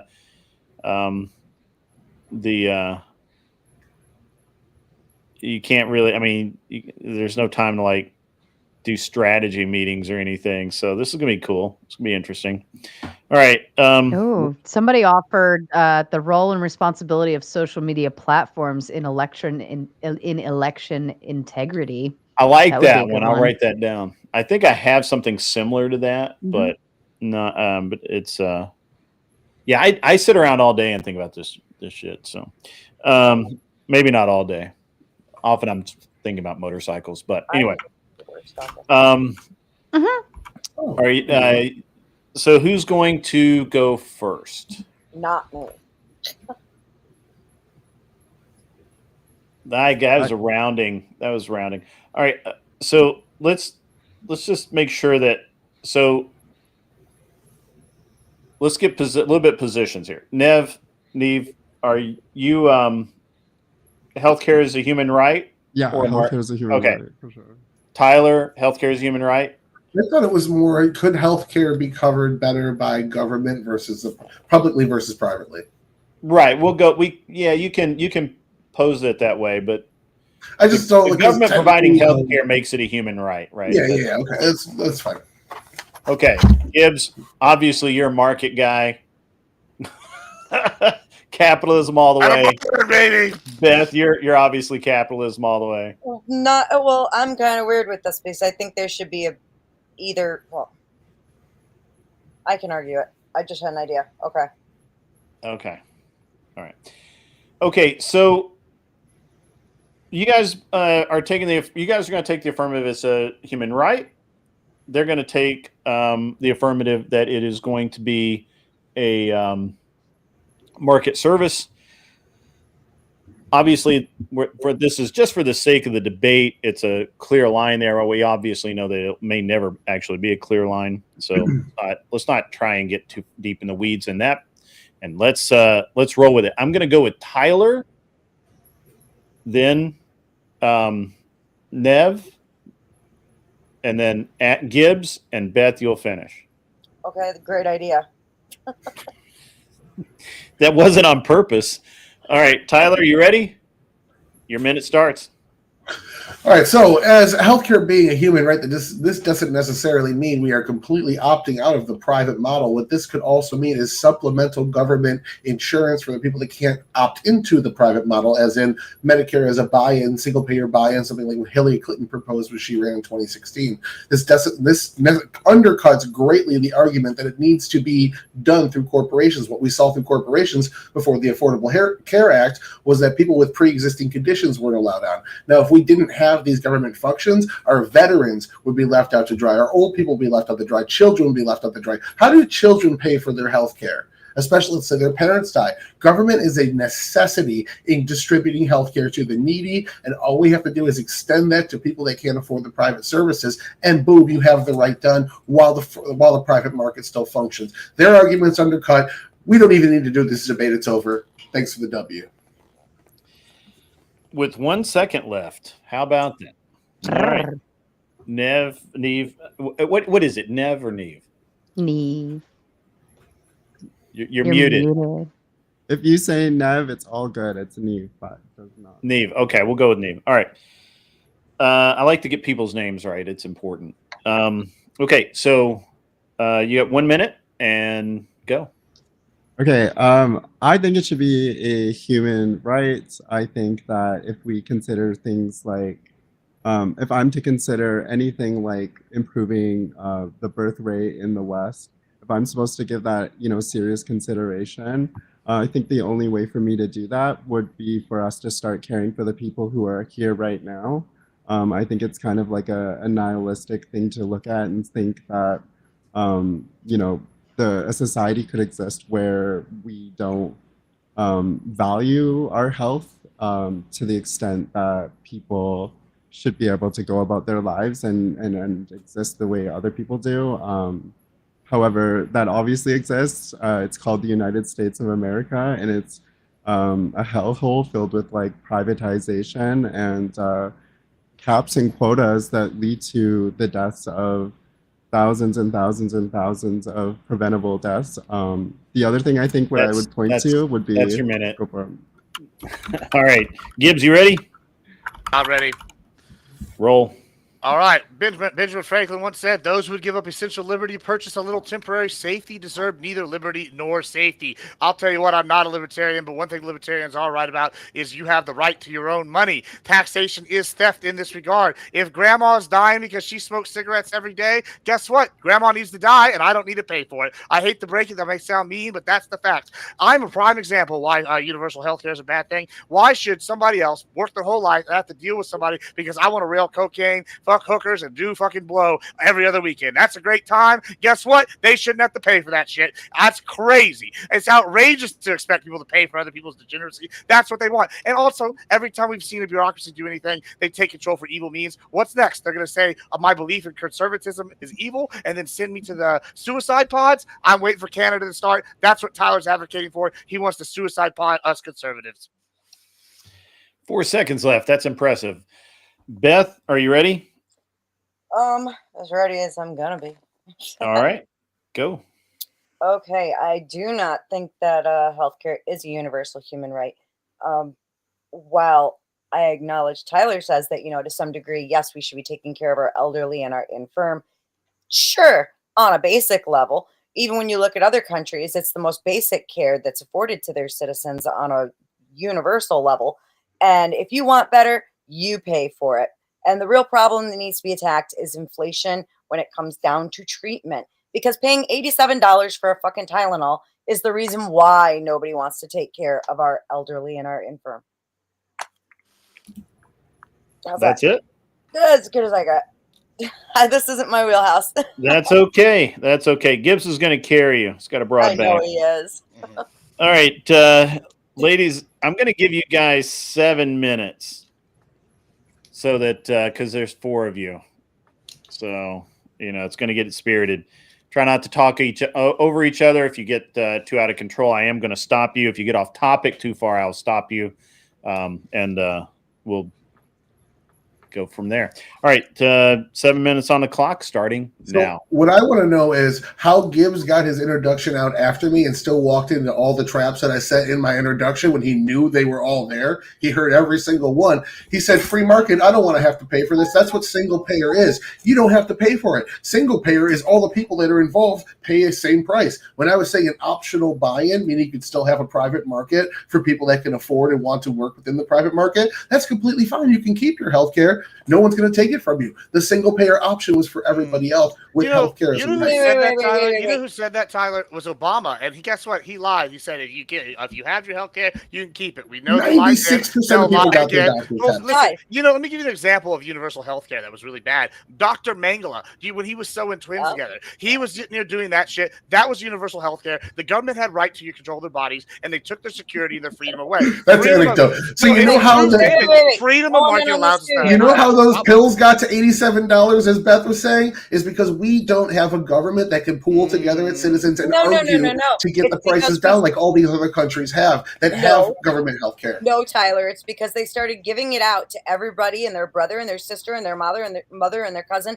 And the next thing you know, it's completely riddled with fraud and financially unsustainable for our nation. That's why other nations get cheaper. Not just that, Tyler. You said we walked into all your trips. In the words of Obi-Wan Kenobi, what do? We spring the trap. That's how you go through a trap. Let me ask you a question. Here's a question. Well, check it out.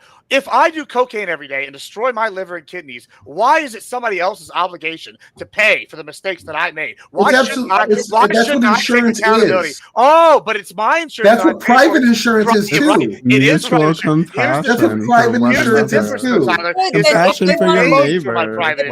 That's what private insurance is too. You pool your money together, and then when you have a health problem, you go to the hospital. They take care of it. That's what private insurance is. If they want to mostly kill themselves, then let them pay for somebody to pay to bail them out of it. That's what private insurance is. And they are paying for it privately. We are privately paying for it. I choose to go to this company. The people that go to that company choose to work with those people. It goes paid in. That's different than the government forcing me with a gun to my head saying, oh, you have to pay for every Tom, Dick, and Sally that decided to make poor decisions. Why do you hate accountability? I didn't say that. Again, the single payer option that I offered you takes those arguments and completely invalidates them. The fact that you're still arguing, should I explain what a single payer buy-in is again? Because I understand it, but it's also can be taken advantage of. You want to get in here? I'm sorry. I think what I see from Gibbs is parading your tax dollars going into these subsidies for these insurance companies. We work with those tax dollars, so we should have a say in where they go. Well, even if you go through, absolutely you should.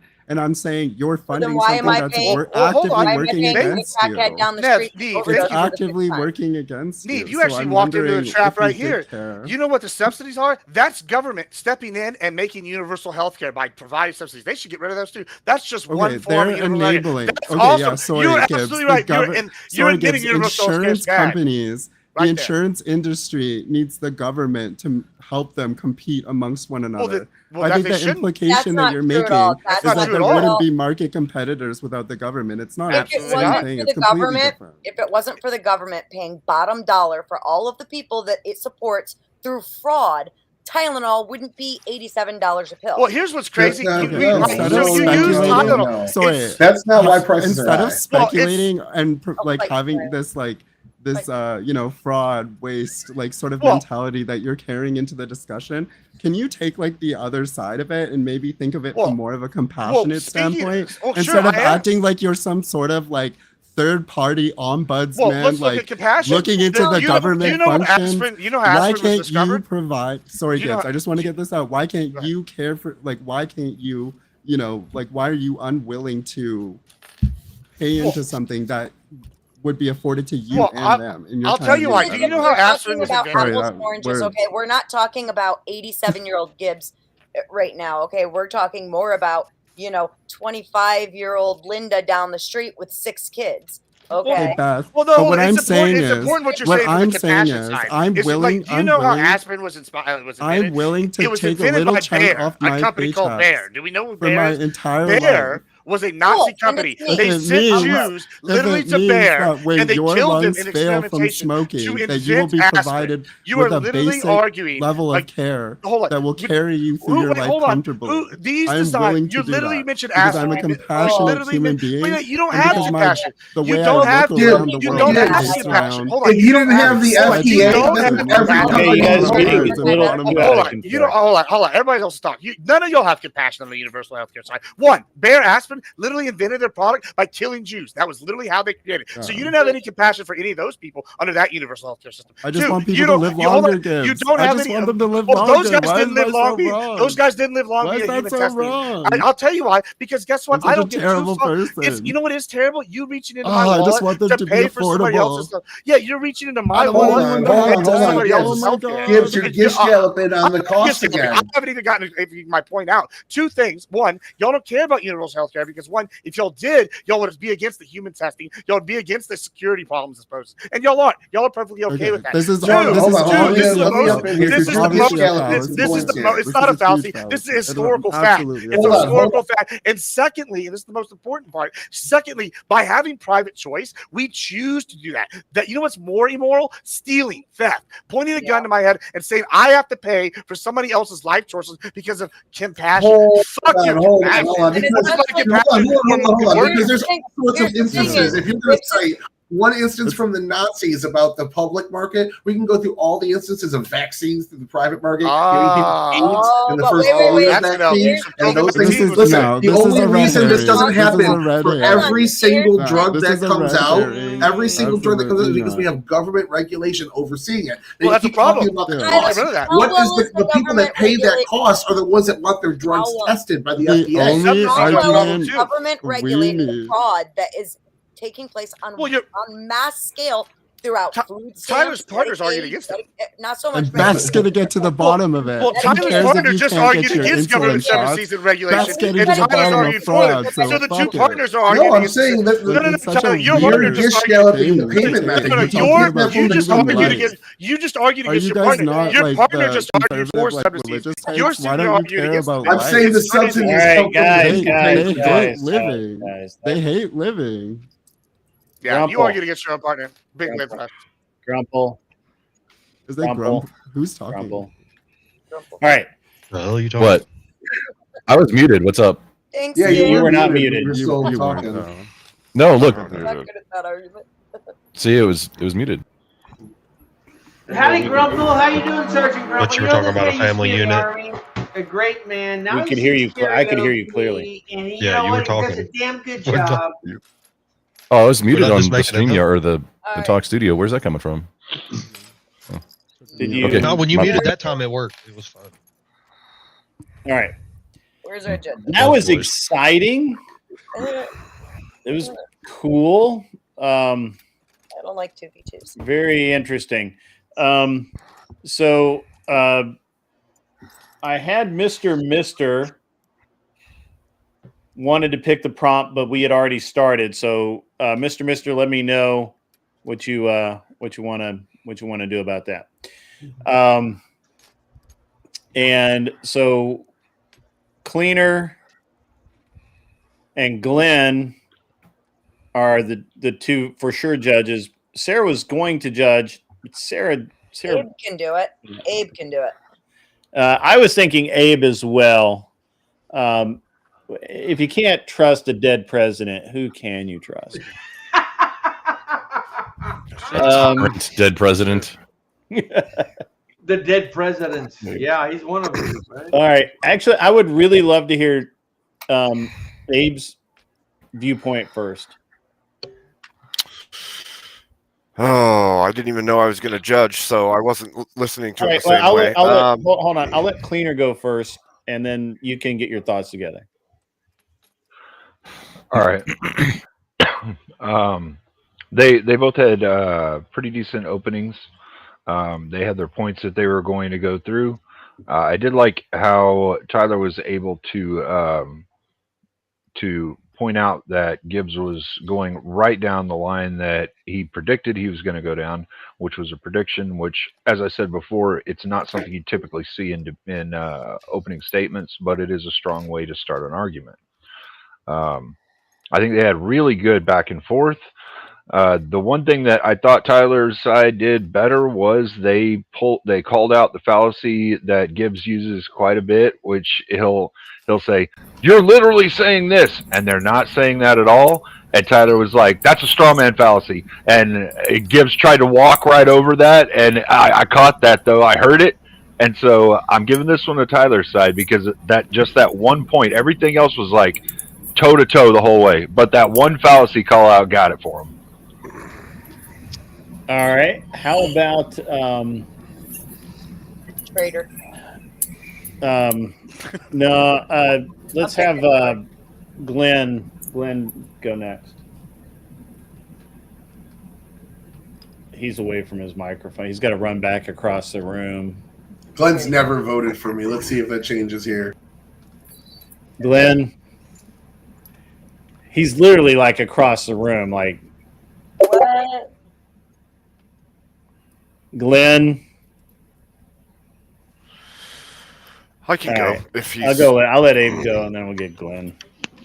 Okay, so I agree with what Cleaner said. The openings were really convincing on both sides. I think that what happened is we saw it devolve throughout the debate. We have a lot of crossover. It's really hard to understand who's saying what. I think that Gibbs brought up some good points during the crossover. And then I heard from the other side a few statistical ideas, but they didn't get carried all the way through. And Neve called out compassion, but I don't think that's a very strong standpoint for argumentation. As much as compassion is good, I don't think that it is a logical stance to take, especially if that compassion could lead to death. So I would have to give it to Gibbs and Beth. Okay. All right. I'm waiting on Glenn's having software problems, so just 1 second. The judges are biased, Tyler. I was gonna say better than hardware problems, right? I had those all week. It's been not fun fixing the PC. By the way, everybody, I'm at a truck stop. I'm in a place where nobody's going to complain. Gibbs, you Say still it have the live for too promo long. code for Blue Chew? Where you still an affiliate link with them? Yeah, Admiral Gibbs. No, I don't think so. Having hardware problems. That's just what I meant. Yeah, that's a good one. Yeah. And granted, I sent you a whole bunch of debate topics on Discord. Yeah, I saw that. Yeah. I have to say, Um, Gibbs, Any chance I could do a debate about pro-life? I'm very, very prepared for that. We'll see. Give me a minute. We're having an unusual night anyway. So Glenn says Gibbs and Beth, and tell Tyler I will never vote for him. He's too soy for me. What? Who can speak on that? Soy, you know. Maybe get that testosterone replacement therapy stuff, or I don't know, Tyler. I don't tell you. All right, there's no elimination on that one. ZD paid for it, and I paid for a 2v2. I don't do 2v2s because everyone's fucking talking, and I just don't like it. So no eliminations. You all get to stay. Yay! So, but we got to start. But to be honest with you, I think this is just kind of a practice night because it just is. Hey, Grid, can I make a comment on the Sarah and Fox thing? I do want to say, if that's okay with you. I mean, as long as you're not going to do like some TOS thing or No, talk about things that would offend me or some of my audience, yeah, sure. You can do it.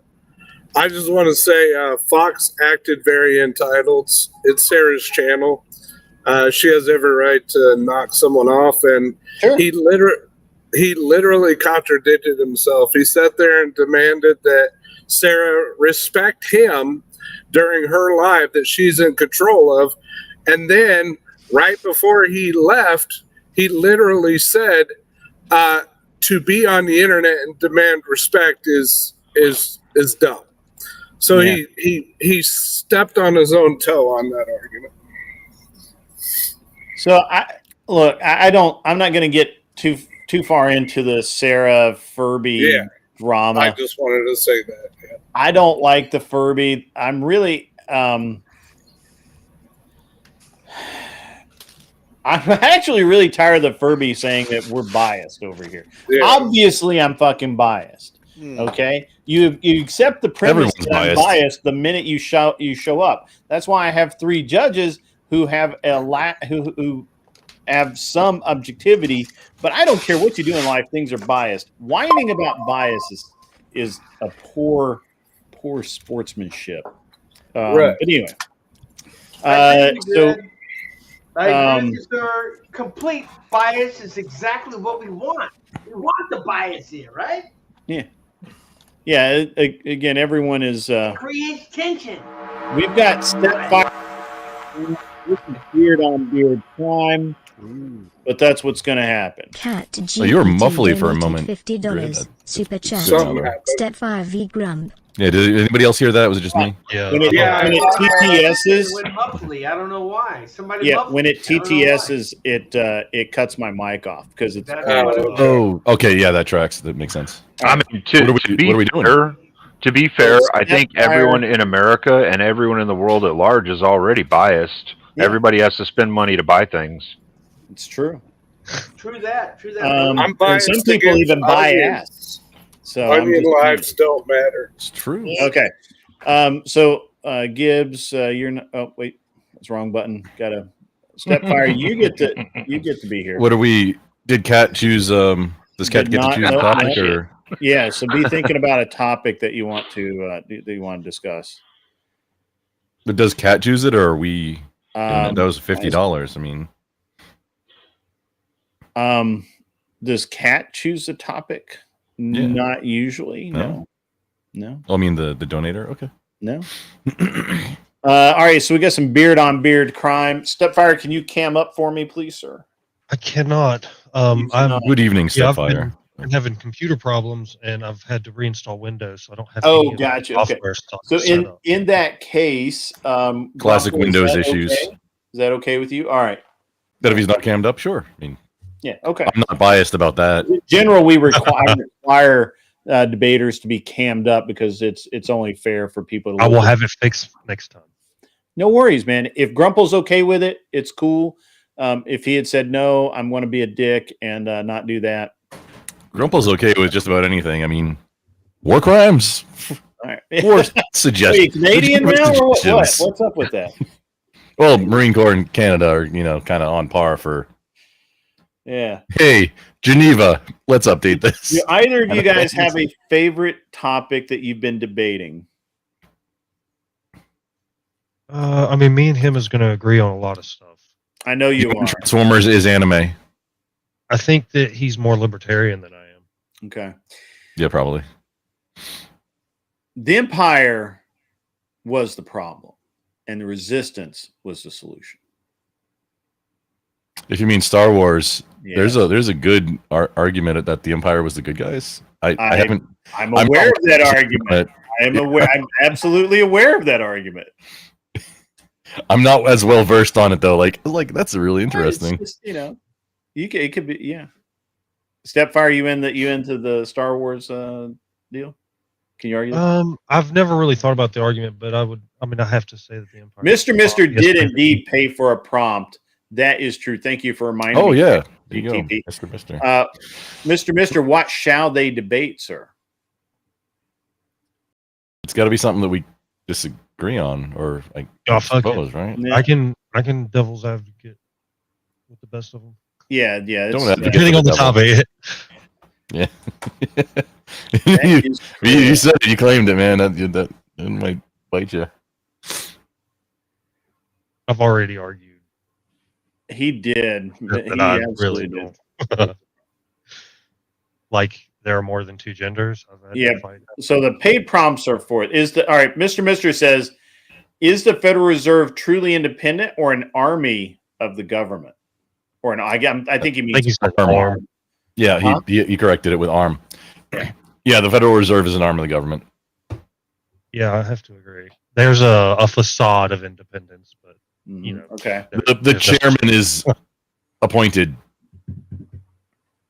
Yeah. Okay. It's kind of like how the post office is independent, but it's not. Okay. Mister, what's up, man?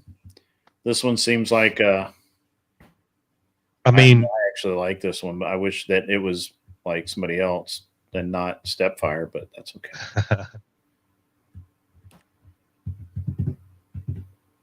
I can argue. I think I can argue the devil's advocate. Okay. I think I can. Okay.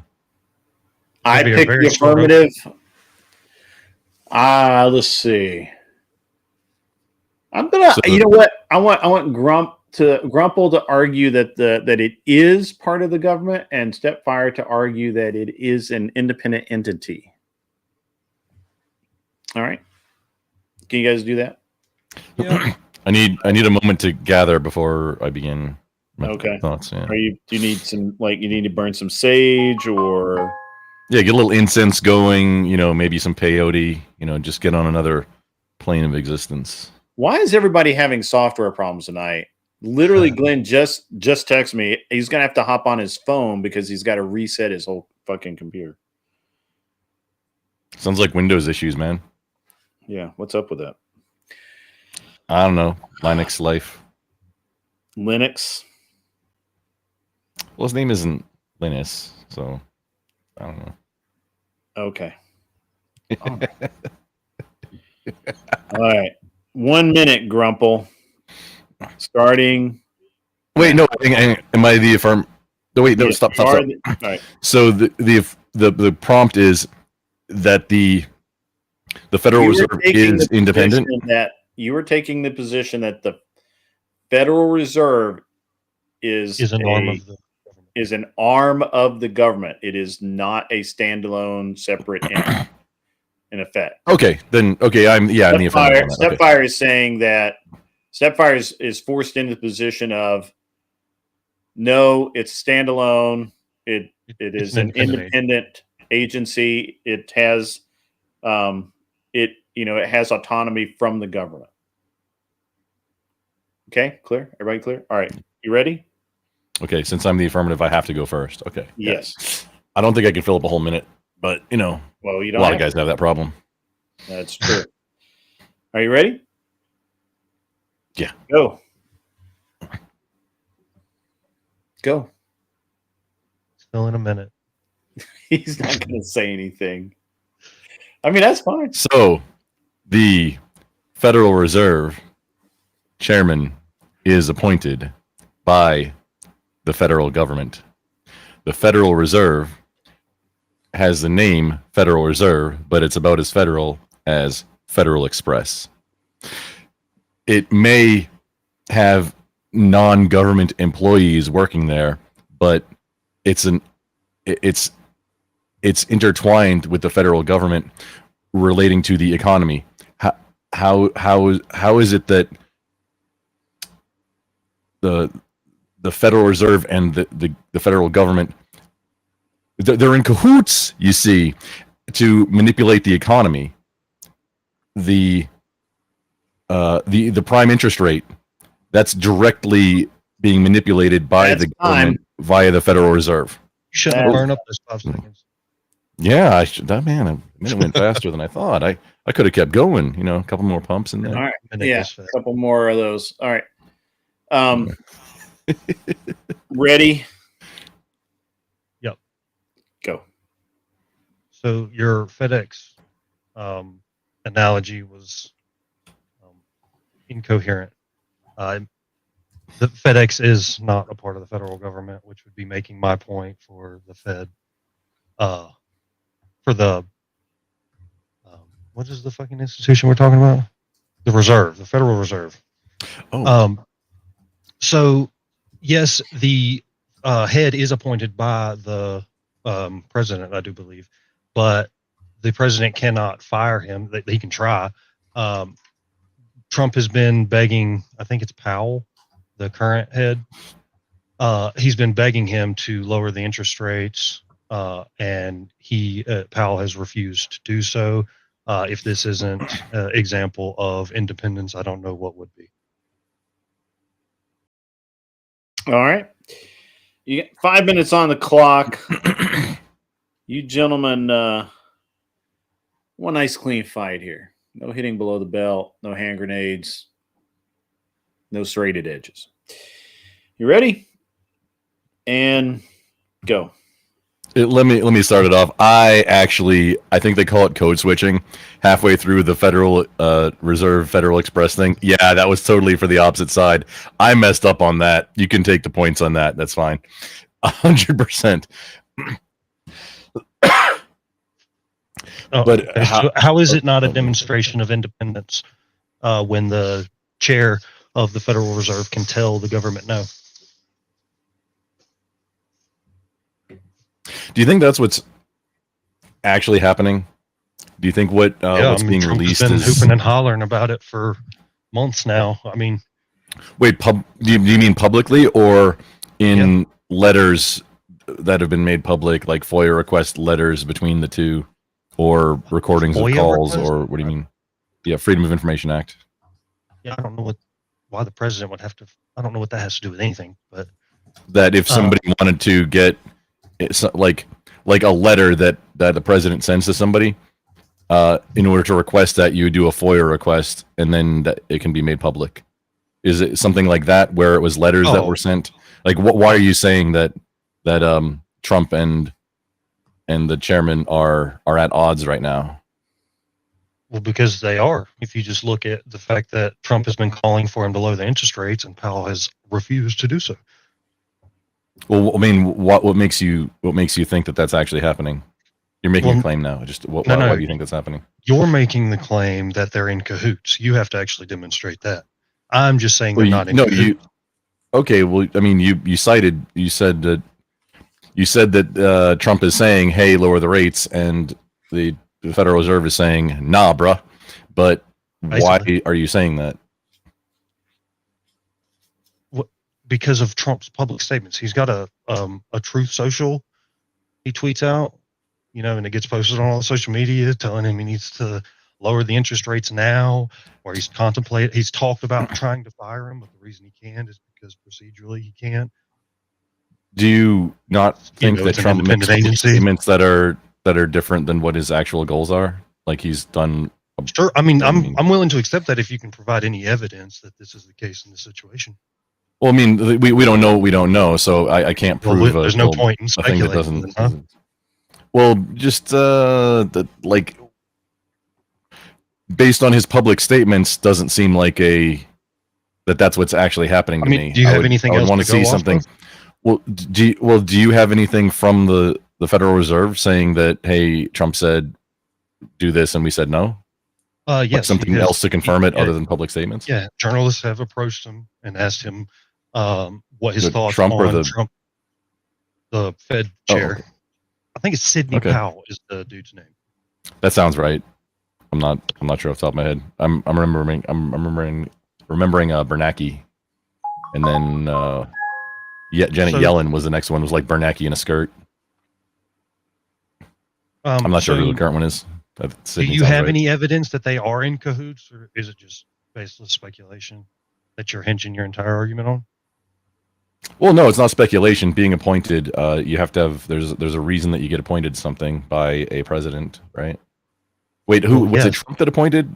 Hang on, was it Trump that appointed or Biden? Oh, he may have. I don't remember. He's been in there for a while. Jerome Powell. Who's Sidney Powell? I mean, if it wasn't Trump that appointed him, then that would make sense that they're at odds, right? Well, yeah, but wouldn't that demonstrate independence? Even if it was Trump that appointed him, he can still refuse to do what Trump, the guy who appointed him, tells him to do. So he's still operating as an independent. Well, he head of could. an agency. Because if you're, I mean, what do federal judges do?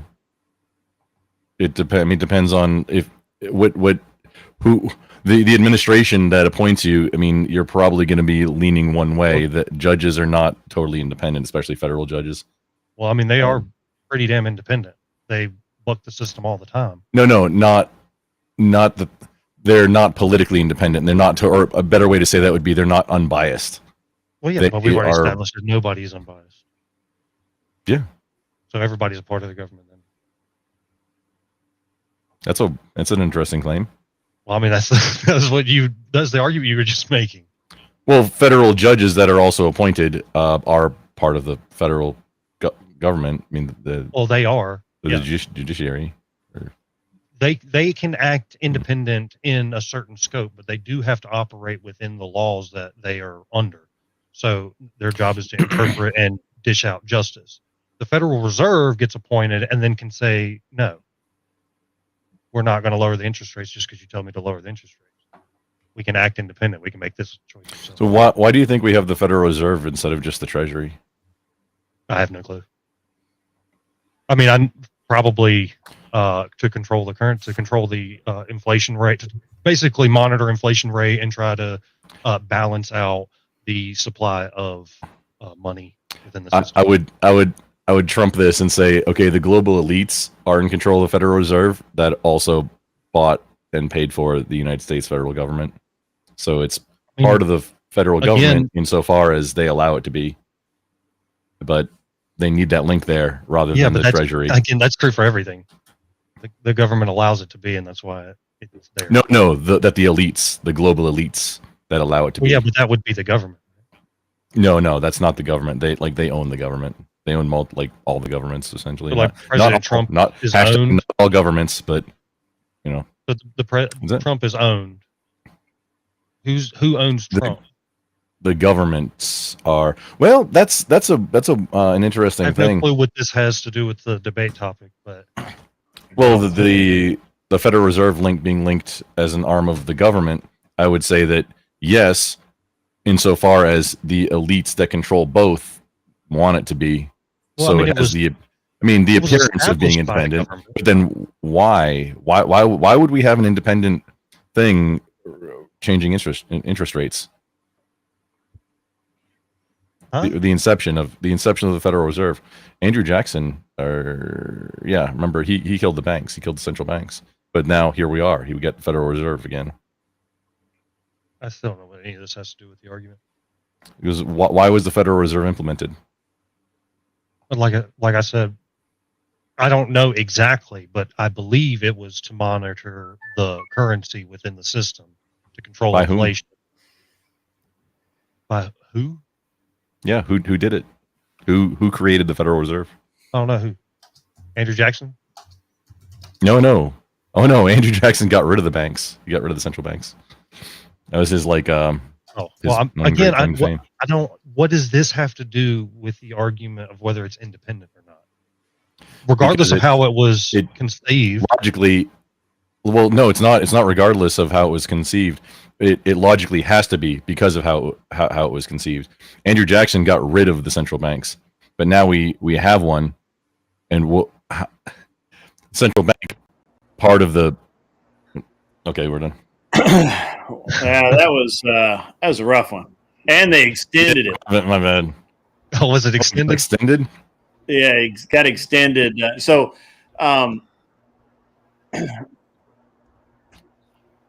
Somebody's leaking.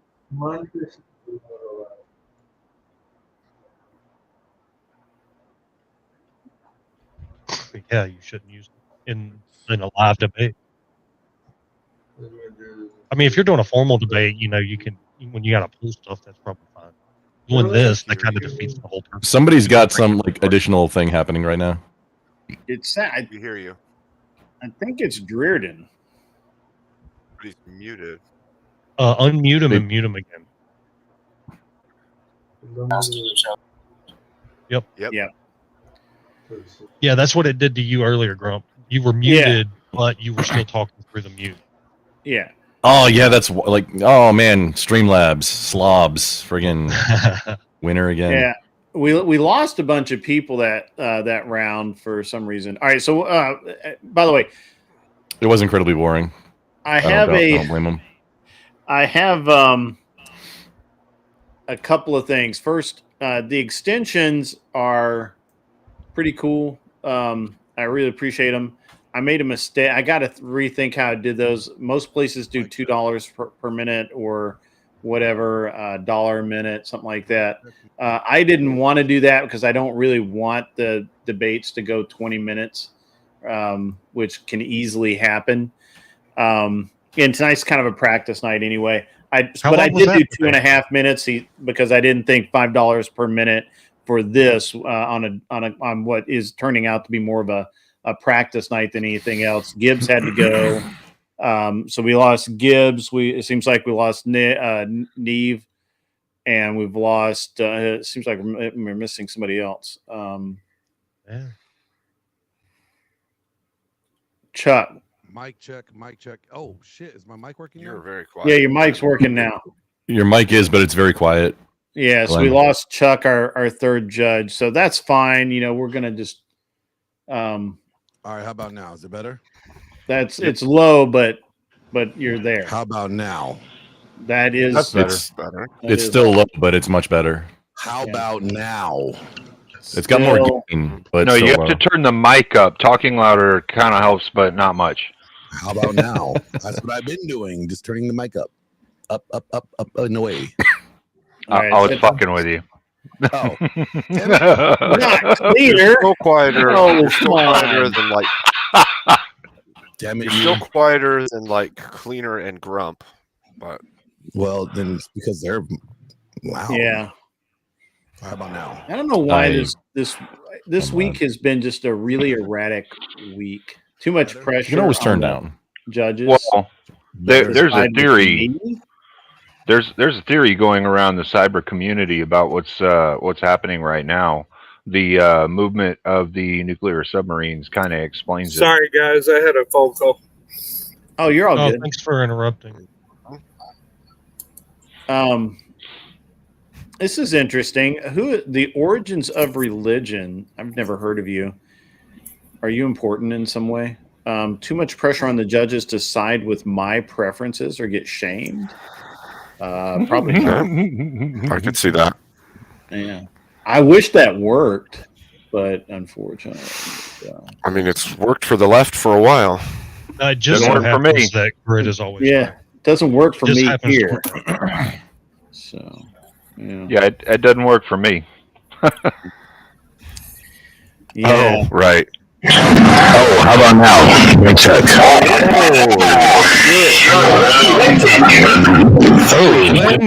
I come in? Did I come in hot? Did I come in hot, guys? Okay. Calm down. Glenn, are you under duress? Holy crap, dude! I think we could hear the fucking dead. I heard the walls.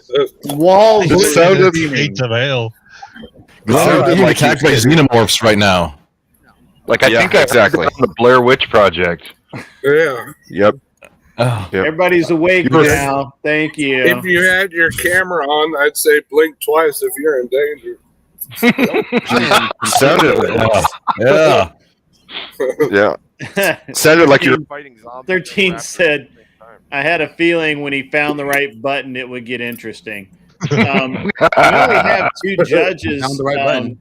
We only have two judges left, so we're gonna end up having to call this one. I think I'm gonna force Tyler to judge on this one. I didn't even get a chance to get into Jekyll Island. I slow rolled it. It was my bad. I failed. I'm gonna just tell you, Grump lost. Grump lost. Oh, thanks, Glenn. Love you too, bro.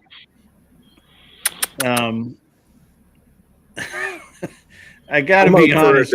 All right, so hold on, Cleaner. I think Grump had a little bit more knowledge that he ended up showing closer to the end of the debate as far as the Fed being shut down and then brought back up. He didn't get to finish that line that he was trying to lead Stepfire down, which would explain why he was talking about who started it back up. And that could have been a really good point if he had been able to make that.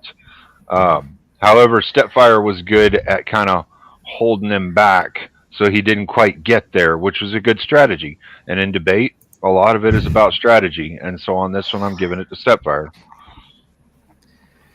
All right, Tyler. Looks like he's on Tyler, call your or something. your mic is unmuted, but Oh, okay. you The have fact no mic. that you guys didn't know Jerome Powell's name was disappointing to me. I had Powell right. Come on. Yeah, oh yeah, you both had Powell right. His name is Jerome Okay. Powell. Oh, That's you the- said Sydney. because of the way That- Glenn judges, I'm not going to say anything else, and I'm just going to say Grumple. Tyler, you just want to be on the list that never gets a W. It's okay. It's all right. All right, All right, I'm already there. I got to be honest. I thought you. I mean, no offense, Grumple, but you both lost. No, it wasn't good. Yeah, it wasn't good. You both lost. everybody lost this one. I lost. I feel a loss. Everybody that witnessed that lost. Okay. I didn't hate it. That's It was all right. largely my fault. Stepfire- I think Stepfire realized like 40 seconds into his 1 minute opening that he done fucked up. And there wasn't really a good defense beyond. No, it's absolutely not independent. Yeah, it's not independent at all. And I was playing devil's advocate. So you have to. I do know, at I least know. probably And he's like, at least- I should have Yeah, gone and for a different prop. It took me so long to get like, wait, okay, let's bring it up from the base. It took me so long to even start that train of thought that like, that's my failure. Yeah. Grumple, this should have been your opportunity to shine. You should have been like that should have been a routing. That should have been a horrible mess. Oh no, I'm should aware. Still be like Stepfire should still be cooling off in the burn tank. But Yeah, I hosed it up and I acknowledge like fully. you think American Eagle won? Yeah, American Eagle won because the only name you remember is Sydney. That's why American Eagle won. And Even though I had some technical difficulties, can we I say, noticed like, Grumple was Sydney- conceding a few times with Stepfire. I didn't Can we know say the whole Sydney's thing was cities just a won? train wreck from start to finish. He could have conceded everything, and it still would have been a train wreck. But I do commend both of you for at least trying to make an argument where there really wasn't an argument to be made. Grumple, though, you had this you had the easy win, and you made it the hardest win I've ever seen. It was mine to lose. Yeah, right. right. And man, I put in that effort. Come on now. I put in the work on losing that. Fuck yeah, you did. Don't half-ass, whole-ass everything. Oh, you put your whole ass in there. That's for sure. See, you got it. There we go. That's It right. took me. Oh man. My God, man. It took me it took me until the extension, I think, to actually like, okay, what are we thinking about here? How do we put together the thoughts? Or just kind of rambling before that. Grumple, I do got to say, your mic is hella good. You got good audio coming through. Thank you. This is actually a beat up Shure 58 from gigging in the 90s. Look at this. Yeah. David Lee Roth breathed on that. Who's breathing into their mic? What the hell? Dented and Yeah. that shows I it's don't know. loved. It's dented. Abe, is that you again? Shut up. All right. So, no, we're not It doing. wasn't Abe. We're not doing 2x elimination now. I'm actually about to eliminate the whole panel and just go fucking bed. Yeah, Grid, tell I'm everybody up to for go a fuck themselves. pro-life debate Go if fuck off. anybody's up for it. Pro-life, pro-choice. Billy didn't get to debate anybody yet. I challenged him in chat. He didn't answer. Who's that? Billy. He didn't get to debate. Oh, anybody. Billy? Yeah, I threw some fucking. You challenged Billy. Has everybody except for Billy had a debate tonight? And Cleaner, obviously, and Glenn. Oh wait, before we move on, did I win that? Like, no, Glenn. Okay, I'm aware everybody lost, but you did win. technically, But you were the winner of the loser. Yeah, I won the Special Olympics. That's what that was. You were the last person. No, not even the Special Olympics. There's no Olympics here, Grump. Or Mr. was evil. He knows he was evil. He did it on purpose. He did it with clarity. Look, and a dark, dark heart. I mean, I would normally try to offer you guys some kind of constructive criticism, but all I could say for constructive criticism is vent that shit. There are literally a pair of sperm somewhere out in the world that will produce fucking retards because of this debate. That's true. That's true. Come on, that was a good joke. That was a good joke, Grumble. Honestly, Mr. wins because that prompt was just the most evil thing ever. It was great. Yeah, my wheelhouse is more philosophy. So yeah. So if everybody got a debate, yes, I'm perfectly happy to have Tyler debate Billy Wayne. Tyler, I'm pretty sure you will get your win now. Hell has froze over. I would have been the guy that would have argued the Federal Reserve thing. That would have been in my wheelhouse. Yeah. Yep. I'm It's short not a judge. I 100% need either someone way. to be a judge. Billy, pick the topic. Honest Abe. Honest Abe. All right, I like Honest Abe for that. Is everybody okay? Has anybody got an axe to grind, or just really, really wants to keep going past midnight, so that after and not make this the last debate of the night? I want to hear Furby debate Sarah again. You may never hear Furby debate on this channel again because. Hey, Greg, you can always just raid me, and I'll just drop my link. I'm about to start up Mr. Entitled in a little bit, if you want. I'm sorry. What's that? I couldn't hear. I said after this debate, if you want. No. Somebody else was talking while you were talking, so I couldn't hear them. Oh, you want me to shut up? My Okay. bad. That's my bad. I interrupted Glenn. All I was saying was that Fox or whatever was Mr. Entitled. Yeah. It's the Furby's a Furby. I know, Kat, but unfortunately, we're short a judge. We're short contestant. We're kind of short contestants. Can I offer up a topic for Tyler and Billy to debate? Yeah, absolutely. All right. Here's a topic. Since trans people want to be women so bad, should we punch them in the stomach once a month to simulate PMS? Interesting. Yes, I agree. Yes, the answer is yes. I think most women would be able to put them through it. Then they could man straight, cleaner. They could man straight. Mansplaining. You piss blood when you piss blood when you get hit in the kidneys really hard. I just said in the abdomen. So I mean, you can kind of pick a spot that you're not going to do permanent damage, but they'll feel cramps like a woman would. I mean, something close to it. If you've ever taken an elbow or a rabbit punch in just in a general area of the kidneys, A, you're pissing blood, and B, you really wish you were dead. So.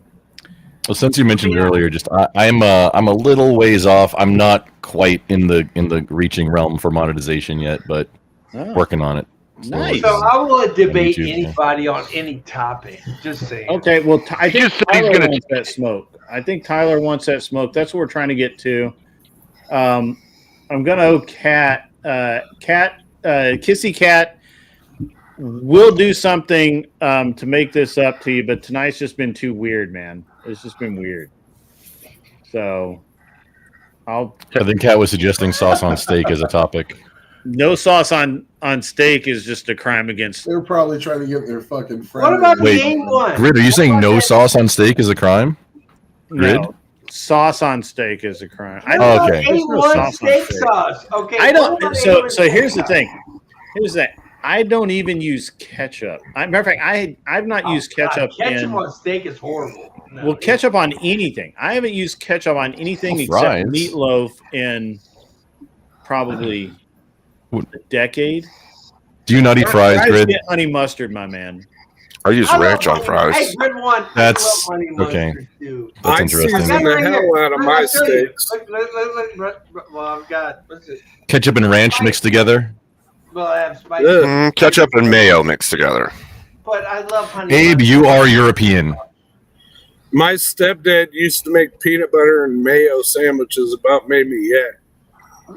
I might be everything. You shouldn't I've never eat heard of tomatoes anyway. Tomatoes, ketchup, any of that, anything that's made with tomato, you shouldn't be eating it anyway because it's all derived from a nightshade plant. Nightshade plants are literally like bad for your body.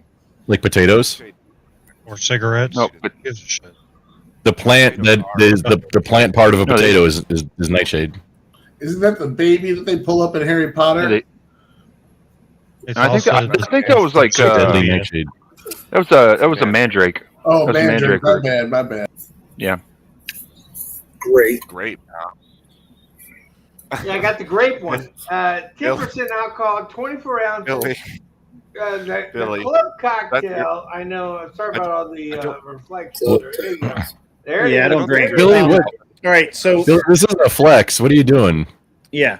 All right, so Tyler, you're going to debate Billy. Stepfire, do you want to judge? Killing me, Smalls. Yeah. All right, I'm going to let Stepfire is going to be my third judge. I'm letting Abe off the hook. Abe's like, no, I don't want to be that guy anymore. Come on, man. And Debate me. Let's go. yeah, we'll see how this one goes, and then we'll see. I'll decide if we want to do a couple more. Let's see how many people we got debating. We got. We might go. We might go to a giveaway till we get a winner. Let's do it. We'll see what the donations bring in. I've been kind of footing the bill on the debates, but that's okay. Who am I debating? How I Tyler? feel. I'm debating Tyler. You're debating Taylor. Down there. Or is Yeah, it Taylor. Tyler? Taylor's good. Taylor's You're good. debating Taylor. His name is Adi. Eddie. Adi. Oh, It's French. It's good Eddie. one, Tyler. You can call me. I guess you can call me Billy. I don't know. William. I'm going to call you late for dinner. How about that? All right. All right. So what are we debating, guys? I know you did, Kat. I know you did. Well, it's up to you, right, Grid?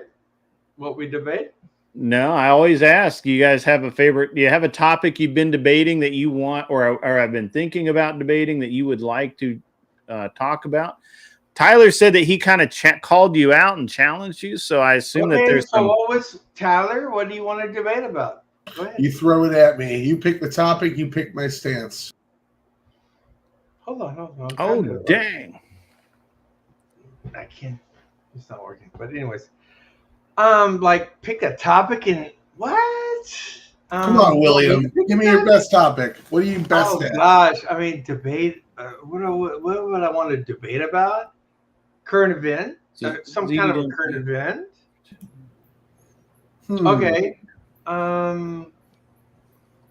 Gosh, I know we always pro-Israel. Sound good.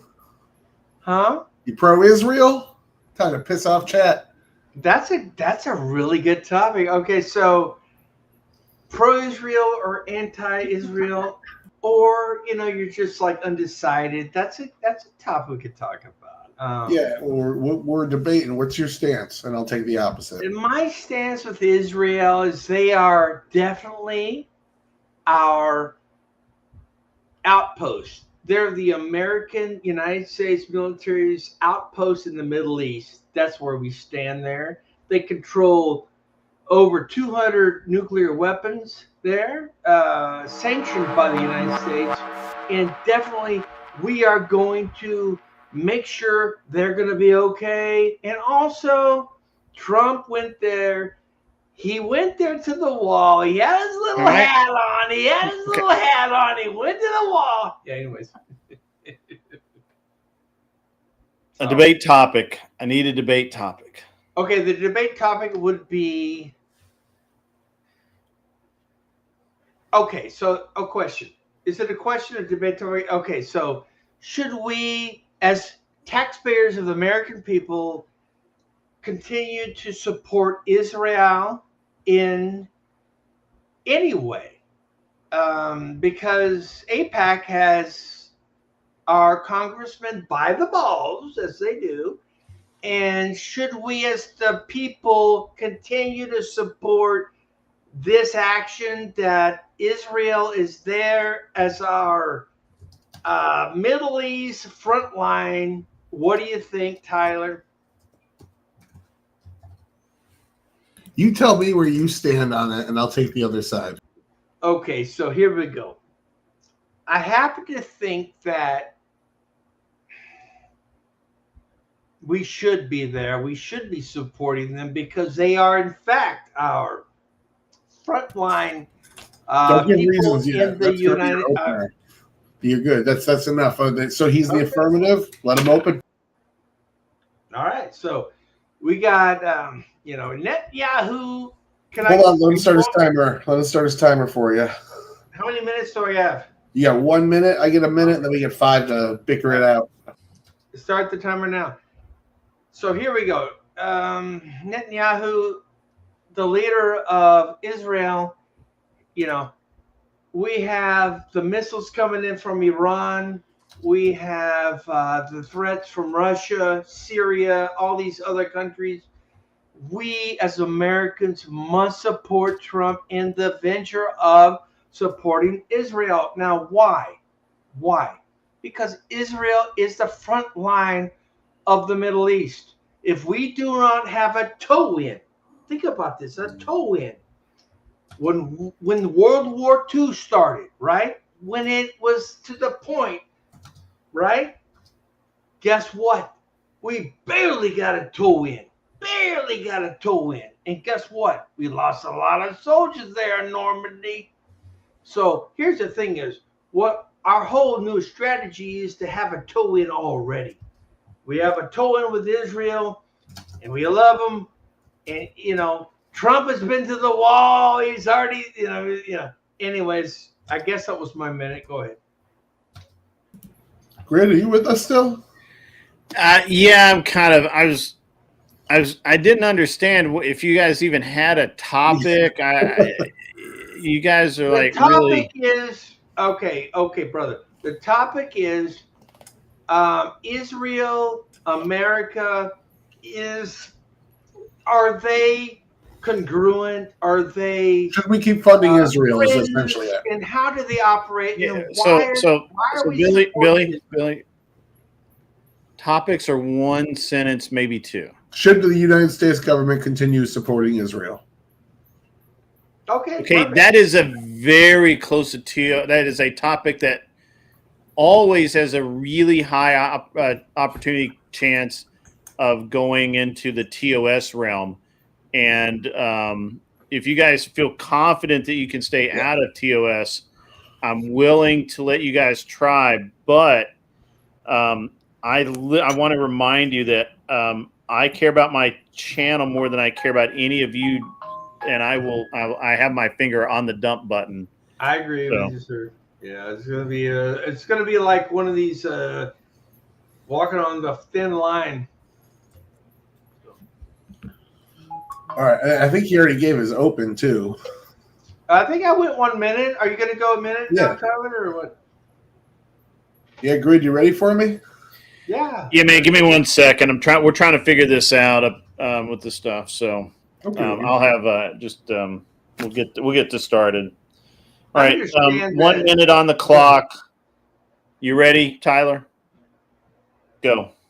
All right, we need to completely divest from Israel now. The idea that they're a foothold in the country, we have several other options. We have Egypt, Jordan, Saudi Arabia. If we partner with Saudi Arabia, we'd have all of their allies on our side. Instead, we spent 30, 40 years in conflict with all of their allies because we picked Israel. Israel is probably the worst case scenario. There's 62 Arab and Muslim nations, and we could have been allied with a significant chunk of them, whereas Israel's by itself. If we wanted to save money and have a better foothold, Saudi Arabia Arabia would have been the obvious go-to, especially since the new kingdom has been put in there. So that all being said, Israel right now is deeply reliant on the United States. They didn't even have the capacity to take out their enemies without our significant help. They don't have the capacity to defend themselves. We give them $3.8 billion. Most of that goes to Iron Dome. So the fact that we are funding them and then they get to turn around and treat children as though they're cannon fodder is a negative reflection on the United States and us ceasing All being right, a country. that's time. You ready, Billy? Yeah. All right. There's move that. on. Okay. Right over, you ready? And go. Okay. So Saudi Arabia, Trump definitely has a sort of an agreement with them. They are a huge supporter of America, and here's the thing: is Israel is too. Israel is our freaking front on the Middle East. Okay, so where do we go there? Where do we go from?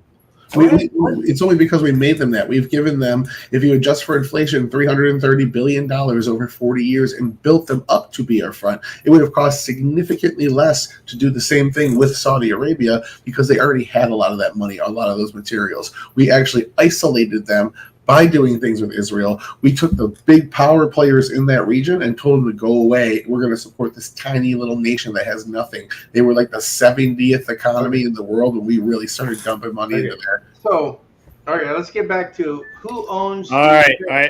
Israelites. That's time for that. Now I'm going to give you guys 5 minutes. Again, remain within the TOS. Let's keep it a nice, clean fight. No hitting below the belt. No frag grenades. All right, ready, set. Who's speaking? Go. Anybody? Well, no, we did your intro first outside the timer. That's why. So we're getting an extra minute, essentially. Okay, so can I speak real quick? Yeah. Okay, so let me ask you a question. This is a big question to everybody in the chat, everybody that's observing this channel. Why did we go to support the Jews in World War II? Why? Because they were very smart people. Very smart people. If you look at anybody in the entertainment industry right now, many of them are Jews. Okay? They are really smart people. Okay? So what do you think about that, Tyler? Well, if you want to look at traditionally smart people, you look at German engineering and ingenuity. The Germans were able to implement blitzkrieg and take almost all of Europe by storm. And that's at the same time. Who did they use? Hold on. The Jews. Who did they use? They used the Jews. No, All right, that's twice. That's twice. You can't say that shit. Once, I let it go.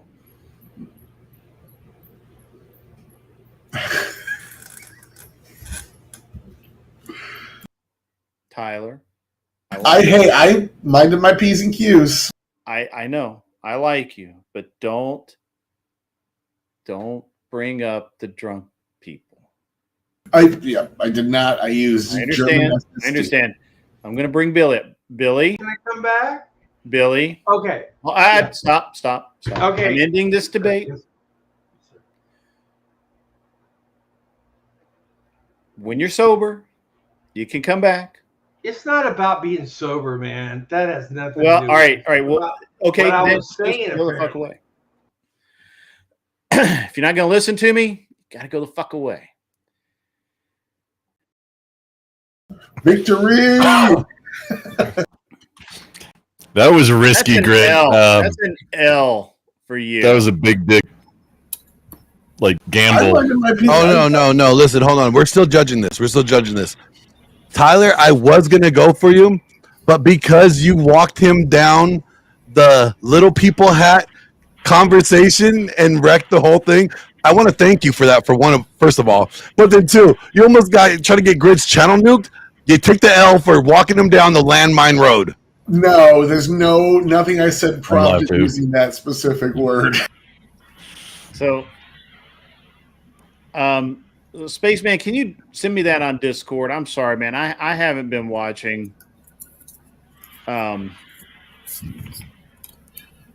I haven't been watching, man. Just send it to me on Discord. We're gonna do at least one more debate. Sorry, Billy.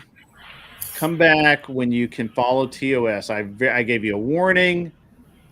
I let you slide once, and then you talk back to me while I'm literally telling you how this is going to go. You can't do that on my channel. Or even if it's not directly cost, but something that will de-algorithm. Yeah, or right. Yeah, worse. I already have enough 'Cause- problems with fucking algorithm. I have a question for Tyler and Grid. I'm not even pointing a finger at Israel. I'm just talking about all the countries that the U.S. supports. You can say Israel all you want. Israel's fine, No, right? But you can't say right there. right.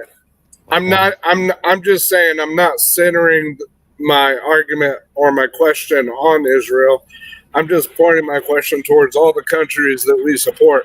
Eventually, shouldn't they eventually be forced to take care of themselves? That I don't pay attention to a lot of outside things, but that's my question. Shouldn't they be forced to take care of themselves eventually, as opposed to, yeah? I mean, yeah, that's a great conversation to have during one of my regular shows. But here, I'm sorry, I got to pay attention to this. Can somebody please let's take over for just 1 minute while I'm sorting this out? And Yep, this is the Glenn Lawrence Show. Welcome everybody to the Glenn Lawrence Show. Tyler, I want you to know that was a very, very bad of you. This is why you're never going to get a W in my book. All right, you use the fact that you know how dumb and how drunk and how annoying he could be, and you just let him. Oh well, you must have channeled my thought process, and then never mind. All right, I'm quiet. Grump, do something grumpy. Oh, everybody get off my lawn. Guys, Who was judging? Oh, Grid's back. While I'm trying to sort this out, should we bring Billy back? I'm leaving it up to you guys. Vote on it. I'll bring him back For this show, maybe not. I say yes. That was just a bad topic that shouldn't have been picked. I even warned you guys. It was like one. I've It had was 7-8 hours of that on Twitch with big names and never even got close. I know. Well, that's. Tyler, you weren't the questionable thing here at all. I would argue it's your channel, but TOS is vital to follow. So if he can't follow it, yeah. All right, I'm gonna let him plead his case for a minute. Let me read. I'm live too. I just dumped the audio as soon as Billy did it the first time on my stream. Okay, so listen. I guess I can't use that word, and that's fine. And I did not know we could not use that word. So thank God you let me back up, because I honestly didn't know I couldn't use that word. So I apologize quite a bit, and I love these people. You know, I mean, they're not bad people, and just saying. Yeah. Was not trying to be somebody to like put them down or something like that. No way. The cope is strong in this one. You can't use the just to clarify. You just can't use don't use the word for the hat enjoyers. I was actually just don't use the word for them. So and you can't other actually stuff too, use the word once or twice or whatever. In that context, that's iffy. And guess what? I learned a lesson there. And guess what? I will never do it again. Never. And I really appreciate you, Mr. Grid. No way I would ever do it again. I did not realize that was a big issue. So I'm so sorry.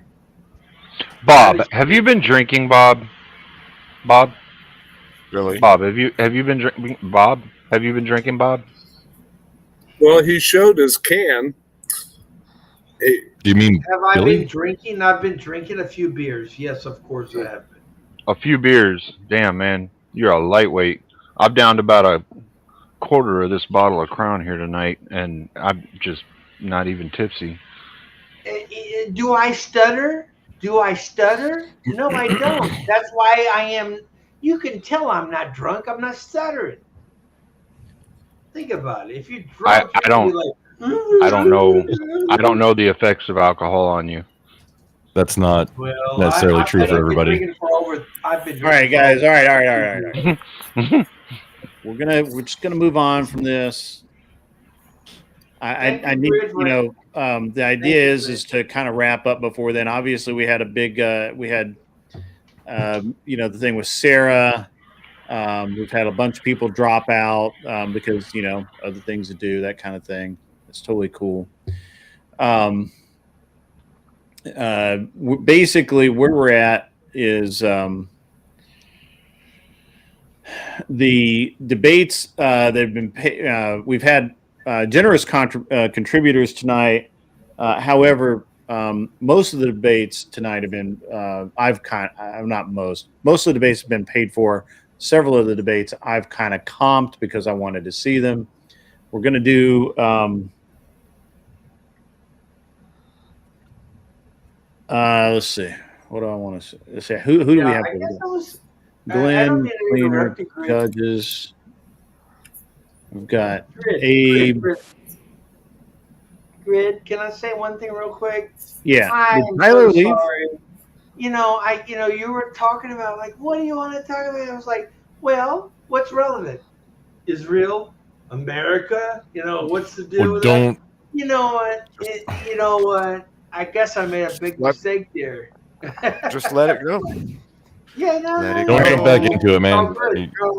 It's all Let good. it go. Yeah, I'm gonna let it go. Let it snow. Hey, you know what, Grid? Thank you for having me up to debate, and I look forward to future debates. Yeah, Yeah, man. That sounds good. yeah.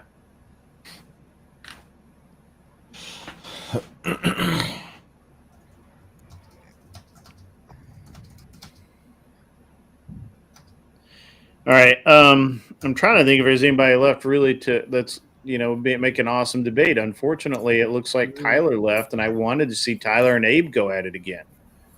Because I feel like there's some unfinished business there, Abe. There will be.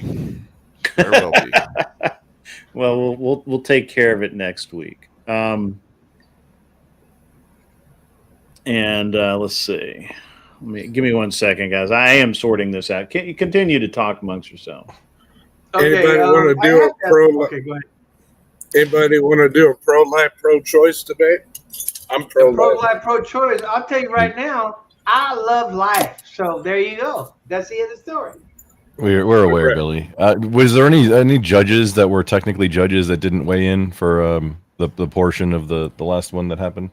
Yeah, I mean, Tyler, he was arguing his side well enough. Billy, you just went off into nonsense. Yeah, it was. I mean, it was a weak nothing default, to but do.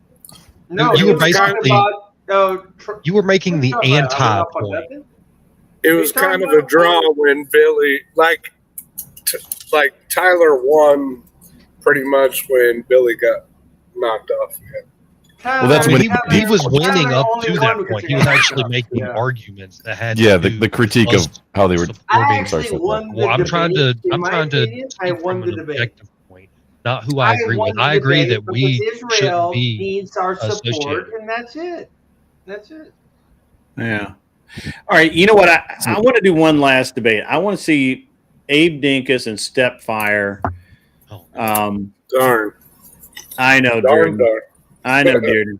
Dearden, I just remember. I remember where I recognize you from. You had talked to Andrew, and Andrew sent you my way to help you out a little bit before, and now Sarah has sent you my way to help you out. Yeah. All right. So I want to see Abe and Stepfire debate, and I want to see them debate.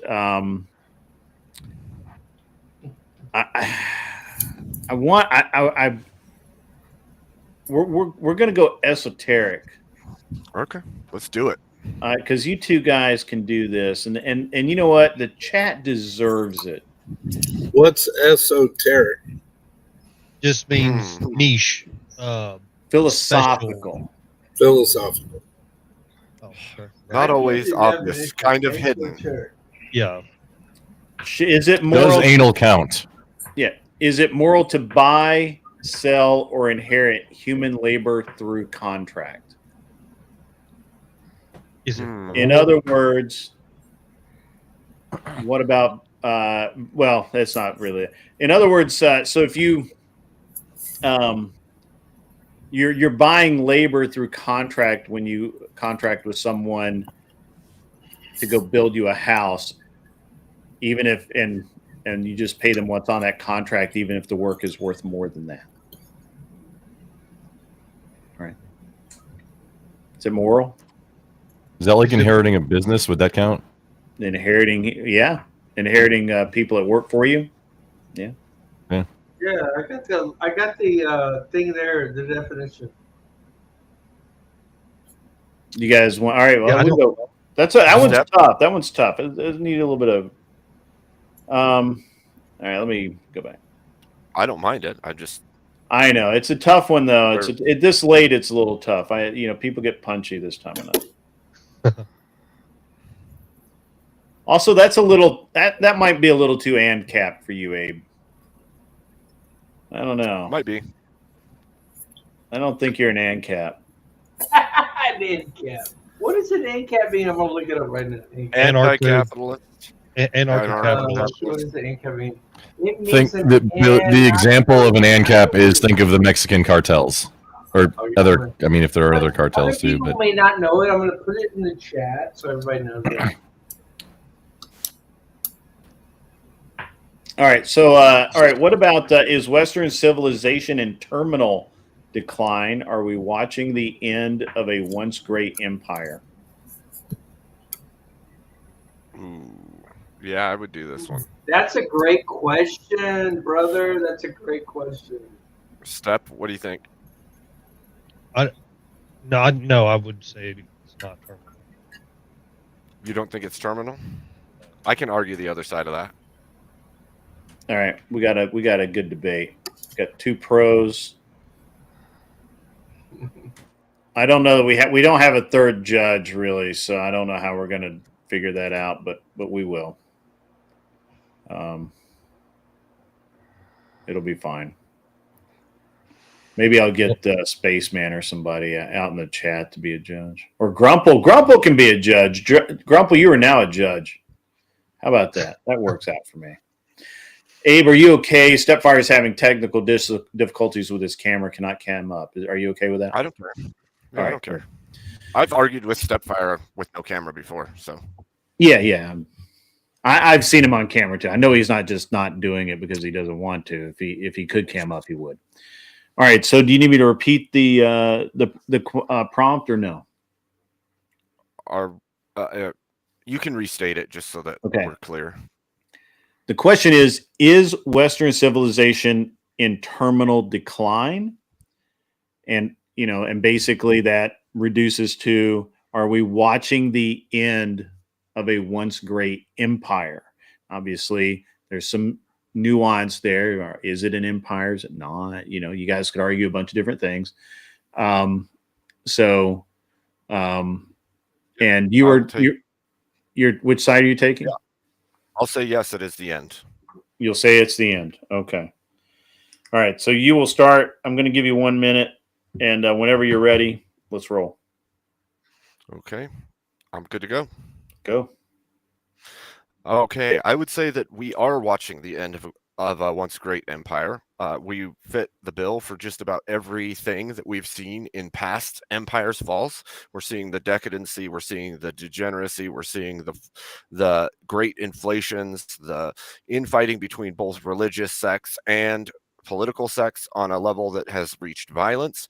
We are seeing unbridgeable stances on all sides, and I think that we've seen that in Rome, we've seen that in Europe, in multiple countries that came right before their revolutions that broke their countries into pieces and started over. So I would say we see all the trademarks of a coming fall of this once great empire. Okay, you had 15 seconds left. That's excellent. Stepfire, let me know when you're ready. I am ready. Okay. It's easy to speculate that we are within a fall while we are in the middle of whatever is happening, whether it be a fall or a slight decline. But to state that is terminal, that is going to be an incredibly heavy load for you to argue. Basically, the same sentiment was common in the Dark Ages when they thought that England was coming to an end. But obviously there was a comeback, a renaissance, blew up. They had to go through some of the trials that they did, and they had to overcome some of the new technology that was being introduced and how they were going to. We're going through the same thing now.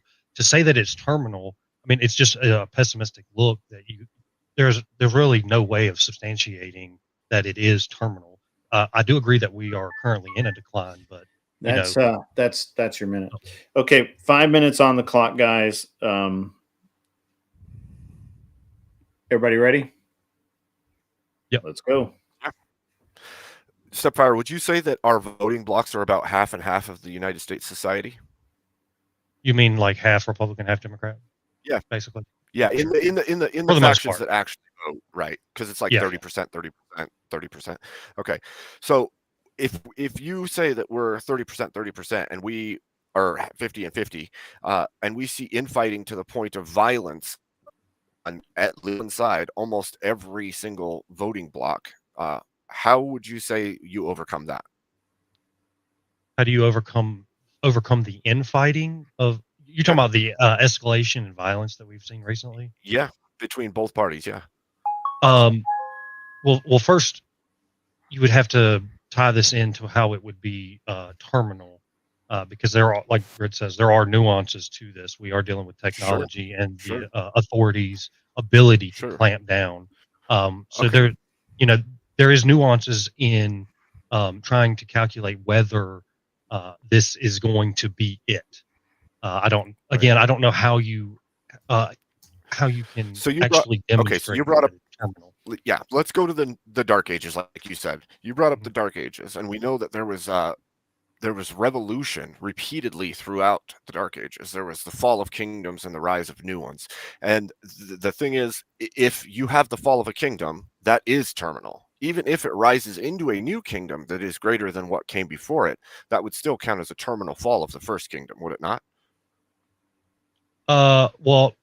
Well, yes, the kingdom itself, but the civilization, no, the civilization went on, and we're talking about Western civilization and whether or not democracy and all of this will continue. Obviously, there's no reason to believe that it's not going to continue. You literally have movements pushing for monarchy or Yeah, a complete and you overhaul of our always system. have. So when people were advocating for monarchy on the rise of Western civilization, that was a demonstration of its fall. Well, when it fell and democracy stepped in or republics stepped in, yeah, that would be I'm saying the rise of fall of the first kingdom.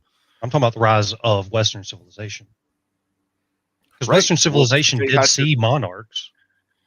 But they had to cast out monarchs in order to get to the point we're at now. And I would say that was a complete change in the system. Not necessarily. There's still monarchs within Western civilization. Without power. That's debatable. I mean, they don't rule the nation with what is power other than influence over authority?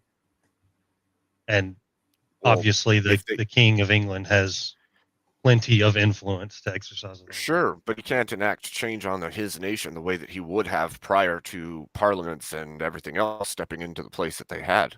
Oh, I mean, I agree, but the monarch is still there, and it is tradition in the for the most part, but the power is still there. And so the only point that I'm making is that Western civilization, just as it has since Rome and basically Rome and Jerusalem coming together, rationale and religion, spirituality, these two things merged, and this created Western civilization. Now you have to demonstrate that idea of that's exactly what I'm saying. So that these two things are untwining, basically. We're separating the religious and the rational. Yeah. So you had the first, you had the Republic era, and that led us into the fall of Rome, which became the imperial era, and we're watching almost all of the exact same trademarks happen in the United States right now. And the rise of people pushing for the fall of the system we have now for a new one is growing. The sentiment is getting bigger and bigger by the year. And I would say we're hitting a fever pitch at this point. So yeah, but what a fever pitch is, both you don't. Both sides want to see a collapse and a change. I mean, on the extremes, yes, I do believe that is true. But I don't think the mainstream.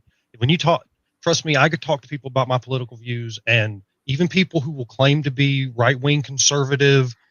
If I start talking about my views, all of a sudden they're identifying as liberal, because I am far right of where the common right-winger is. Now that's my point. That's my The point. breakdown in both political parties is happening simultaneously. The left Yes, is fighting but only itself on to the death. The right margins. is fighting itself to death. What's It's left? but this is only on the margins. No, the margins are defining the center. No, I don't think so. I think that's complete bullshit. I think that most of America is not tapped into the internet culture that we are experiencing, the culture war and all. They see little bits in here on TV. They're like, man, there's been a lot of biracial couples on TV here recently. You know, they might notice some shit like that, but they don't know that there's an agenda being pushed. But how much of the internet propaganda. culture? Yeah, but how much of the internet culture is driving into the universities and driving culture in multiple areas? Well, Because I see agree. it here first, and then I see it out there. I got to be honest, you guys took that a really different way than I expected you to go. So that was awesome. All right.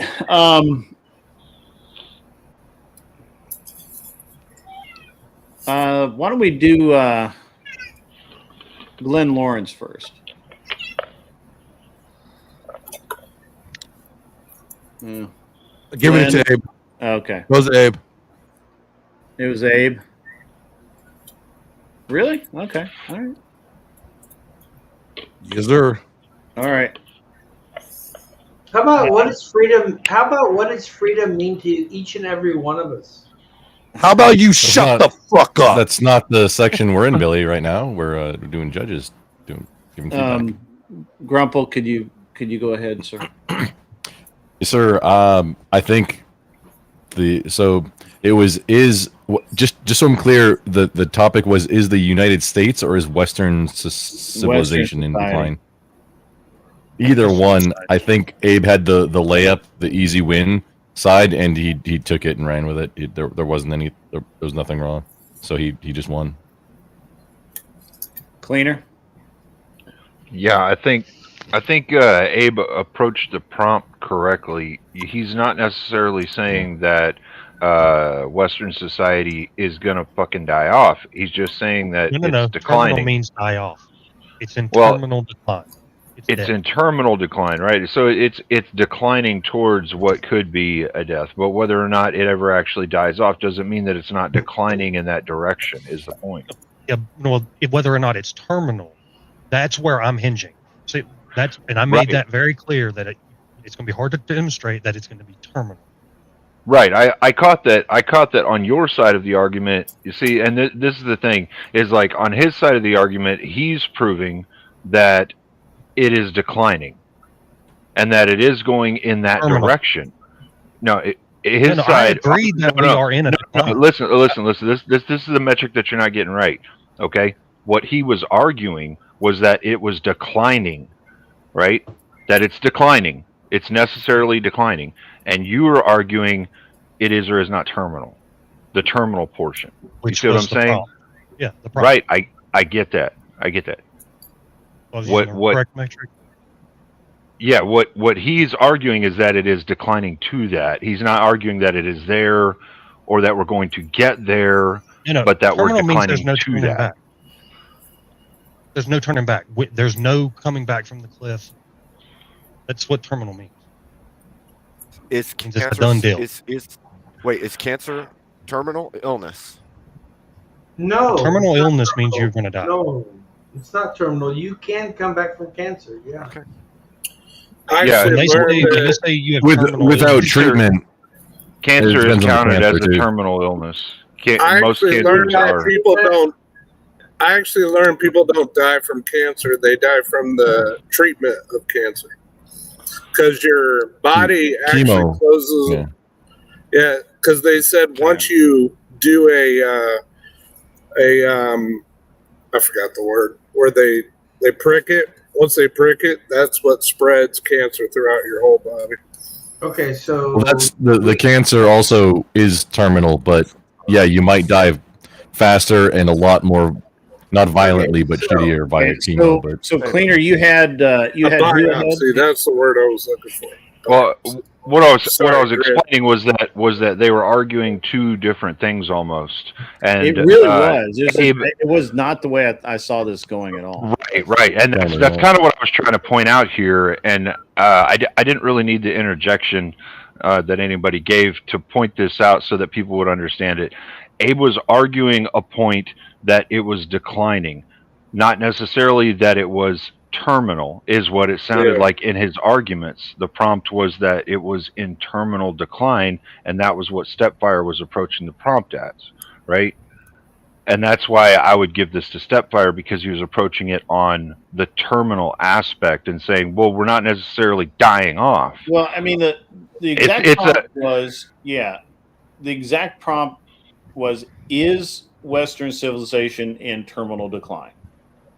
And I clarified that, are we watching the end of a once great empire? I think Abe had the negative and said, we are not. Right. He was arguing whether or not it was declining. He was is what I'm saying. acknowledging. Yeah, he was acknowledging that they were just kind of, the way their arguments were going was just kind of like Abe was arguing the decline side of it, and Stepfire was arguing the terminal side of it. The terminal side of it was speaking more to the prompt, because whenever you get to the entailment of the end of the prompt, you'd either be dead or you wouldn't be dead, but the prompt approaches it with the presupposition that you would be dead, or the society would be dead. And so in that, because that presupposition would be there for the prompt, you would have to approach it in the terminal aspect. And that's why I was saying I would give it to Stepfire on this, because he approached it in the terminal aspect. Abe approached it more in the decline aspect. Okay. Other than that, they were neck and neck. So I thought Abe had the affirmative. That it came down to semantics. It came down to semantics, is what I'm saying. Because they were arguing neck and neck. Yeah. So this went a lot different than I thought it would. I thought Abe actually. I do on a level I do agree with you, Cleaner, but I thought Abe actually argued it the way I would argue it, which was to acknowledge, yes, we're in a decline, but that doesn't mean it's a terminal decline, and it doesn't mean that. And we honestly can't even measure it if we are in an actual decline, because literally every aspect of your life is better than anybody's ever had it at any point. I mean, if you just look That would be a good argument, Grid. That would actually be a really good argument for that. Let me But say something real quick. I mean, whether it's like whether it reaches terminality or not, whether the society itself reaches terminality, and I think they both approached this concept that was brought up pretty well. The society, like when the Romans fell, the Roman society fell. And we're talking about societal decline, not the decline of every person in the society, but the social construct that has been built declining. Western society might have been too wide of a net for the topic, though. Yeah, I would argue. Well, hold on. No, I agree with Cleaner. I agree with his approach. I disagree with. I would argue, if I were Abe, I'm not Abe, but if I were Abe, I don't have the beard. But if I were, I would simply argue that, okay, yes, you can say that a society can fall, but we didn't say society, we said civilization. And to be honest with you, I think civilization will actually last forever. I think we'll always have some form of civilization. Yeah, but that's for me, Greg. Yeah, that's my argument. That's my. I was arguing that society or the Western society basically is trending as cancer would, so it's going to lead to a death unless there's chemo of some kind, basically. Yeah. Okay. Well, I think both of you guys did a very good job, and it was different than I thought, than I saw it going in my head. I wanted to bring in the Navy. I love talking about the Navy. Oh, let's bring in the Navy. Let's go. Let's go. One big thing is to return everything back to the nuclear family. That will return a lot of health to society. And look, I'll even say this though: the way that Abe argued it, all right, and this is also important to understand, is like we're here judging based upon the metrics that we have that we're judging on. However, when these two guys are going at it in the public forum, and the viewers are the judges, the viewers are the ones that are looking at it. Abe did have a much stronger argumentation side because he shifted it just a little bit with a little bit of semantic play. Just changing the word from all of civilization to our society, our social construct. And doing that, he has a leg to stand on then. And viewers typically wouldn't look at that and be like, oh, but you're sidestepping, unless Stepfire called him out on it, you know? It's true. So I'm saying, like, you know, it depends on what arena you're in, but the way that they both went at it, in one arena, Stepfire's got the win. In another arena, Abe would have had it. You know, the viewers would have seen his side on it, and I can see that. Right. I just so when I do a lot of these prompts, I'm basically saying, yeah, I'm going to take. If it were me debating this, I would take this position, and this is how I would defend it, and all of that. And then and I try and argue both sides. So that was really good, Abe. I thought you did really great. I thought also Stepfire, you did very well as well. As always, honestly, I expect you two guys to be able to take a prompt like this and turn it into something that's like clean. You know what I'm saying? That's why I like arguing with Stepfire, actually, because yeah, he's calm, cool, and collected like myself, and then we can like kind of just I match energy. That's what I do. Yeah, like you're cool with me, I'm cool with you. You want to get crazy? I'm the same way. So I'm gonna make that our last debate of the night, unless somebody wants to pay for more debates. I'm happy to. I can debate be bought. anybody want to pay him some money? I'll debate anybody wants to debate me. Somebody pay him some money. I will pay him to shut you the fuck up. Glenn coming in hot. Glenn coming in hot. Glenn, I love you. Abe, I gotta. Abe, did you watch the or Stepfire? Anybody? Did anyone watch the debate that I did earlier this week with the? It was Gibbs and I versus Sage, Overcast, and Cold Beer Conspiracy or whatever. Cold Beer Confessional. His name is Will Bird. He's been doing content for quite a while, and I thought he at least used to be pretty conservative. I've talked to the guy a lot years ago. Yeah, he's a nut I job. guess he's changed his tune. Or Well, something. apparently he lost his house and he blames Trump. Oh, that actually made Cleaner giggle. I'm just saying.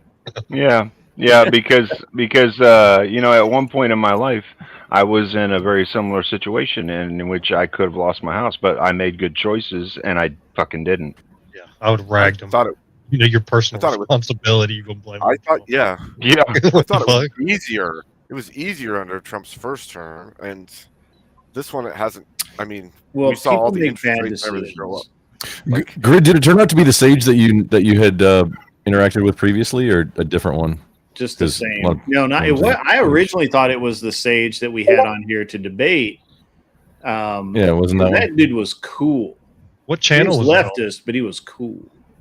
Was it? It was on Wix, right? Yeah, it's on Wix. Yeah. If you're on Wix, you're not just debating against the other team. You're debating against the host too. Yeah, I pointed that out. I have a question for everybody. Does anybody ever get put into a debate? Because I know a lot of you have a lot of knowledge. You probably research. I drive all day. I watch a lot of videos. But do any of you get into a debate where you are in it, but you have no idea what you're about it and how do you when I handle took it? the federal reserve argument, I mean, Oh yeah, doing debate prep is cringe. Yeah, all the time. All the time. Yeah. Yeah. On the fly. All the time. All Cleaner's the one that will time, take man. any position on any topic. I've seen him do it. That's true. Doesn't give a shit. It doesn't We matter. argued about bees. Me and freaking Yeah. Cleaner. That was fun. That was fun. Hey, Wait, hang on. Which side were you on, Abe? Hey, Grant, I want to say thanks for letting me up. Are you going to do another one next Friday? Every Friday. Every Friday. Yeah. This Friday's I a thought you little moved to weird. I don't know what. What are you doing on Saturday now? Saturday I do a chill stream. Okay, so you temporarily move the debate show to Saturday and then back to Fridays?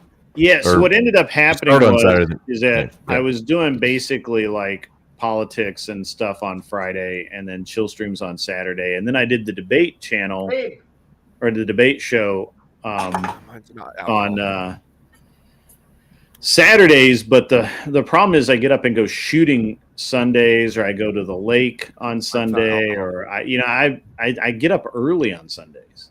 I don't because otherwise I have to I have things to do. I can't, like when I get up Sunday morning to go to the lake, I get up at 5:30. And so I was finishing. I participate. Why do you go to the lake? I have Why do you stuff go to do to at the church lake? usually. 4:30, I leave at 5. Can I But- ask you a question, sir? Why do you go to the lake at so early in the morning? because that's To when catch fish. That's when the when you're fish are fishing. hungry. I don't make their breakfast schedule. I just have to work Guess who around. isn't the fisherman on the panel? Just Listen, okay, so listen. That Out of was anybody. That was it. Look, here's the thing: is listen, guys. That was for fun. I know what he meant. Here's the thing: is Grid One Motorsports. I have to say, I love you. And guess what? I subscribed to you months ago, but guess what? An Unreasonable Man. I love the title of your channel. It's great. And you have these sort of whatabouts, and I love them. And thank you for having me up here live. This is the first time I've ever been here with you live on your channel. Somebody shut him the. And I You have see to this? say, I've made it through this everybody much of the subscribe bottle since to we me. started this show, and I don't sound like that. Like, Okay, I'm this is trying to sound bottle like Trump, of and Crown, it's dude. horrible. It's horrible. Okay, You're a lightweight, bro. Okay, Glenn. You're a couple cocktails. Glenn, I love you. Okay, listen. Billy loves everybody. It is me, Billy the Kid. Wait, was that Grinder conversation earlier? Sub to me, and we're gonna have a great time at my channel. I need your subs. I'm at 147. Please, I need you guys to sub to me. Just look it up on YouTube. You'll see me. You'll see me. You'll know it's me, and then just sub. I want to do a side market bet. I want to take wagers. I'll be the house on this one. How long is Billy's channel going to last? I don't know, but I do have to get back to talking about myself. Billy, really appreciate you being on. I'm gonna hang with you. I'll listen. All right. Just wager. Cool. This is a money thing. Getting back to the WIC debate earlier this week, Abe, did you see that? Did you watch it by any chance? I watched a little piece of it. I want to go back and watch it. And there's a one point where I literally tell WIC to find me a better class of Democrat. Good. Yeah. What, Donald Trump? That's a better class of Democrat, right? We should have brought you like soy. He's a New York Democrat. Somebody like that at least. Or anyone. It was a good debate. I mean, the problem is that they just kept going back to like Trump bad and nothing else. Like it was like absolutely like I would be like, well, what about the Steele dossier? Well, that doesn't matter. I was Just like, TDS. Yeah, I didn't see they it. were just like hiding behind the most ridiculous nonsense. Well, dude, the thing was, I think they like you even asked them. Well, what was that thing called that they researched and it had all the info, and you kept going and going, and they wouldn't say the Steele dossier, and you were finally like the Steele dossier, and they're like, oh yeah, that's what it's called. For it, but like I was, like, are you kidding me? Like, yeah. You were leading them. I mean, it was like, but how did they not? Like, that's a chalking point from their side that they always like to bring up. And it's like, well, they had, how do they not know it? Yeah. I think some people. They didn't hear you, Abe. Huh? Didn't hear you. I said they had prep time. Yeah, he's right. Time. They had prep time. Like Batman. How did they not? I mean, I did like a 5-minute search when the debate came up, and I saw the prompt, and I was like, "Oh, okay, so you got this and this, and oh, hey, the Steele dossier. I forgot about that. Oh, yeah, that goes along with it. Okay," and they kept going. It's like, how do you miss it? How do you fucking miss it? I don't know. It was really interesting. It was just so bad. It was so. There's one point where the guy's like Rathborn even came out and said that it was okay, and I'm like, yeah, what does that even mean? He approved his own work. Yeah. And they're like, no, you don't understand. He didn't write it. And I'm like, I understand he didn't write it, but you literally just said he investigate or overviewed the whatever. Grid, wait. We investigated ourselves and found ourselves guilty of no wrongdoing. Exactly. That's what I told him. I'm like, he's like, he did. So like, well, Rathborn didn't have a problem with it way back then, and he still doesn't have a problem with it today. And I'm like, and you don't see a problem with that, right? Like, yeah. Like it was like he wrote a memo. Somebody else got a hold of it and said, yeah, this memo looks like something that was written by him. And then someone else said, okay, this memo is confirmed to be good. And then someone else got it and said, the memo has been confirmed to be valid and correct and true. And it was like a grapevine game that got right back to him. And he was like, yeah, okay, well, this is now an official report. It was so crazy. It was like, and they were just like, and Gibbs walked them right into the trap where he actually had, not only had he read the entire Durham report, I think is the one that he was referencing, but it's the report. He reads a lot. I'm sorry? He reads a lot. He's got people full of bluster. He's like he did professional debate, like not like collegiate level debating. And dude has more degrees than I have fingers, I think. Yeah, so he had actually read the memo that Tulsi was referencing, he read the report that Tulsi was referencing, and then he read the memo that she wrote on it, and he kept quoting from the memo that she was writing on it, and the guy's like, you didn't read the report, did you? You didn't read the report. And he's like, yeah, I did, but what does it matter? Because I'm reading you this from the memo, and the memo is right here. I have it in my hand. And the guy's like, you should have, you come into this debate, didn't even read the report. By the way, I did not read the report. I didn't need to. I read the fucking memo that covered all of the salient points that Tulsi is pissed about. Right? Yep.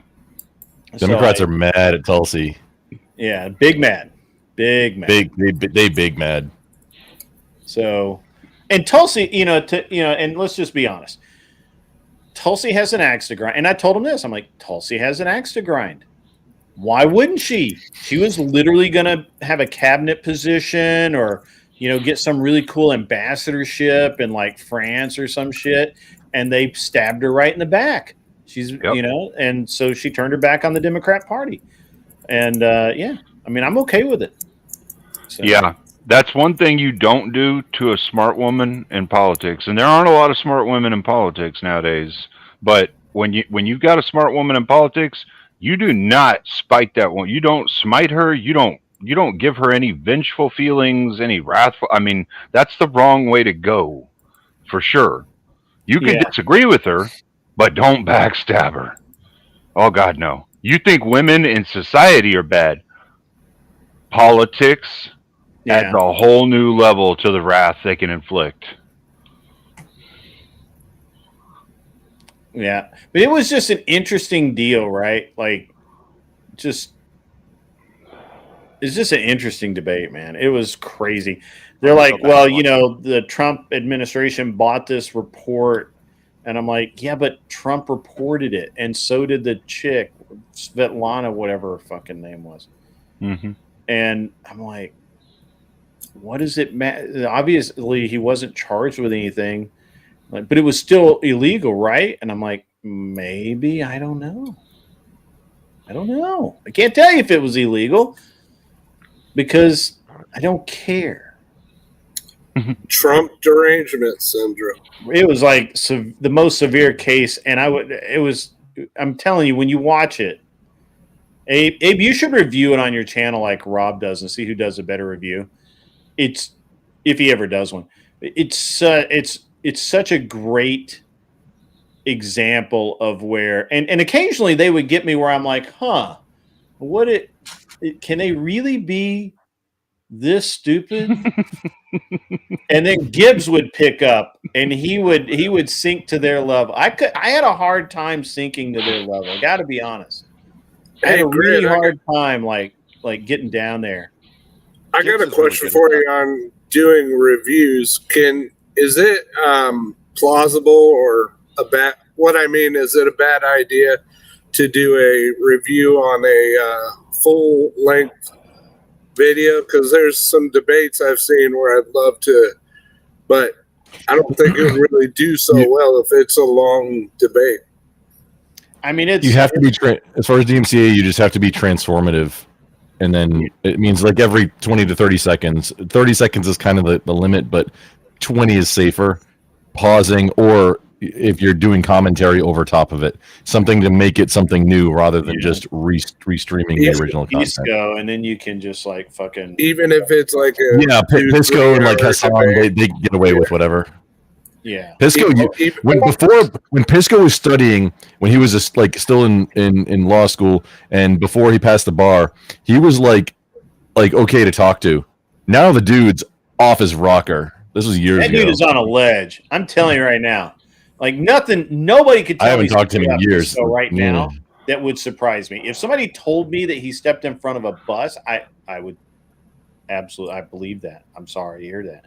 If they told me that he like sold all his shit and moved to fucking outer Mongolia to climb the Tibetan Himalayas, I would 100% fucking believe that. That dude's on a ledge. I wouldn't believe that.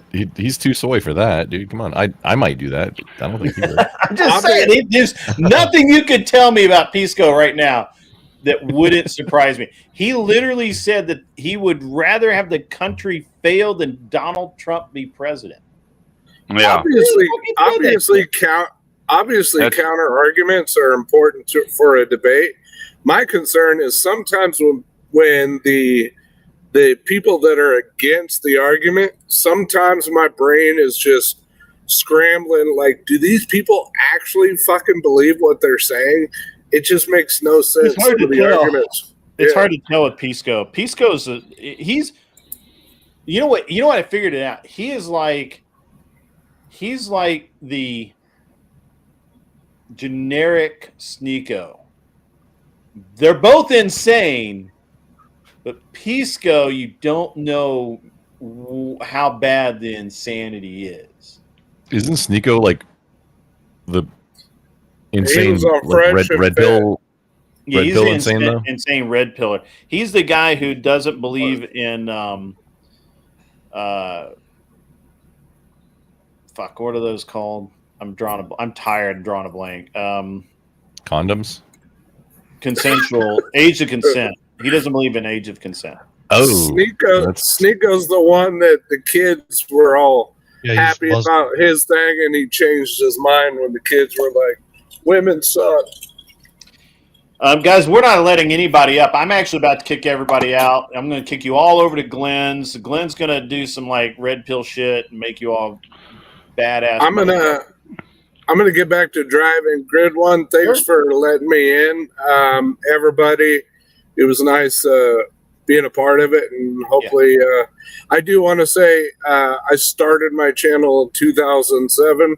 It's taken this long for me to overturn the 1,000. So obviously, it was a lot harder for me than most. So yeah, everybody has a path, man. You just got to walk yours. Can't walk mine. I can't walk yours. I can't walk Abe's. Abe's path looks pretty good right now, but can't walk it. Good night, everybody. I've got one question for you. Good night, dude. Yeah, okay. Later, dude. Yeah. I've got one question for you, Grid, kind of related to what you were talking about with the debate that you just had. Yeah. While I was watching it, I noticed it turned into a 3v2. for a little bit, and then the host kind of That's what backed Wick off. does. And Yeah, then it's it, just and what then Wick does. well, this is the thing, though. Okay, I have background in debate, and I've always understood the moderator's job is to make sure that things happen fairly. Moderator's job is not to provide proof of anything, not to provide evidence, nothing like that. It is literally the two debaters' job to refute the claims the other one is making, to provide evidence or counter evidence or whatnot. And so I see a lot of these moderators that jump into the debate and say, "Oh no, well you're lying about that. I've got the evidence right here." And it's like, "Well, that's not your fucking job. Your job is to make sure that we are having a structured debate. It's a fair converse. You know, there's no issues. Yeah. It's not to provide evidence or argue against one side or the other." Cleaner, unless unless that host is on a payroll, say of maybe like Progressive Victory, which I think they're done. I think now it's at a this point. leftist thing. But it is a leftist thing to Because jump in. Prime does it. Wick does started on it. Twitch. It's a big leftist space. When Dylan Burns hosts a debate, which he doesn't do anymore because he doesn't like getting beat. When Dylan Burns hosts a debate, he does the same thing. It's a leftist thing. I was on his third debate show ever. When he started coming on the panels before he started his own, I said, "Hey, he's a pretty sharp kid," which he was. He was like 17 at the time or something. He was a pretty sharp kid, but yeah, definitely leftist. He's a jerk. I've just seen this a lot, and especially since I started doing some of the online formal debates, it always ends up being there's a 3v2, and it's really bad form. It is really bad form. Well, so don't have Twitch people host debates. I kind of tried to diffuse that with Wick by simply saying that, for example, I said, get me a better class of Democrat. I said, Wick, you've got to, you got to do something here, man. And so he doesn't want to look bad as a moderator and like he's not taking care of things, right? And I thought that this was probably the least amount of interference I've ever had when I was on a Wick panel.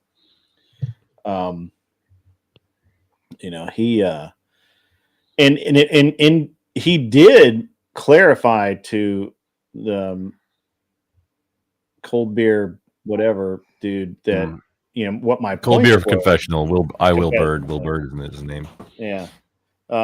He did clarify to him that, hey, these are the points that are being made, and he would force them to answer questions, which he hasn't really done a lot of before. So I honestly thought it was probably one of the better debates I've had on Wick, and but I will yell at Wick, and I will tell him to go fuck himself, and I will tell him, whatever, because I know that he's going to, be a pain in the. He's going to participate if I let him too much, and Jake Varr was over there one night, and it turned into a 3v2.